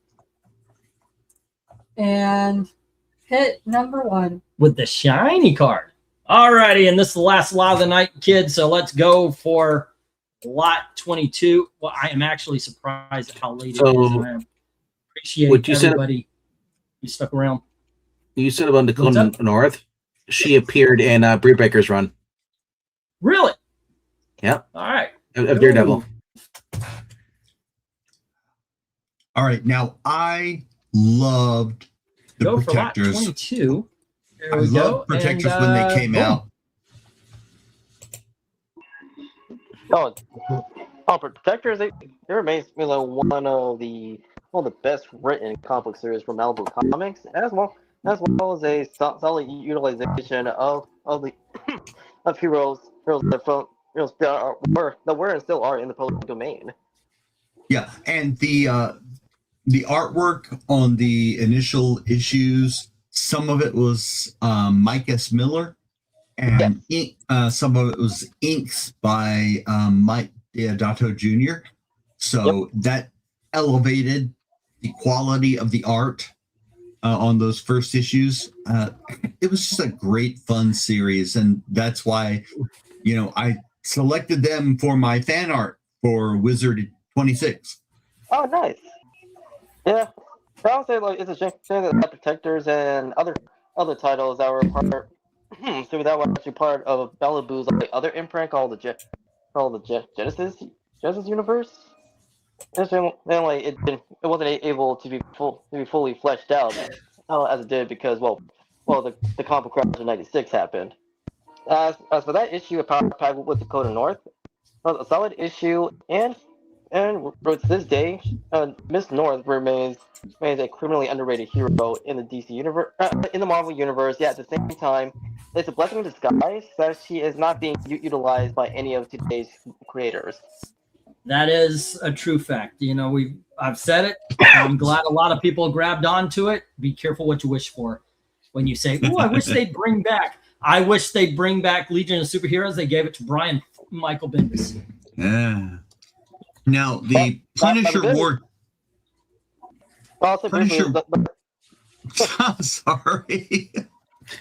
Trusty started first, so Trusty, you go, and then Dom goes.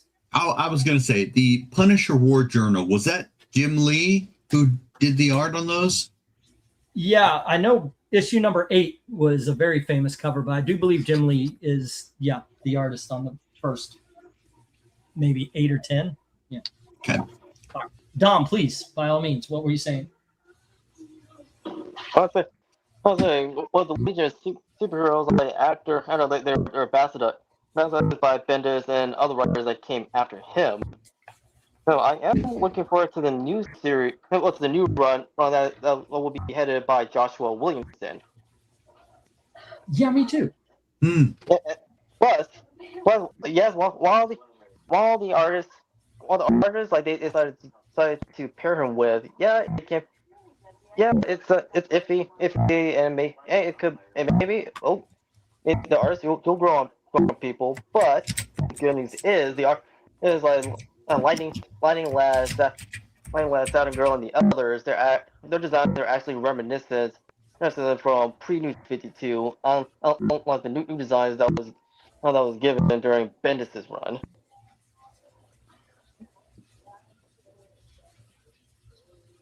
Okay, so we have $2 on the power packs from Jim. No love for the Punisher or the Protectors. Come on, kids. All P board. The Protectors are Trusty approved.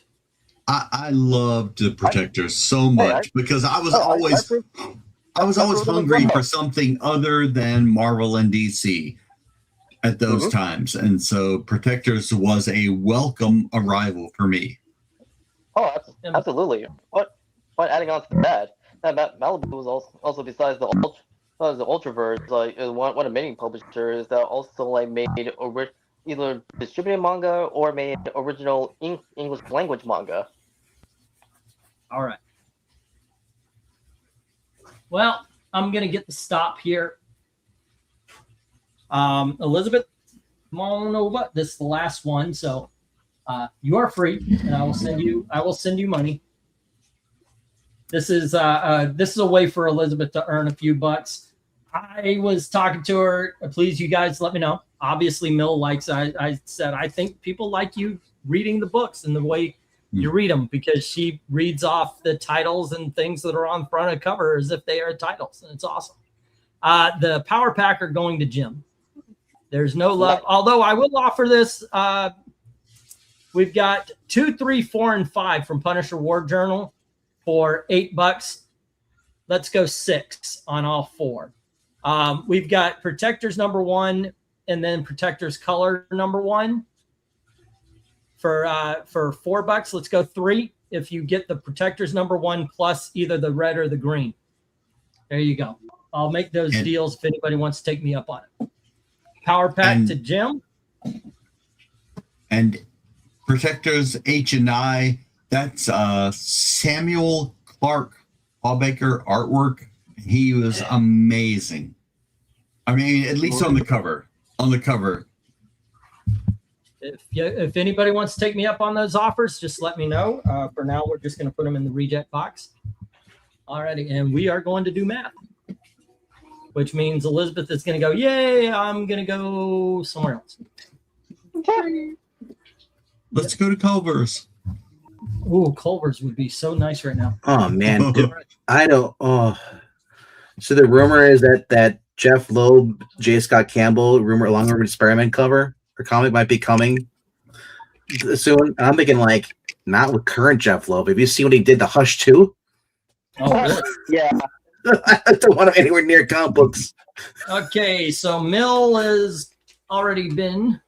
Let's go with Trustee's going to be easy on this one. Galactus Darkseid at 10. Valkyrie 1 through 3 at 3. I believe with all the books I'm holding for you, I could still fit it into a bag. I would have to check to make sure. But at this point, it would be 25 to ship all. I could be wrong, but I think they all do fit in a bag. If it's more than that, I'll give you a heads up. I think so. You're not holding too much for me. No, I don't think so. I don't think I am. Eric Boyd, just want to come in and say hello. Everyone have a great weekend. You too, Eric and Boyd. You're always welcome. You don't, even if you can't spend, but I get it if you want to stay away because you won't have the temptation. All right, so it would be 25 for the shipped. Jim had, let's see, Tales of the Jedi for $1, Incredible Hulk 201 for 2, Excalibur number 1 for 2, Wolverine 42 for 2. These were bought for you. The Secret Defenders number 1, Human Torch number 1, Ragman number 1, Weapon X number 1, What If Conan, I forgot the number, What If Wolverine and Conan 5, and then Soulfire 0. These are the $3 books. Shadow of the Bat 36, Pep 285 and 329, Web of Spider-Man 73, Nightcrawler 2 and 4, X Factor, I forgot to write down the number, but it's the $3 X Factor. $3 for Spectacular Spidey, 197, 198, 199. That's 3 each. And then we've got a couple, a Big Dog, Power Man and Iron Fist, number 48 at 8. And then we have some $5 books. The set, X-Man 1 through 5. Sandman Mystery Theater, number 1. Fantastic Four, number 212. Shazam! Oh, these are $2 books. Shazam number 7, New Teen Titans number 27 and 50, New Mutants 27, 28, and 44, Annual number 5, Metal Men number 44, JSA 14, Power Pack number 19 and 46. I've got you down at 82. And you said 95, so once again, I'm missing something. Or I wrote something down wrong. 2, 4, 6, 8, 10, that would be 92. All right, you send your list. I trust you. Usually, in all honesty, I don't go by this. I go by your list. So, all righty, Tony Hayes. Shadow of the Bat lot with no Shadow of the Bat number 36 for 12.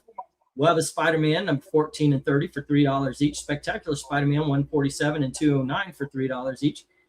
These were bought by Mill for you. Spectacular Spider-Man 200, 225. Spider-Man The Lost Years number 1. Web of Spider-Man 38. Spectacular Spider-Man 100. Spectacular Spider-Man 82, 116, 119, 131, and 132. Indiana Jones for 6. Further Adventures number 1 for 6. Star Trek X-Men for 8. Willow for 8. Havoc Wolverine number 2, 3, and 4 for 3 each. X-Men 237, 183, 182, 180 for $3 each. Black Hawk issue number 238 for 3. Captain Canuck number 6 for 3. All of these are $3 ish. 20,000 Leagues Under the Sea. The Star Wars Tales of Mos Eisley. Star Wars number 3. Star Wars Devil World number 1. There was I don't have it down here. It's was number 14, the Darth Vader cover. Number 1 for 3, Marvel Age number 8 for 3, Marvel Age 100 for 2. Iron Man 27, 28, 29, 31, and 32 for 2. And Star Wars, I want to say it was issue number 14 for 3. And that makes, you know what? about to say it makes 103. Let's go with 100. That was before I remember the Star Wars. We'll just do 100. There we go. And I will be shipping out the next box sometime this week. I'm going to be taping up boxes tomorrow. If I have, I think Gail's off though. I don't know if we're going to be doing anything else. I'm going to be taping up boxes, and we're going to be taking people's stuff down this week as well.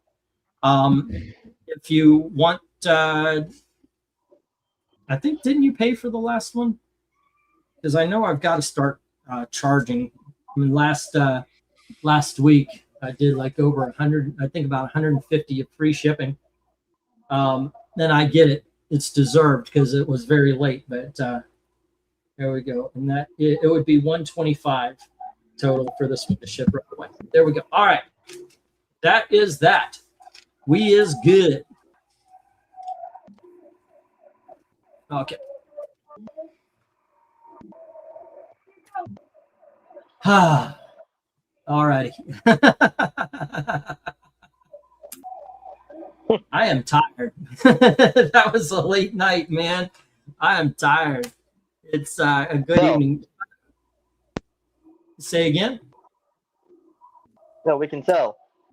Yeah. Oh, really? Do I look it or am I acting it? Because I'm just like, Acting it. If you want to look at books, can we do it tomorrow or Monday? Yeah, I can do Monday. Okay, cool. Because it is 1 o'clock already. I'm shocked that it got away from me like that. And it says on the clock it's only 4 hours in. We started at 8. How can that be? Right? I mean, it's 10:01 over here. Something is my computer wrong? What time do you guys have? Well, Is it actually? Well, I can tell you that. So it shouldn't be daylight savings. Yeah, that's what I'm saying. It I don't hasn't think started it's yet. But my computer, the StreamYard clock is saying we've only been doing this for 4 hours. We started at 8:30, almost like 8:30 on the dot. I started really like on time. So that would have been 12:30, but it's almost 1 o'clock. So, well, I guess so. I guess that's right. 4 hours, 24 minutes. Okay, I'm wrong. I did the math. It's good. Yeah, wow. Okay.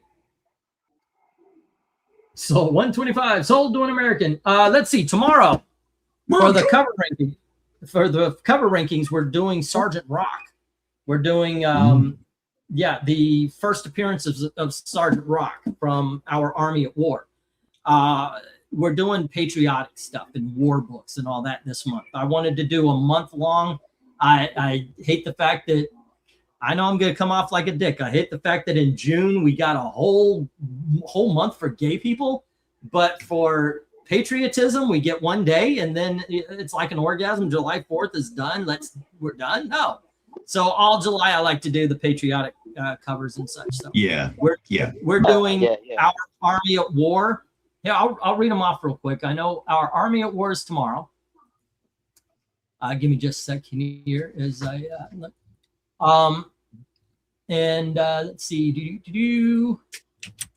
Our Army at War is Sunday. Tuesday is the Haunted Tank.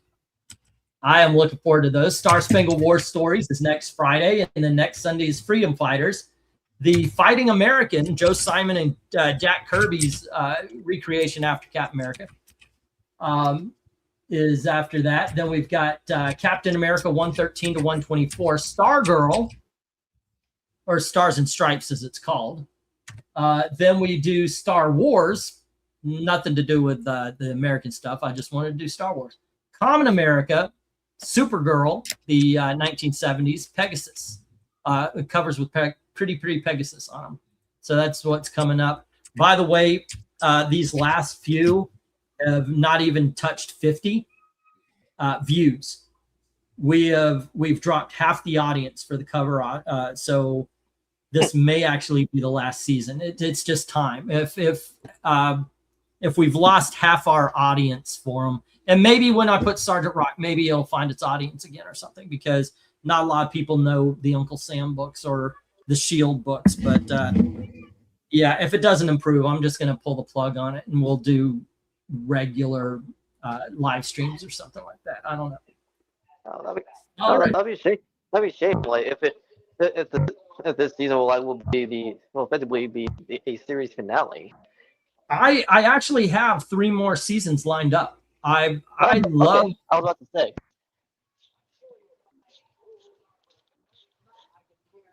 Yeah. Well, I thought we would go on. So, okay, I got season 22 and 23 already made up. DuckTales Adventure Comics, the Golden Age, Camelot 3000, From Hell, Marvel Comics Mysteries, Airlock Son of Thunder, Marvel Spotlight, Volume 2, Further Adventures of Indiana Jones, From Malibu Comics, The Ultraverse, The Strangers, Call the Conqueror, The Shadow, from DC Comics, issue 350s, because that would be the 350th episode, Black Lightning, Justice League of America. We've never done 1 through 12 of the Silver Age. Teenage Mutant Ninja Turtles Adventures, Marvel Classic Comics. That would have been season 22. And like I said, I've got season 23 would have been Absolute Batman, Nick Cardy Comics, Teen Titans 25 through 36, Suspense Comics, Absolute Wonder Woman, excuse me, Richie Rich, Vault of Mystery, X-Men 1 through 12, War Against Crime, Pirate Comics, Absolute Superman, Silencer, Unicorns, got to get the girls in there, Red Sonja, and New Teen Titans 27 through 40. Yeah. So, yeah. But if nobody's watching, you know, it happens. A lot of good shows, they start and then they fall. We've had 300. We've had 325 episodes. I'm going to finish out the season. No, even though it's the lowest so far, I'm going to finish out the season. And by that time, we should be up like 340 episodes of this. I don't think that's a failure, you know? Yeah. A lot of shows, they just lose their audience. So I don't consider 330 something episodes of a show a failure. So it just ran its course. That's all. The weird thing is this, I said this before, this is a show that can go on forever because we will never run out of comic book covers to look at. Just because the way we do it, we're only doing 12 at a time.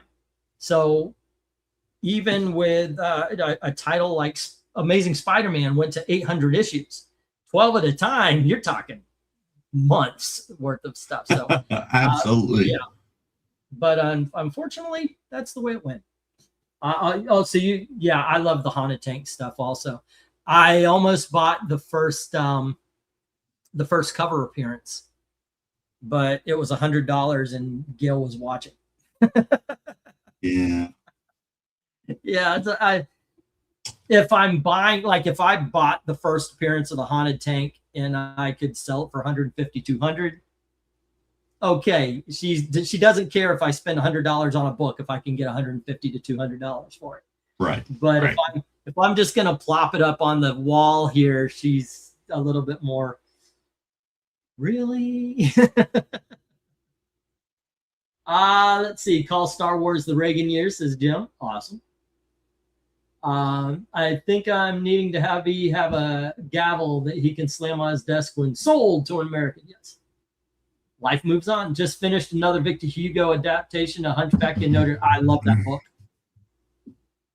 that book. How'd the auction go? It went okay. It went all right. Oh, Jim. Oh, gosh. Jim. There's also gosh darn it. I'll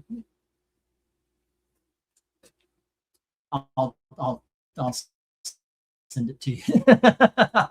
I don't want to seem like I'm calling out, you know, or anything like that. I don't want to be rude.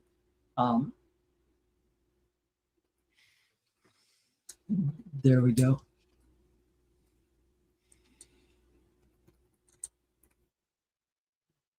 Dun, dun, da-da-da-da.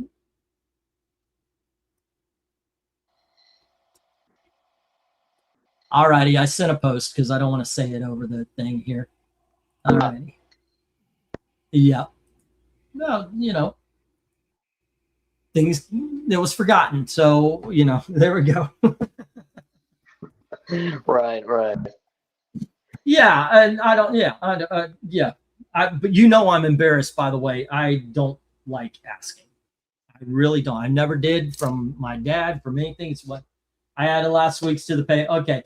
I didn't want to say anything out loud, but I mean, I'm alluding to it, but that's the way it is. I'm a horrible salesman for that same reason. I hate asking for money, even if it's owed. I hate asking for money because I feel like I've got my hat in the hand. I know sometimes I have to, but trust me, it's one of the reasons why I love the auction. This is okay. My channel got shadow banned, so I'm not making the money off of it anymore. So I do the auction. Money is given, but books are given back. So it's I always thought the auction was a way for you guys to donate without begging. Mm-hmm. And I know sometimes I beg for you guys to buy books, but yeah. So. But we're still, we're still engaging with everyone. It's authentic. Plus, what has been happening with YouTube for quite a while. Well, it's not so biased. Not biased, like leaning towards like the authoritarian leftist side for quite a while, because you actually have more diversity of thought and freedom of expression. Yet, however, what people while it's good. At the same time, to really restore YouTube to what it was is to really not have it be so corporate and actually let it be what it was back then, including allowing people to freely like upload like works of fiction, in addition to actually show the images and clips of what they're talking about, so that the corporations don't abuse like copyright laws. Yep. I mean, for Christ's sake, like I said, I got a copyright hit for doing a comic book review. I thought this when COVID hit and all of a sudden we were seeing a lot of actors and such on YouTube. I was like, fuck you guys. This is our territory. Go do your movies or enjoy what we do. YouTube, I think, was better when it was a lot of personalities just chatting, having a conversation. When we were doing all the Comicsgate crap, it was a lot of people. I would say, guys, get your own. You can do the same thing. And a lot of people would say, we're not public speakers, or I'm a little bit nervous, or I don't want to put myself out there because what if my job ceases? By the way, I did not get a job at Universal Studios because of my YouTube channel, because of my social media presence. It can mess you up.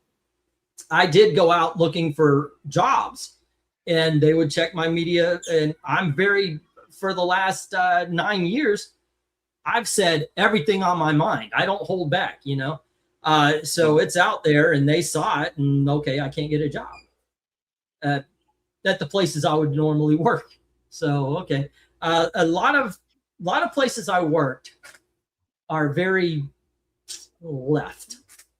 I worked a lot in entertainment, and it's hard to find a lot of conservatives in the entertainment world, in the theme park world and such like that. Right. And really, not just conservatives, but moderates, libertarians, apoliticals, and real liberals, not leftists, who disguise themselves as liberals. Yep. Oh, Austin got a hold of somebody called Natter's Network, and they're offering to do for me what I used to do for other people. I'm going to go on their show. I guess it's going to be some sort of interview, talk about my channel. I used to do that with others. If you had a YouTube channel and you made a video, I would put it on my channel. My deal was, I will put your link. It will go to you, but I keep the views and any monies that came in. And people were like, okay, cool. It worked for some. It didn't work for others. I told everybody, you can't. I have the same rules. You can't use the N word. I don't care if you're black. Because it wouldn't matter. I'm a white guy. It's my channel. It wouldn't show up very well if you were dropping that word so often, and I'm the face of the channel. It's not going to happen. So I had the same rules. but sometimes people would come off a bit abrasive. Sometimes people would be a lot of fun. There was one guy, he did Is My Hero Academia the New X-Men? That was his video, and it was on my channel. And for a good year, it was the #1 video on my channel. And he got 6,000 subs off of having his video on my channel. I love being able to do that for people. I remember that. So this young lady, I guess, Natters Network, if she wants to do, okay, sure, why not? I also have an idea. I know it's kind of like buying views and all that kind of stuff, but I was thinking the next time Dom buys a collection, and Dom, I know I've got a lot of boxes to send to you. I'm sitting by a tower, by the way. But yeah, and I think the next time I might, the next show, as a matter of fact, on the 18th, I might actually buy a $100 book. And then I will give that $100 book away if you guys can get me over the 20,000 mark. I have been stuck at 18,000 subs for 6 years, since the whole Steven Crowder, Lispy guy, EVS war campaigns. Yeah, the apocalypse and EVS shadow ban my channel. Now they're saying I can break out. Well, yeah, it's crazy because like due to the changes like in YouTube, like you and other channels that have previously been shadow banned, like should have that lifted because it was unfairly. Oh, for crying out loud! Yeah. So I was thinking maybe that'll be cool. Well, it'll be a case of like the spinning wheel. If you comment on the video, it would have to be 3 or 4 lines. It can't be good video because those do not. YouTube does not count that. So, but also said if you go on that streamer or that person's streamer, you cannot use the Lord's name in vain. So you can't say. Yeah, I saw that. So yeah, you do that a lot. So. I'll do my best. I had a granny that I couldn't cuss around, but yeah, it is kind of hard. I go to 2 YouTube streaming groups, England Teen and Last Call with Troy Pacelli. Natter is his wife.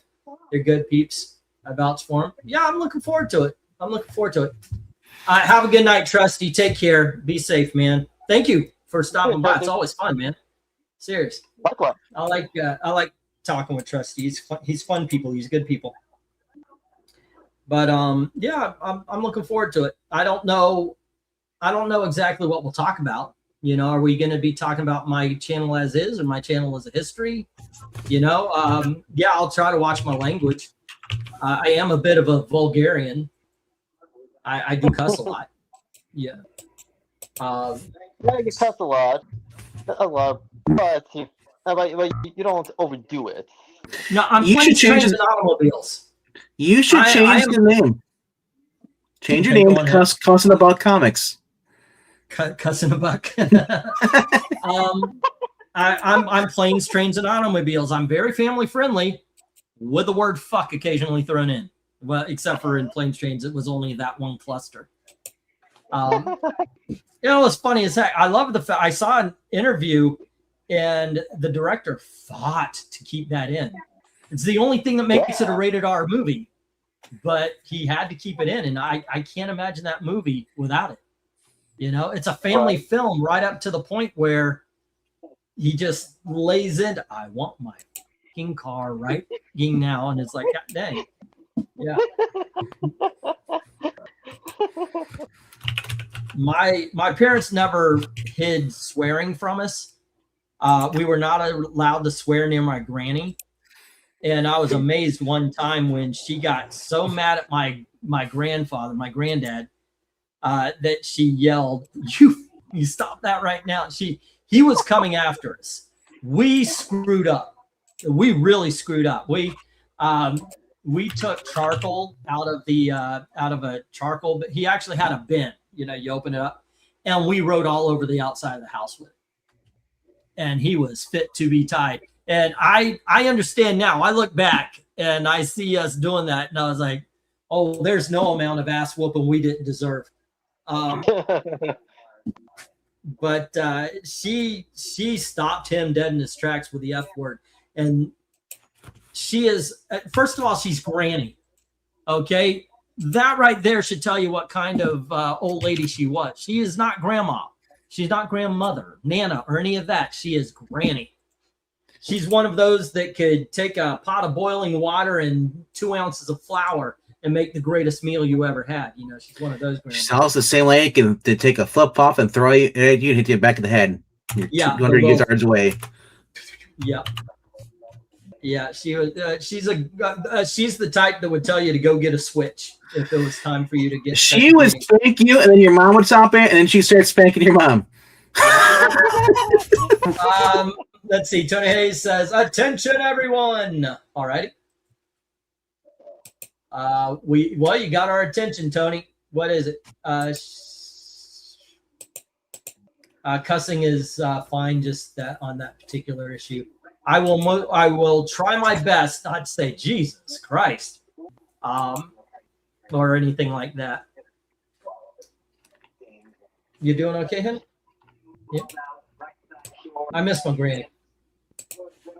I miss my Aunt Sandy. You know that Facebook is still sending me it's Sandy's birthday messages. Can you believe that shit? Oh, okay. My favorite turd is Eric and Boyd's here. Yep. I don't know. I'm looking forward to it because it's going to be this Thursday. I'll try to make it. I don't know if she goes through whatever she goes through, if it's StreamYard or what. If it can, I'll try to make it so it's streamed here as well. Mm-hmm. Yeah, I'm looking forward to it. I haven't been on anybody's stream in a long time. Yeah, Fantastic Four. That was the last time. Me and I went to comics. Oh my gosh. Division. Comics Division. Thank you. Yes, he was on the channel for years before he broke off on his own. Yeah, I was on Comics Divisions for Fantastic Four and then something else, and that it's been almost a year. I wouldn't mind going back, talking to them. I like those guys. They're okay. It's kind of funny because for a while, as a matter of fact, I broke down a video where, so I said, well, why don't you take care of one of our live streams? You'll be the head of it. I'll back off and you take the lead. And he did. It was me, him, Feisty Fangirl, and I want to say Mr. E2000, who I miss. I hope that man is having the happiest life. 2099. Yeah, thank you. 2099. Such a sweet kid. Yeah. I hope everything is going well for him. Well, every now and again, like I do stop by his channel, his channel, as well as watching the live streams that he and Dalton like does. He's been doing well for himself, and I did mention earlier that he has since graduated from college. I'm glad. If you do talk to him, tell him much love. I hope he's living his best life. Yeah. It would be nice to see him, Elijah, the Armand, and all the other guys that you mentioned earlier, like to come back and just Elijah the Armand was the guy that got like 6,000 subs off of the video on my channel. Yeah, well, he has a subscribe star. So and also he still has his YouTube channel, so it's not he didn't deactivate it. Okay. I'm pretty sure there's a lot of people who used to be a part of this show that just went on. It happens. Some people go. There's a lot of people who just quit YouTube. They don't watch anything. Okay. Yep. I'm the same way. You know what? If I wasn't doing my channel, I would not be on YouTube whatsoever. Yeah. But get this. When I was about to check on weaponized nerve rage, it's like I don't. His channel's no longer on YouTube. Like, yeah, he's gone. He's on a different one, like Rumble or something like that. There's people who are also using Kick. It's another one. There's another if it's on one. Rumble, then I could find him. But wow, I didn't know like he left YouTube, which is well, it's understandable because it was like very censorious and was speculated about political correctness among other things, besides becoming corporatized. A young lady who was just a sweetheart, and I think she left because I had somebody she didn't like on, or somebody that did something. Her name was Pope Fire. So Pope Fire retired because she was being stalked by somebody, and she didn't want to deal with it anymore. She was tired of the war campaign. And she just, it wasn't fun anymore, so she left. Yeah. War campaign ruined a lot of people's day. They really did. They were a bunch of fucking douchebags. I swear to God, it's like the people you want or maybe you don't want to meet in a dark alley, because you will find that spot in you that just that is the part of you that will send you to hell if you're not careful. That is the part that I'm afraid of coming out if I ever meet what's his name? Ro Kavir. The funny thing is like now it's like I look at all that shit back then. If somebody would have sued for defamation, they probably could have won a lot of cases. And for harassment too. Yeah. Oh no, the camera's facing me, not the window. You're okay. Okay. My wife just put on a show for me, so. So make it awkward. Tell us about it. Okay, I'll tell you about it. My wife, I find my wife still very attractive. Okay. Good answer. Yes, and if she wants to change shirts in front of me, I am okay with it. So. Yeah. It's to me that's a lot more exciting and makes me a lot more happy than talking about Ro Kazan or whatever his name was. I would hope so. Yeah. Yeah, she, by the way, anytime I mention this, well, gosh, sorry, you are so beautiful. And she's like, really? She did that the other day. I was like, you are such a beautiful woman. She goes, I don't think so. We're over 50. We both gained weight. We're over 50, so like the sexy days are gone. But the thing is, and I've said this before, there's nothing sexier than 30 years of marriage and 2 kids. Just isn't. Yeah, actually, there is. Rich, sexy. Oh, okay, yeah, okay. Rich, married for 30 years with 2 kids. That's sexier. Okay. Well, she keeps telling me to win the lottery, but that's the one thing I refuse to do, apparently. Yeah, but no, that just kind of, that whole thing, they made Ethan Van Sciver, I'm just gonna blame it on fucking him. He made it not fun to be a part of the group anymore. And it was bringing in the war campaign. It was, you know what, we need a villain, and if it's not going to come from the other side, it's going to come from our side.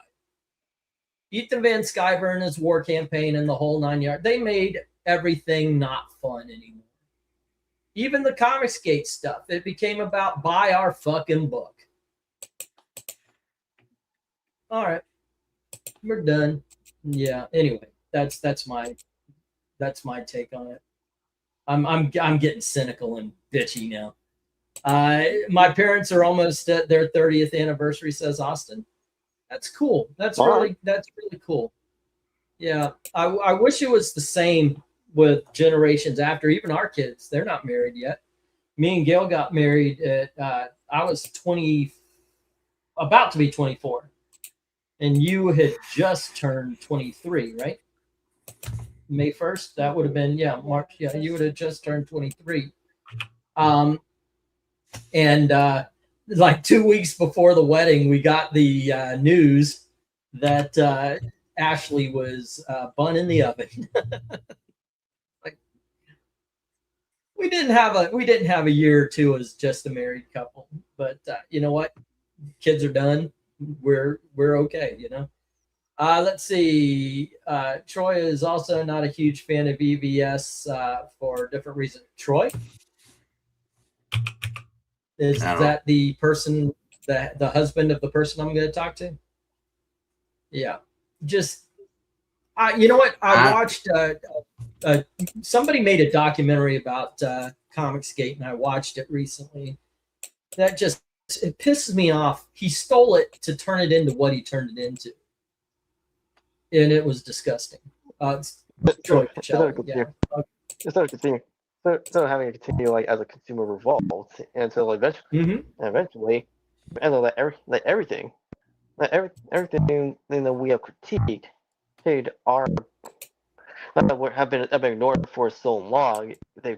Karma has come to roost, and people have said, even people like not just the veterans, but also the young bloods, like they're able to find success like outside of the big three, because like Image is to the third like major comic book publisher besides Marvel and DC. Although with DC, at least like they were able to turn things around. However, Marvel is still going its downward spiral. My great-grandparents celebrated a 75th anniversary. They died at 100. I was about to say they got to be old as hell, because you got to figure 75 years. I don't know when it was. They were old Swedes. I don't know when it was, but 104 and 105, even from here, that's 1921. 405. Wow. That they were born.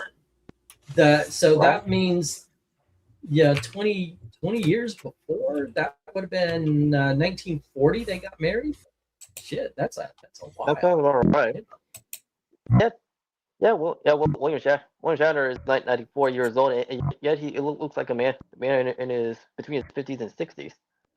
Well, yeah, look at Trump. Trump's in his 80s. You couldn't tell. Right. But then again, look at Biden in his 70s, and you think he's 90. Unfortunately, you never know. I hope I'm more Trump than Biden. We were talking the other day how. Think about this. Trump. Oh, go ahead. I'm sorry. Go ahead. At least with Donald, like he still has his mental faculties. Biden not so much. We were talking, and I mentioned to Gail a while back that we're older than John Ritter ever got to be, or John Candy.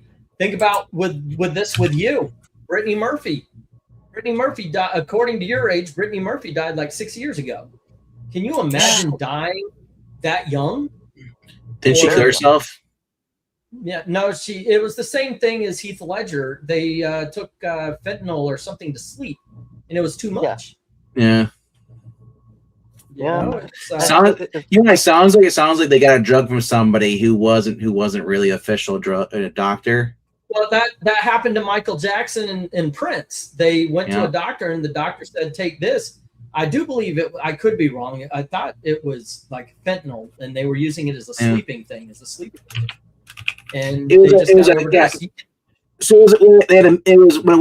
a medication they were on, and it caused it collided with another medication they had on, and that happens all the time.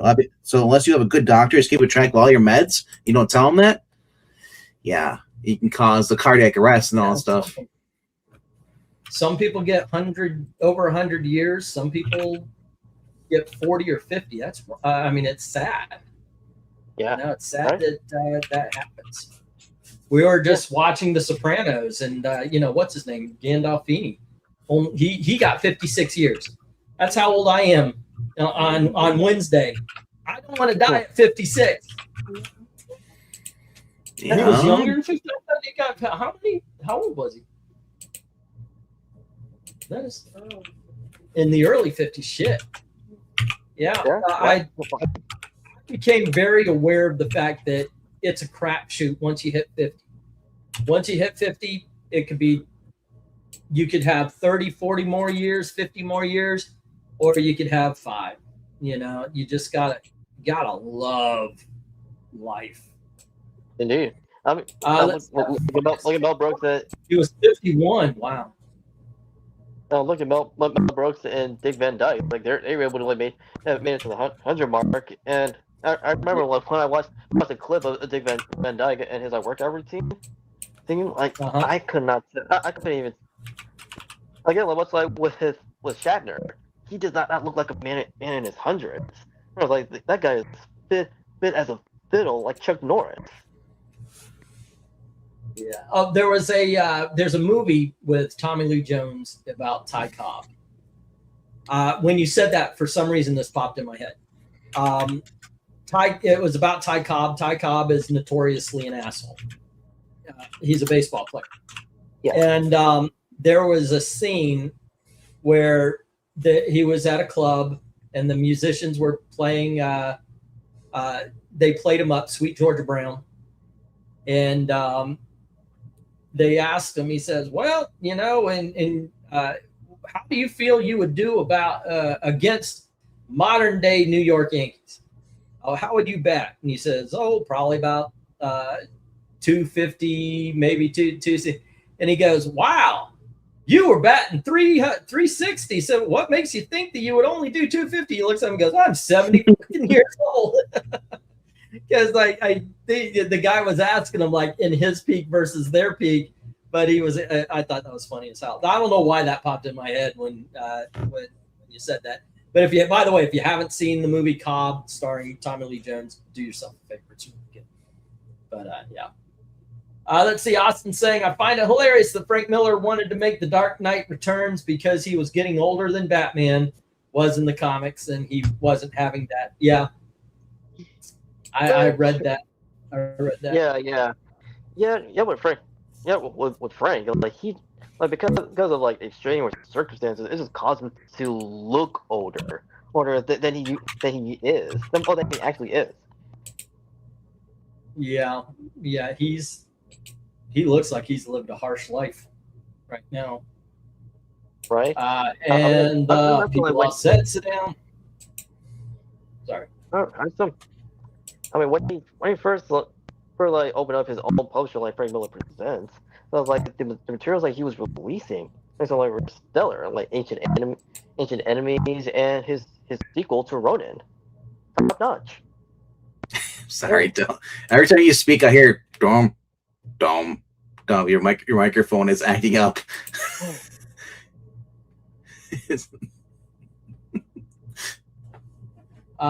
Let's see. We got a little Guys and Dolls from Austin, and the people all said, "Sit down, you're rocking the boat." And the devil will drag you under by the sharp lapels of your wicked coat. And then we have Ty Cobb mother blew his father's head off with a shotgun. She thought he was a prowler and coming through the window. I prefer the 90s version of that song. Which is? It's the same. It's the same song. I forgot who sings it though, but and the people said, sit down, you're rocking the boat. Yep. The 90s version. I've always liked that.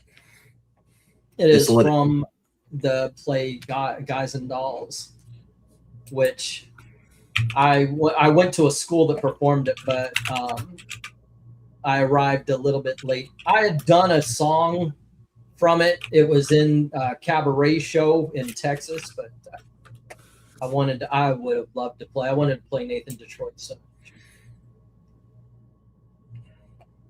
I want to hear a whole stream of just Venkman singing show tunes. Venkman, what show tunes do you know? The tune where I kick your ass out of here if you think I'm going to think show tunes. Okay. 76 trombones and marching band. The only one I can think of is the one whenever that young freaking it was on Ray Palmer when he was a kid. He would sing that in a song and on CW. There's a certain song he'd sing because he was in love with that with the two guys and the girl. They're singing good morning. That's the only one I've ever heard of. I avoid show tunes like the plague. Good morning. We talked the whole night through. Good morning to you. And just like you should, that little kid got beat up. It's great to stay up late. Good morning to you. Yeah, it's Don Hanley singing. Don Hanley cover. Sit down, you're rocking the boat. Ty Cobb was such an asshole, but admitted he wished he had more friends before he died. Most people do. Don't we all? There you go.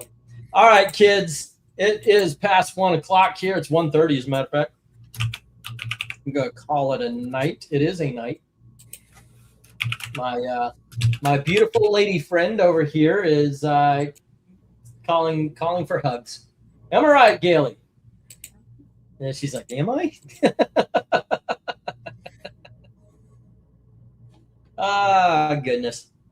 All righty. Anyway, tomorrow we're doing Sergeant Rock covers. And then on Tuesday, it's something else. I forgot. Haunted Tank. All righty. And yeah, just keep an eye out for other stuff as well. I'm thinking I've got a couple of videos I want to put out. Well, they're redos. But I'm also looking at doing some recording for my other channel. It's been a while. Anyway, you kids, thank you very much for hanging out and making another successful auction. As always, thank you very, very much for watching. Have a good night. See you all later. You know what I never did, and I'm kind of glad. I'm Englentine, and I love comics. I saw somebody do that, and I was like, yeah, that's kind of cringy. I'm Venkman, and we read comics. I read comics. There you go. Yeah, it's all right. I don't know. Is that cringy or is it just me? Anyway, you kids have a great night.